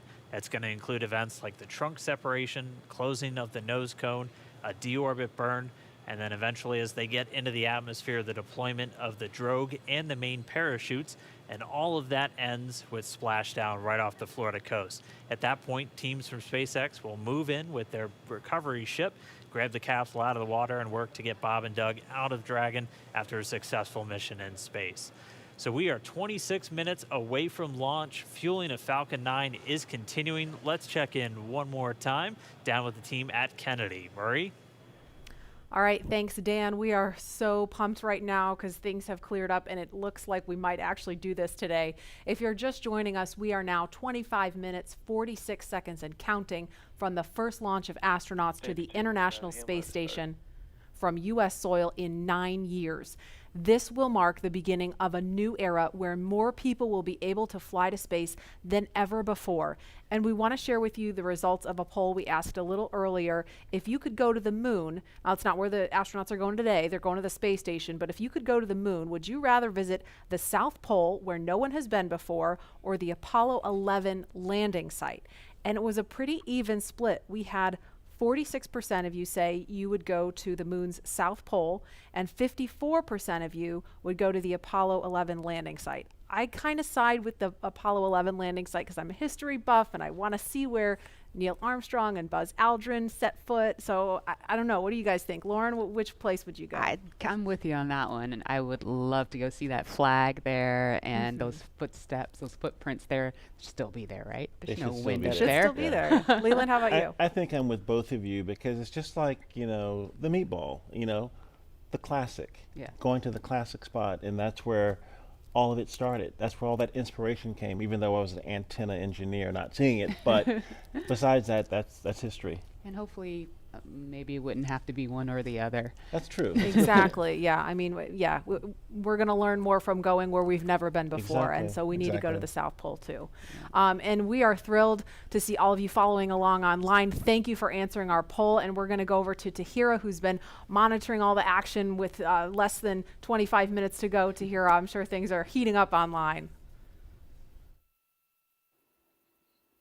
Hey, Marie, I mean, you're completely right. Now that we have that go for launch, people are on the edge of their seat right now waiting on this historic moment to take flight.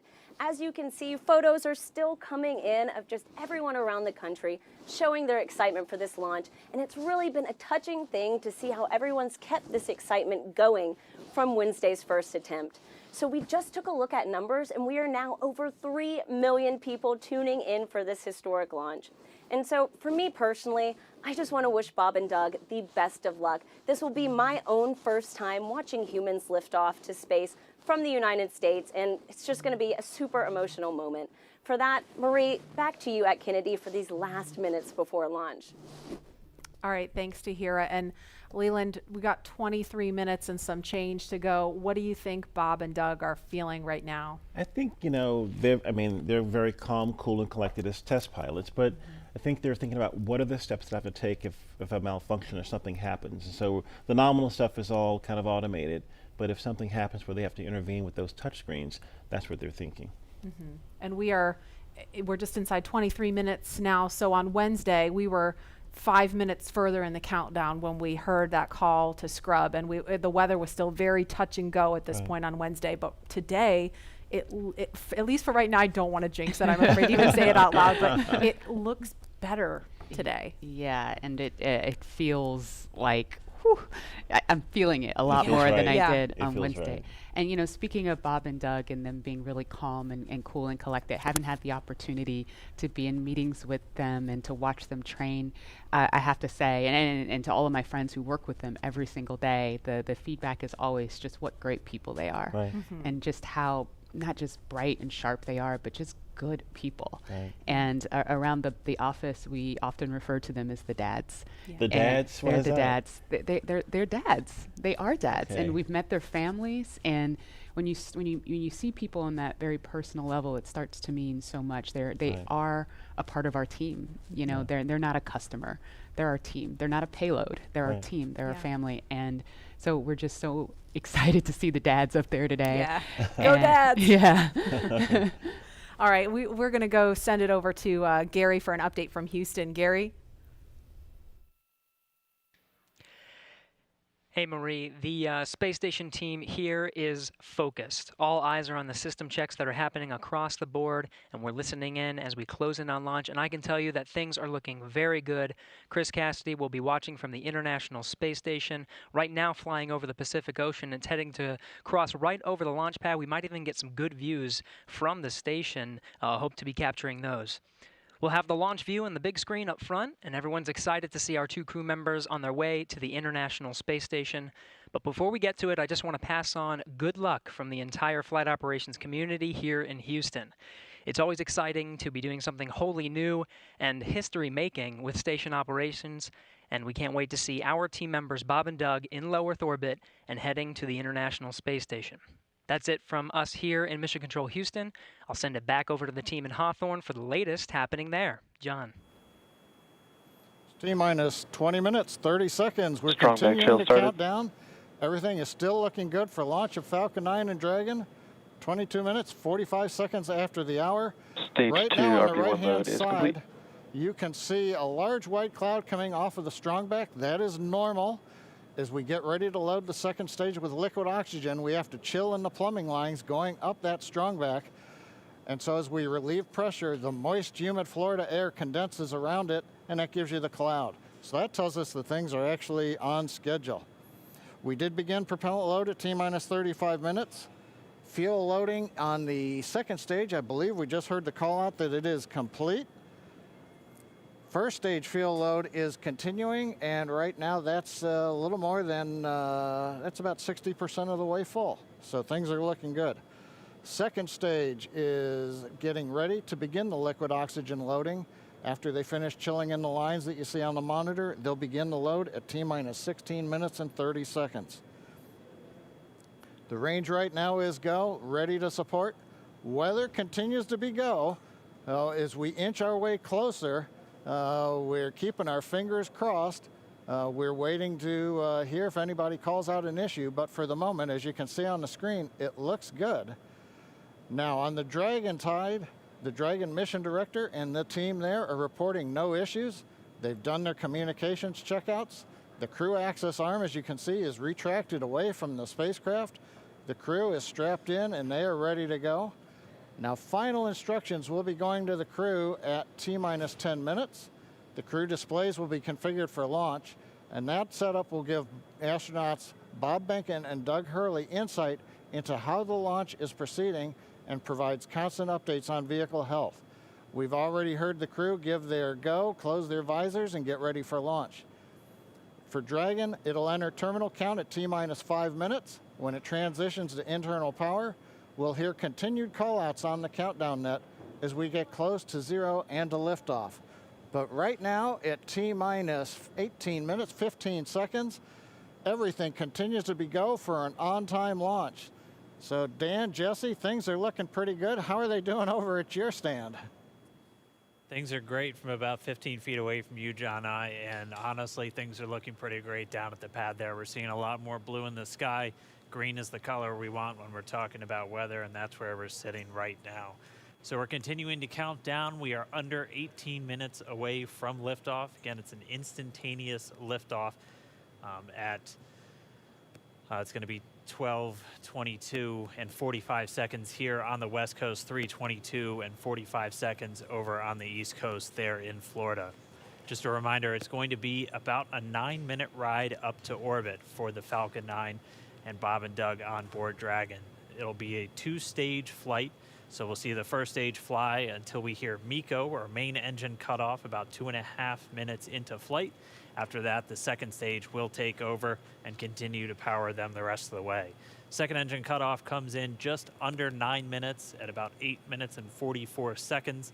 Following that second stage completing its job, it'll continue to coast for about 3 minutes. It'll do a slight attitude adjustment and null out any rates, so make sure it's not in any kind of a spin before they do separation. So that's when the Dragon spacecraft will physically separate from the Falcon 9 vehicle and Bob and Doug will be flying free. It's about a 19-hour ride if we launch today on time. So that means Bob and Doug will get on orbit. They'll have a number of burns or those firings of those Draco thrusters that they'll do over Stage 2 LOX load started. We hear the LOX, the liquid oxygen load has now started on stage 2.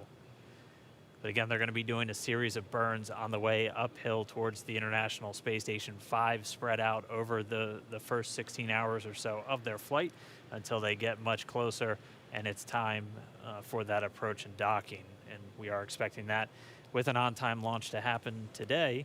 That'll be coming tomorrow in the afternoon.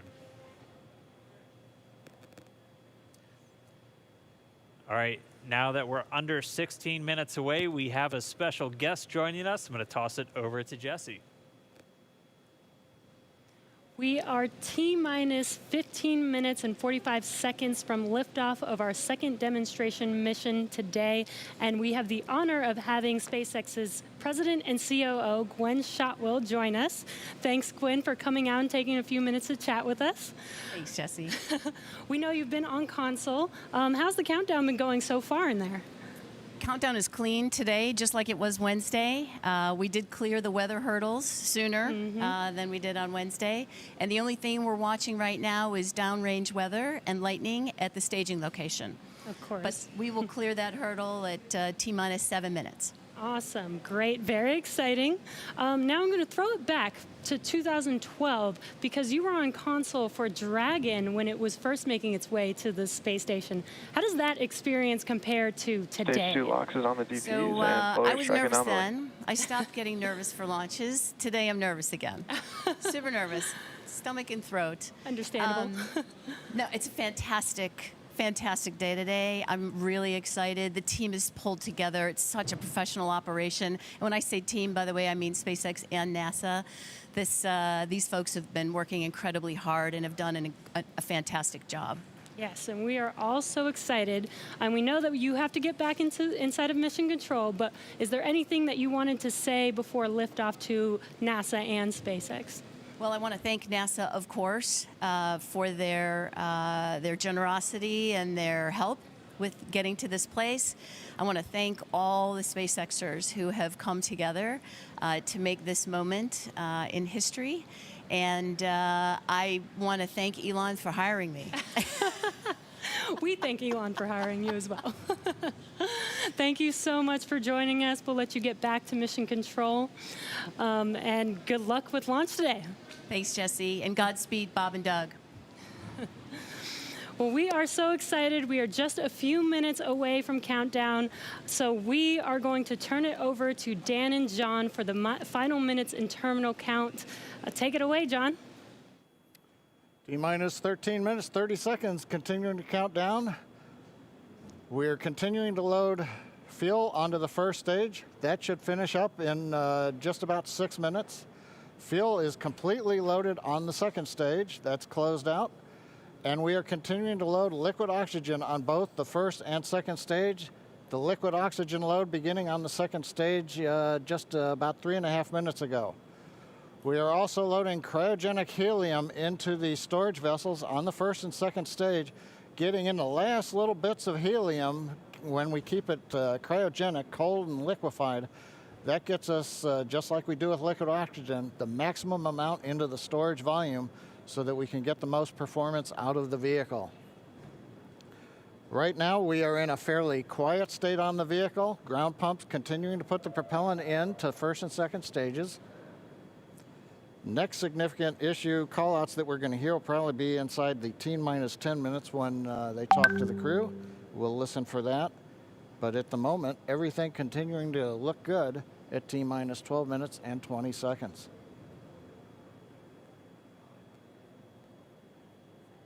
We're getting real close now, John. It's only a little over 12 minutes away. Just a reminder for everybody, it's about a 9-minute ride uphill. We'll have some dueling boxes going on as that first stage is going to be coming home while the second stage is carrying Bob and Doug into orbit. But obviously, we'll be keeping an eye on our astronauts the whole way uphill. Some of the calls that you'll be hearing, as there will be what we call performance calls over the Dragon to ground the entire way uphill. And you'll just hear some of the SpaceX engineers calling out trajectories and booster performance. So we're always looking for that word nominal. I know that's one of John's favorite words. That's one of mine too. We want to hear nominal as much as possible up on the way uphill. You might also hear some number and letter combinations, and those correspond to the different abort zones that Bob and Doug are in during their flight uphill. There's 1A and 1B, which signify that they're on the first stage. Those carry them from there in the Cape all the way up to about the very top of North Carolina. And then we'll have 2A through 2E or 2 Echo, and that will be on the second stage, and that goes from North Carolina all the way up to about the tip of Newfoundland, so in the northern Atlantic. And then there is a zone of the northern Atlantic that we're going to avoid, and so you should hear the call out be something similar to forward to Shannon, and that just refers to Shannon, Ireland, which they'll be going off the coast of Ireland at the later stages of the second stage if they have to abort. So just prepping you now for some of those calls. You're hopefully going to hear that word nominal a whole lot on the way uphill. 10.5 minutes. Things are pretty quiet. As John I said, it'll pick up right at about 10 minutes. We'll wait for the crew just to confirm that their displays are in order. The crew is already strapped in and reported that they are go for launch. And we'll continue to watch the fuel gauges tick up on the Falcon 9 vehicle until fueling cuts off at just about 2 minutes prior to launch. Dragon, SpaceX, confirmed displays are configured for launch. SpaceX Dragon, displays are configured for launch. Copy. Bob, Doug, on behalf of the entire SpaceX team, it's been a huge honor to help you get ready for today's historic mission. Know that we're with you. Have an amazing flight and enjoy those views of our beautiful planet.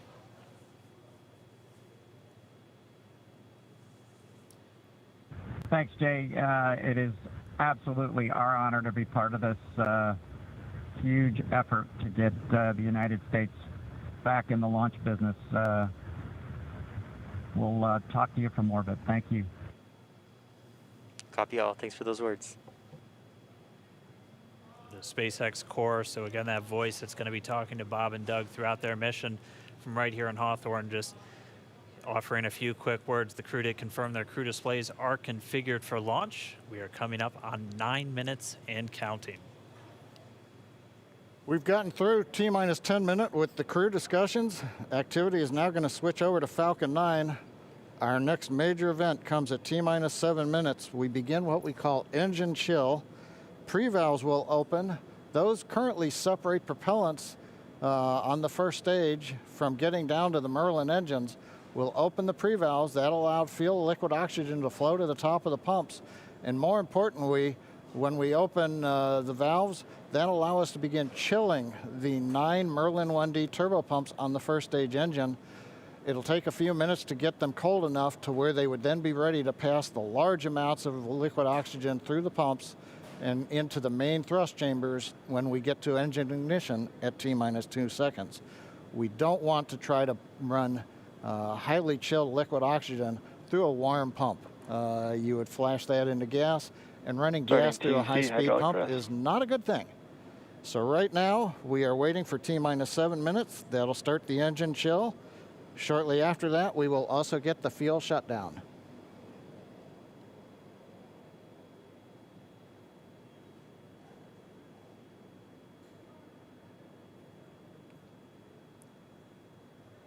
Listening to the SpaceX launch director in the background there.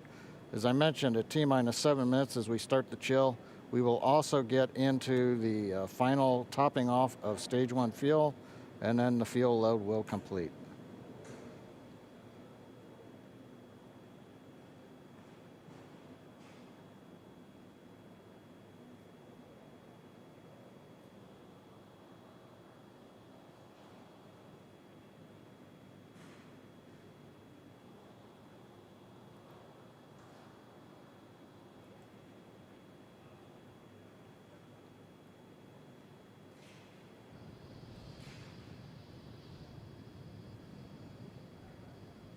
Stage 1 and Stage 2 engine chill has started.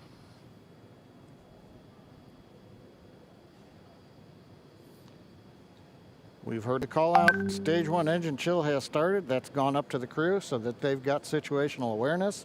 As I mentioned, the pre-valves are open. And now we are topping off first stage fuel, getting ready to finish the fuel load. Liquid oxygen load on first and second Engine stage hydraulics at pressure. will continue until the last 3 to 2 minutes of the countdown. We should hear that call out RP1 load complete coming up at about 6 minutes. Again, RP1 is just that densified kerosene or that rocket fuel that Falcon 9 is going to be used to power Bob and Doug to orbit today.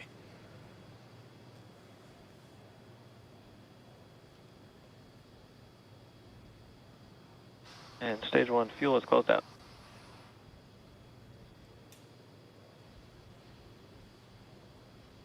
Right on time. That call out indicates that the fuel loading on the first stage is complete. Draining back the lines now, so first stage and second stage fuel are complete. Liquid oxygen loading is continuing on both stages. You can see on the view on the left side of the monitor the condensation, the cold gas wrapped around the stages as the tank skins are chilled by the densified liquid oxygen picking up the humidity from the Florida air.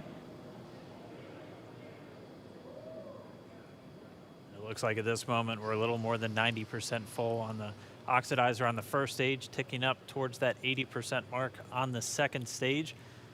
We'll be counting down all the way till about 2 or 3 minutes, as John and I just said, until everything is loaded in Falcon 9. Heaters closing out. And then we will be go for launch. Dragon has transitioned to configure for terminal count. Vehicle tanks pressing for strong back retract.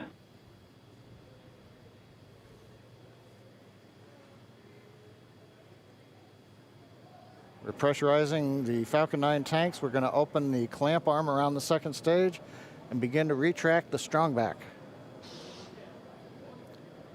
We'll move back about 2 degrees. That'll get us to the liftoff position. At liftoff, the strong back will then recline about 45 degrees away. Started. Stage 2, RP1 bleed. Launch director called out the strong back retract has started. On the left, you'll see it go back just a couple of degrees. Stage 1, RP1 bleed.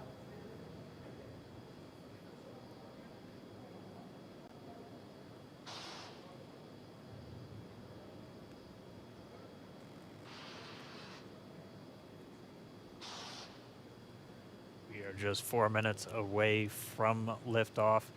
Again, at this moment, Bob and Doug are really just laser focused on those displays.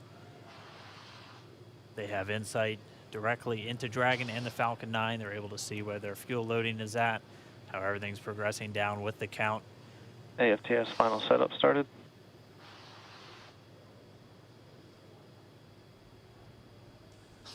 Three and a half minutes from launch. And the strong back is now reclining away from the Falcon 9.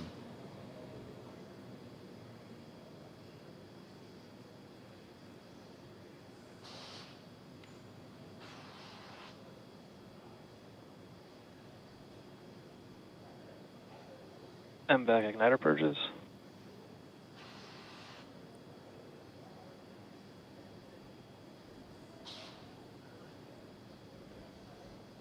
Hogo bleed. Dragon has transitioned to terminal count and is on internal power. Stage 1, LOX load closed out. Okay, we're at T-minus 2 minutes, 42 seconds. Stage 1 LOX load is closed out. Stage 2 will continue to load for about another half a minute or so. Once we get the completion of Stage 2 LOX loading, we have to vent down the line, so you'll see another large white cloud coming off of the strong back. That'll be normal. That'll happen around transitioning to T-minus internal power. 1 minute and 40 seconds. We're going on internal power now.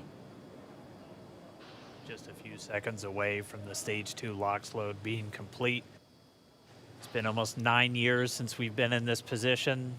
A lot of work done by thousands of people to get to this point. All our eyes focused on 2 now.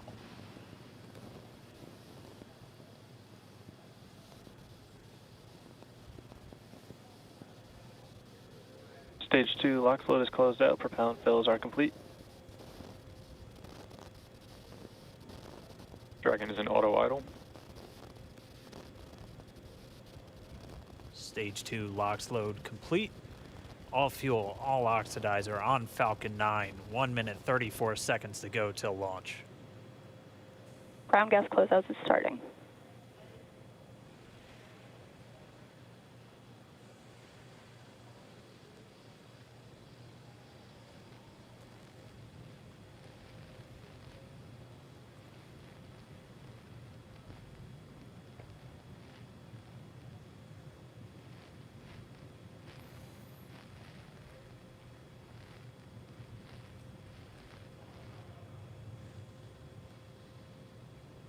Falcon 9 is in startup. Dragon is in countdown. FTS is armed for launch. Under a minute now, the FTS, the flight termination system, has been armed. Dragon, SpaceX, go for launch. SpaceX Dragon, we're go for launch. Let's light this candle.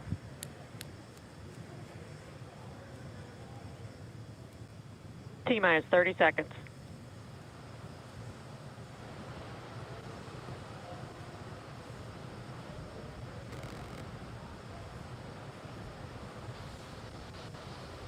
Stage 1 tanks pressing for flight. T-minus 15 seconds. 10, 9, 8, 7, 6, 5, 4, 3, 2, 1, 0. Ignition. Liftoff of the Falcon 9 and Crew Dragon. Go NASA, go SpaceX. Godspeed, Bob and Doug. America has launched. And so rises a new era of American spaceflight, and with it the ambitions of a new generation continuing the dream. 20 seconds into flight, Stage 1 propulsion is nominal.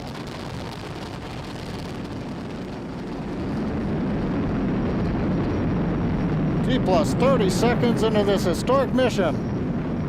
Flying crew on board Dragon and Falcon 9, and look at them go. Falcon power telemetry nominal.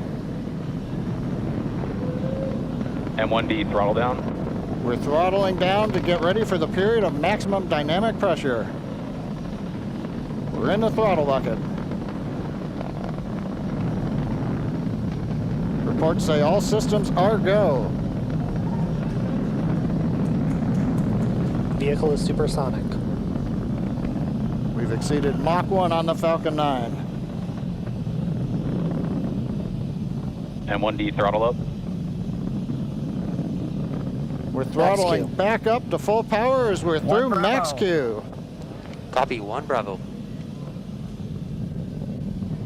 And we heard that 1 Bravo call out. That's just the second abort zone that they're in. They'll continue to be on this until the first stage has done its job and they switch over to the second. At this point, Bob and Doug pulling about 2.3 Gs, 2.3 times the Earth's gravity, already moving at over 1,500 miles per hour.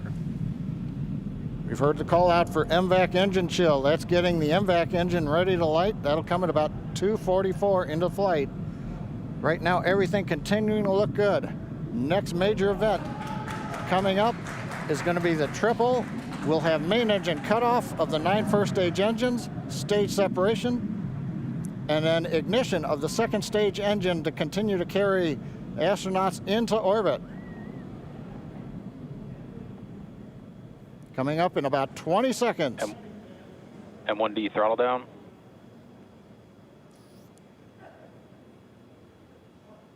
We heard we're throttling down the Merlin engines on the first stage.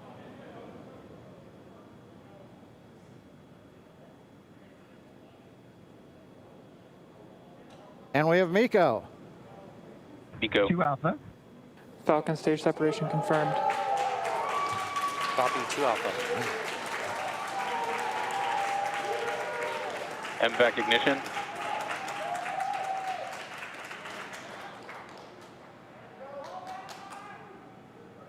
All right, we have stage separation confirmed. The first stage beginning its flight back. The second stage being powered by that single Merlin 1D vacuum engine has ignited and is now carrying Bob and Doug into orbit. So they're going to continue under the power of this second stage. Stage 2 propulsion is nominal. Which will cut off at SECO, or second engine cut off at about 8 minutes and 44 seconds into today's flight. So a little over 5 minutes to go still on this second stage. You heard the call out 2 Alpha, so they're now in the longest abort zone that carries them all the way from about North Carolina up the eastern seaboard, almost to Canada. Things looking good though, getting good call outs, nominal propulsion on that second stage. Bob and Doug continuing to make their way into orbit.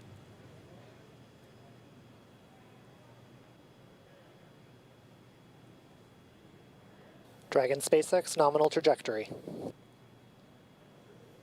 Acquisition of signal in Bermuda. SpaceX Dragon nominal trajectory. All right, here in nominal trajectory, so Dragon pointed in the right direction, continuing to make their flight uphill. Heard acquisition of signal Bermuda. That's one of the other ground stations that they're using to get telemetry and data back from this spacecraft. Stage 2 propulsion is still nominal.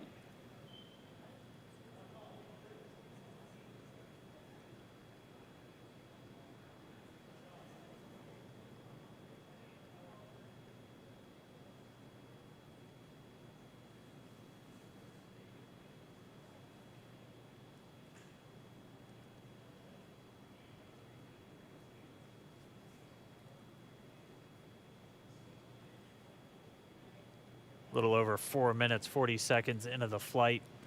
Bob and Doug flying at more than 5,600 miles Dragon per hour. SpaceX nominal trajectory.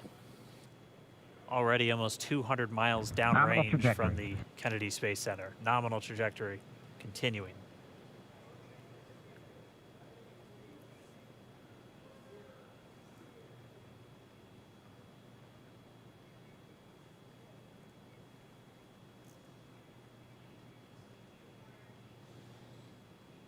And while they continue uphill, looks like we are getting a view of the first stage as well. Yep, on your right screen, you can see that first stage with the grid fins deployed. It's making its way back to attempt to land on our drone ship, Of Course, I Still Love You today. And we're just about a couple minutes away from the entry burn, and that's where 3 of the 9 Merlin engines do ignite to help slow the vehicle down as it re-enters back into the Earth's atmosphere. And then after the entry burn will be the landing burn, which is just a single engine Dragon burn. SpaceX nominal trajectory. And you heard Nominal Starting trajectory. chill for entry burn. there's that call out. They are still on a nominal trajectory on Dragon, still on second stage, and that's that MVAC engine on second stage on your left screen.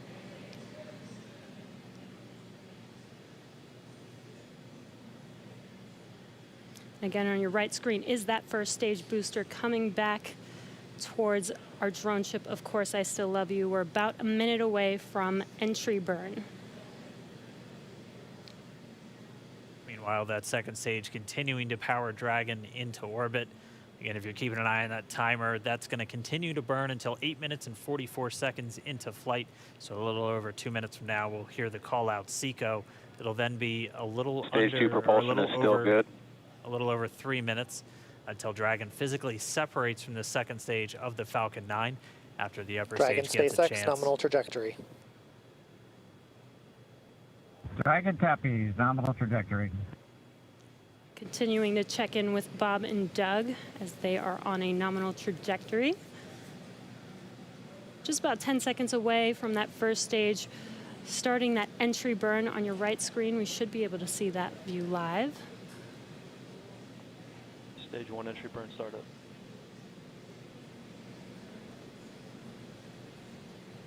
And there is that entry burn Acquisition of beginning. signal, New Hampshire. This burn lasts about 36 seconds long. Stage 2 FTS is saved.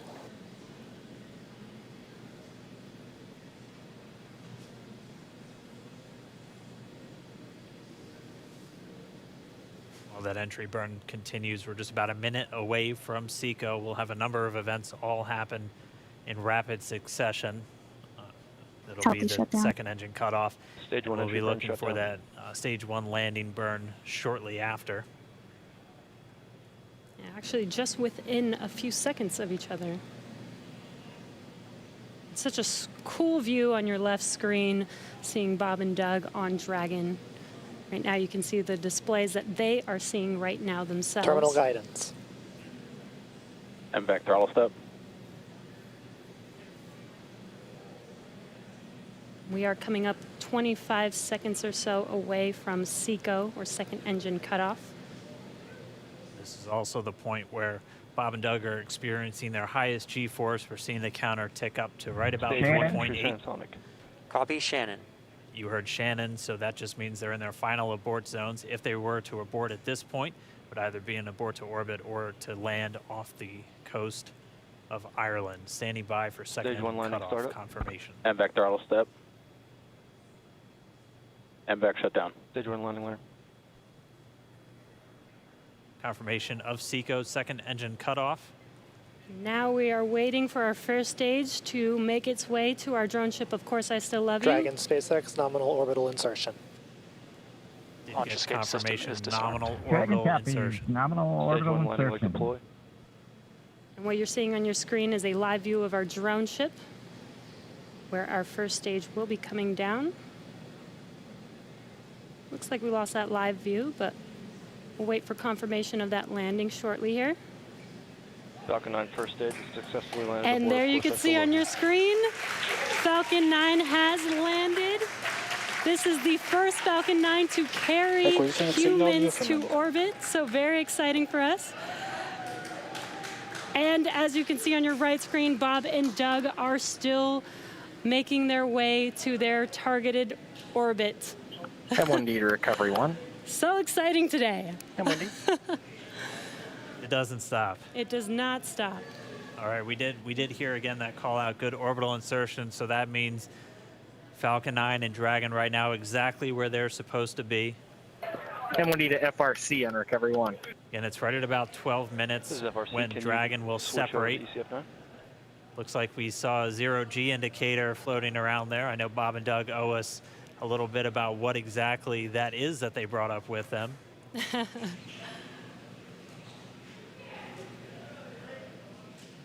And before separation, before Dragon initiates separation from the second stage, they do make sure to they do ensure that the vehicle is not spinning and it is in good condition before we separate. That's right, the upper stage does small attitude maneuver using some cold gas thrusters built into the rocket body itself. Exactly, so we do expect that separation to occur in about a minute from now, but they do wait until they have full confirmation that it is ready to separate. Such cool views. I cannot get over this view that we are seeing right now. Bob and Doug on the right screen, inside of Crew Dragon, out in space. Yeah, already 200 kilometers over planet Earth, or a little over 124 miles, traveling in excess of 2,700 meters. 27,000 meters per second, or about 16,000 miles per hour.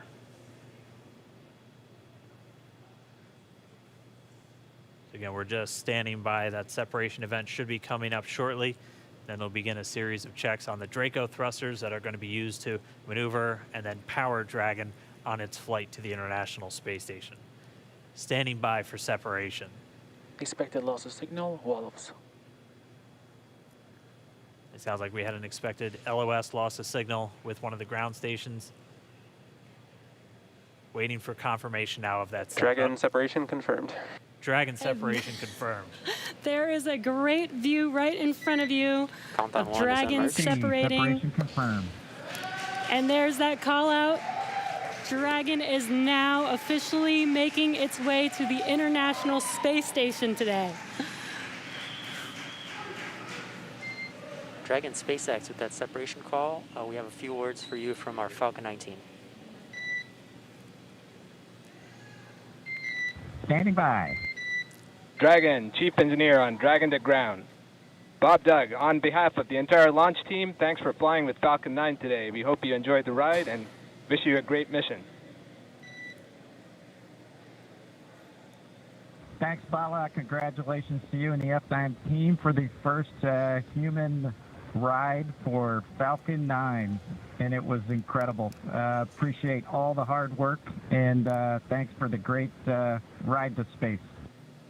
Copy all. Oh, and Mike, proud of you guys and the rest of the team. Thank you so much for what you've done for us today, putting America back into low Earth orbit from the Florida coast. Copy all. Good luck. Godspeed.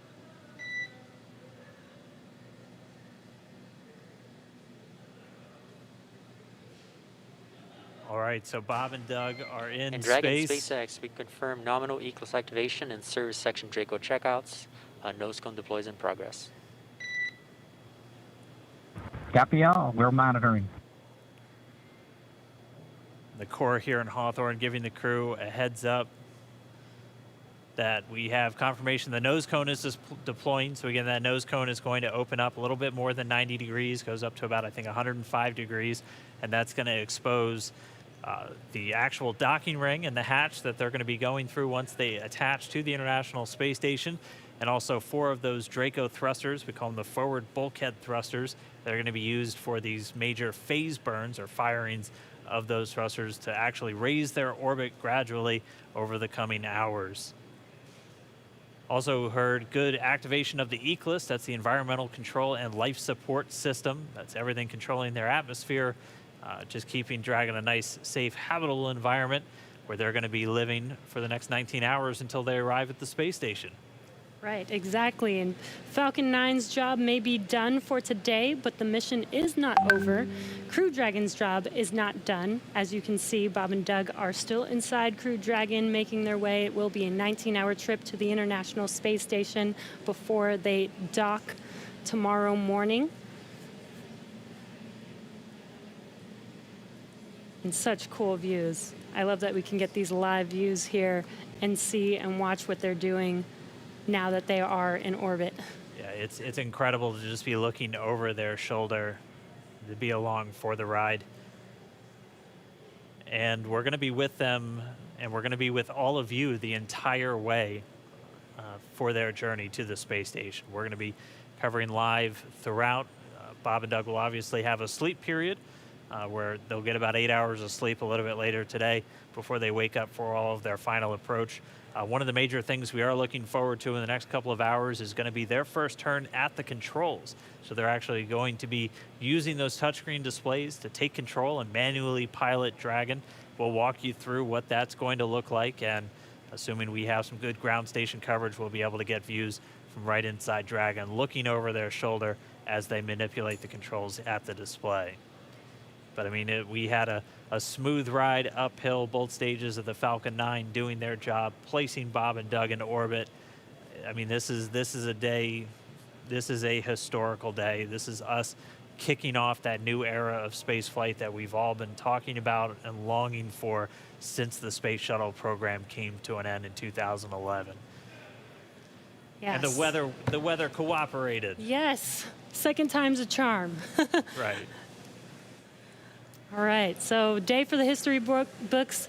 As you can see, we have lost some live signal there, but the mission still continues, and we're going to send it over to KSC to continue broadcasting live with you. Loss of signal, Newfoundland.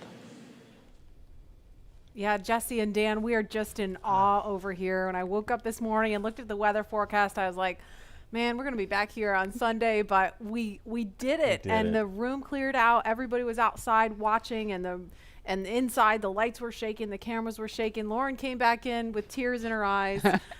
This is really amazing. I can't believe it. I saw it with my own eyes. This is, I'm a little bit speechless. Just so grateful that we got them up there, and there's a lot more to go. But I'm so happy they're safe right now. I'm just so happy. Yeah. Leland, you were talking about it. It's amazing what we can do when we work together. Yes, American astronauts on an American rocket from American soil, showing you what Americans can do when we come together as a team and blast Doug and Bob off to the cosmos. This is what it's all about, and their families and everyone is working together to take them up to space safely. So I don't know what to say. That rocket fuel is still in my veins, and I want to go get on the rocket. Well, it's too late now. Maybe the next one. I know. But we want to go over to Daryl at OSB2. He's there with the administrator, who hopefully has more words than we do, because we're still kind of speechless. Daryl? Pretty incredible here, Marie, at the Operations Support Building, where a chorus of applause has been happening from the beginning of launch and throughout the various stages.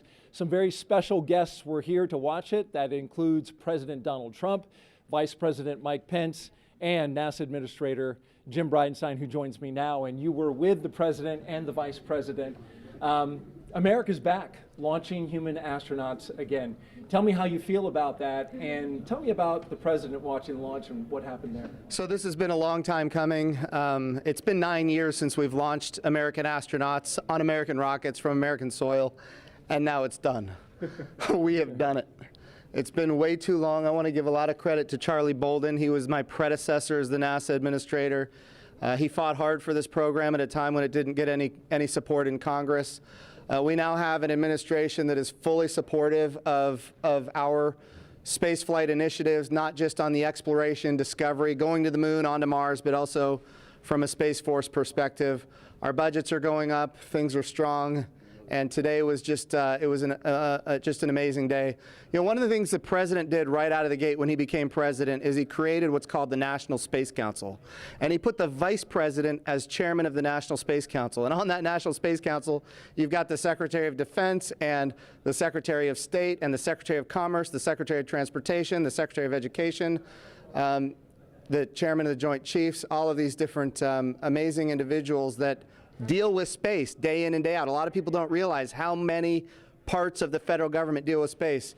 And the Vice President invited those members of the National Space Council here as well. So we just had, and then we had members of Congress, bipartisan members of Congress, Republicans and Democrats, who have been involved in supporting this program for a long time now. So I'll just tell you, I'm breathing a sigh of relief. But I will also tell you, I am not going to celebrate until Bob and Doug are home safely. Tomorrow, they're going to dock to the International Space Station. Tonight, I'm heading to Houston to be at the Johnson Space Center when that happens. So it's a bit of a relief. The nose cone is now open. It's now deployed, which means that now we're going to go into some burns. We're going to have some phasing burns. We're going to have some boosting burns, and we're going to get as much as we can in alignment with the International Space Station as early as possible here. But also, I know it's hard, but the big thing that we need to do now is we got to get Bob and Doug, who have now gone through this exercise twice. They need to get some rest.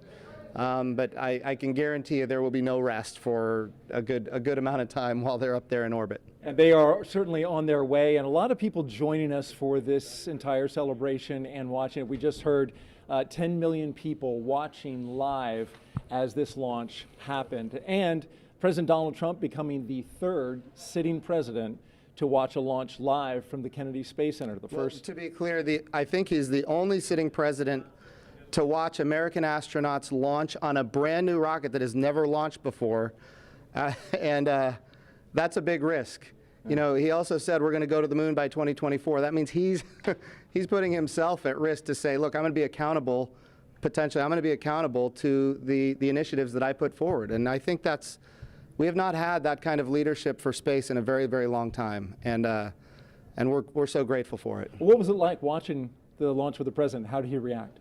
Oh, I'll tell you, it's obviously something that is near and dear to him. He said it a year and a half ago. He put it in the State of the Union speech. He said, we're going to launch American astronauts on American rockets from American soil. And of course, I was like, in my head, I'm thinking, we better get after this. Of course, we've worked overtime to make it happen. We might be a little behind schedule, but we got it done, and we got it done safely. We're knocking on wood, but so far so good. It's looking good. You personally, Jim, as that rocket was lifting off and you felt that rumble? Yeah. What'd you feel? What'd you experience? Well, I was praying. I'm not going to lie to you. I was praying. I was praying for Bob and Doug. I was praying for their families. I was praying for their safe return, even though they're just going. But man, I'll tell you, it was, I've heard that rumble before, but it's a whole different feeling when you've got your own team on that rocket, and they are our team. They are America's team. This is Launch America. This is everything that America has to offer in its purest form. And times are tough right now. There is no doubt. We've got the coronavirus pandemic. We have other challenges as a country. But I hope this moment in time is an opportunity for everybody to reflect on humanity and what we can do when we work together, when we strive, and when we achieve. And if this can inspire a young child to become the next Elon Musk or the next Jeff Bezos or the next Sir Richard Branson, then that's what this is all about. Or the next Jim Bridenstine. Yeah. Well, I wouldn't put me in that category, but. Well, we appreciate your leadership for the space agency at this time, and congratulations on an amazing day in the launch. Thank you. It's been a great ride. All right, very good. Marie, we'll send it back to you in the studio. Doug and Bob are on course to arrive at the International Space Station tomorrow, May 31st at 10:27 a.m. Eastern Time. And we'll be staying on the air for continuous live coverage along the entire ride to the station. So though our coverage here is concluding, we will turn it over to the teams in Hawthorne and Houston to take us through the next phases of the Demo-2 mission, all the way through hatch opening and a welcome ceremony on the space station for Bob and Doug tomorrow. That's right. And as you follow along, we invite you to tune into a post-launch news conference that's happening here at 6:30 this evening Eastern Time on NASA TV. We'll have NASA and SpaceX leaders here to take questions live on this unprecedented achievement in human spaceflight. And in addition to NASA TV, you can follow along always on Twitter at @NASA and nasa.gov for mission updates as it progresses. Here now are highlights from the mission so far. May 30th, 2020. Remember this day. You'll have this memory forever. The day America returned astronauts to orbit from U.S. soil.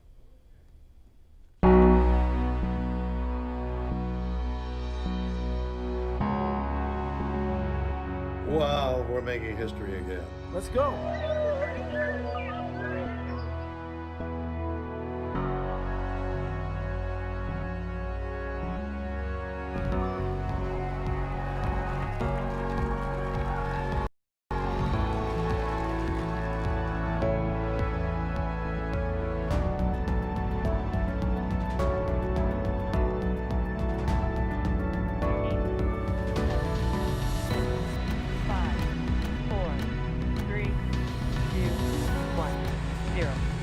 ignition. Liftoff of the Falcon 9 and Crew Dragon. Go NASA, go SpaceX, Godspeed, Bob and Doug. America has launched. So rises a new era of American spaceflight, and with it the ambitions of a new generation continuing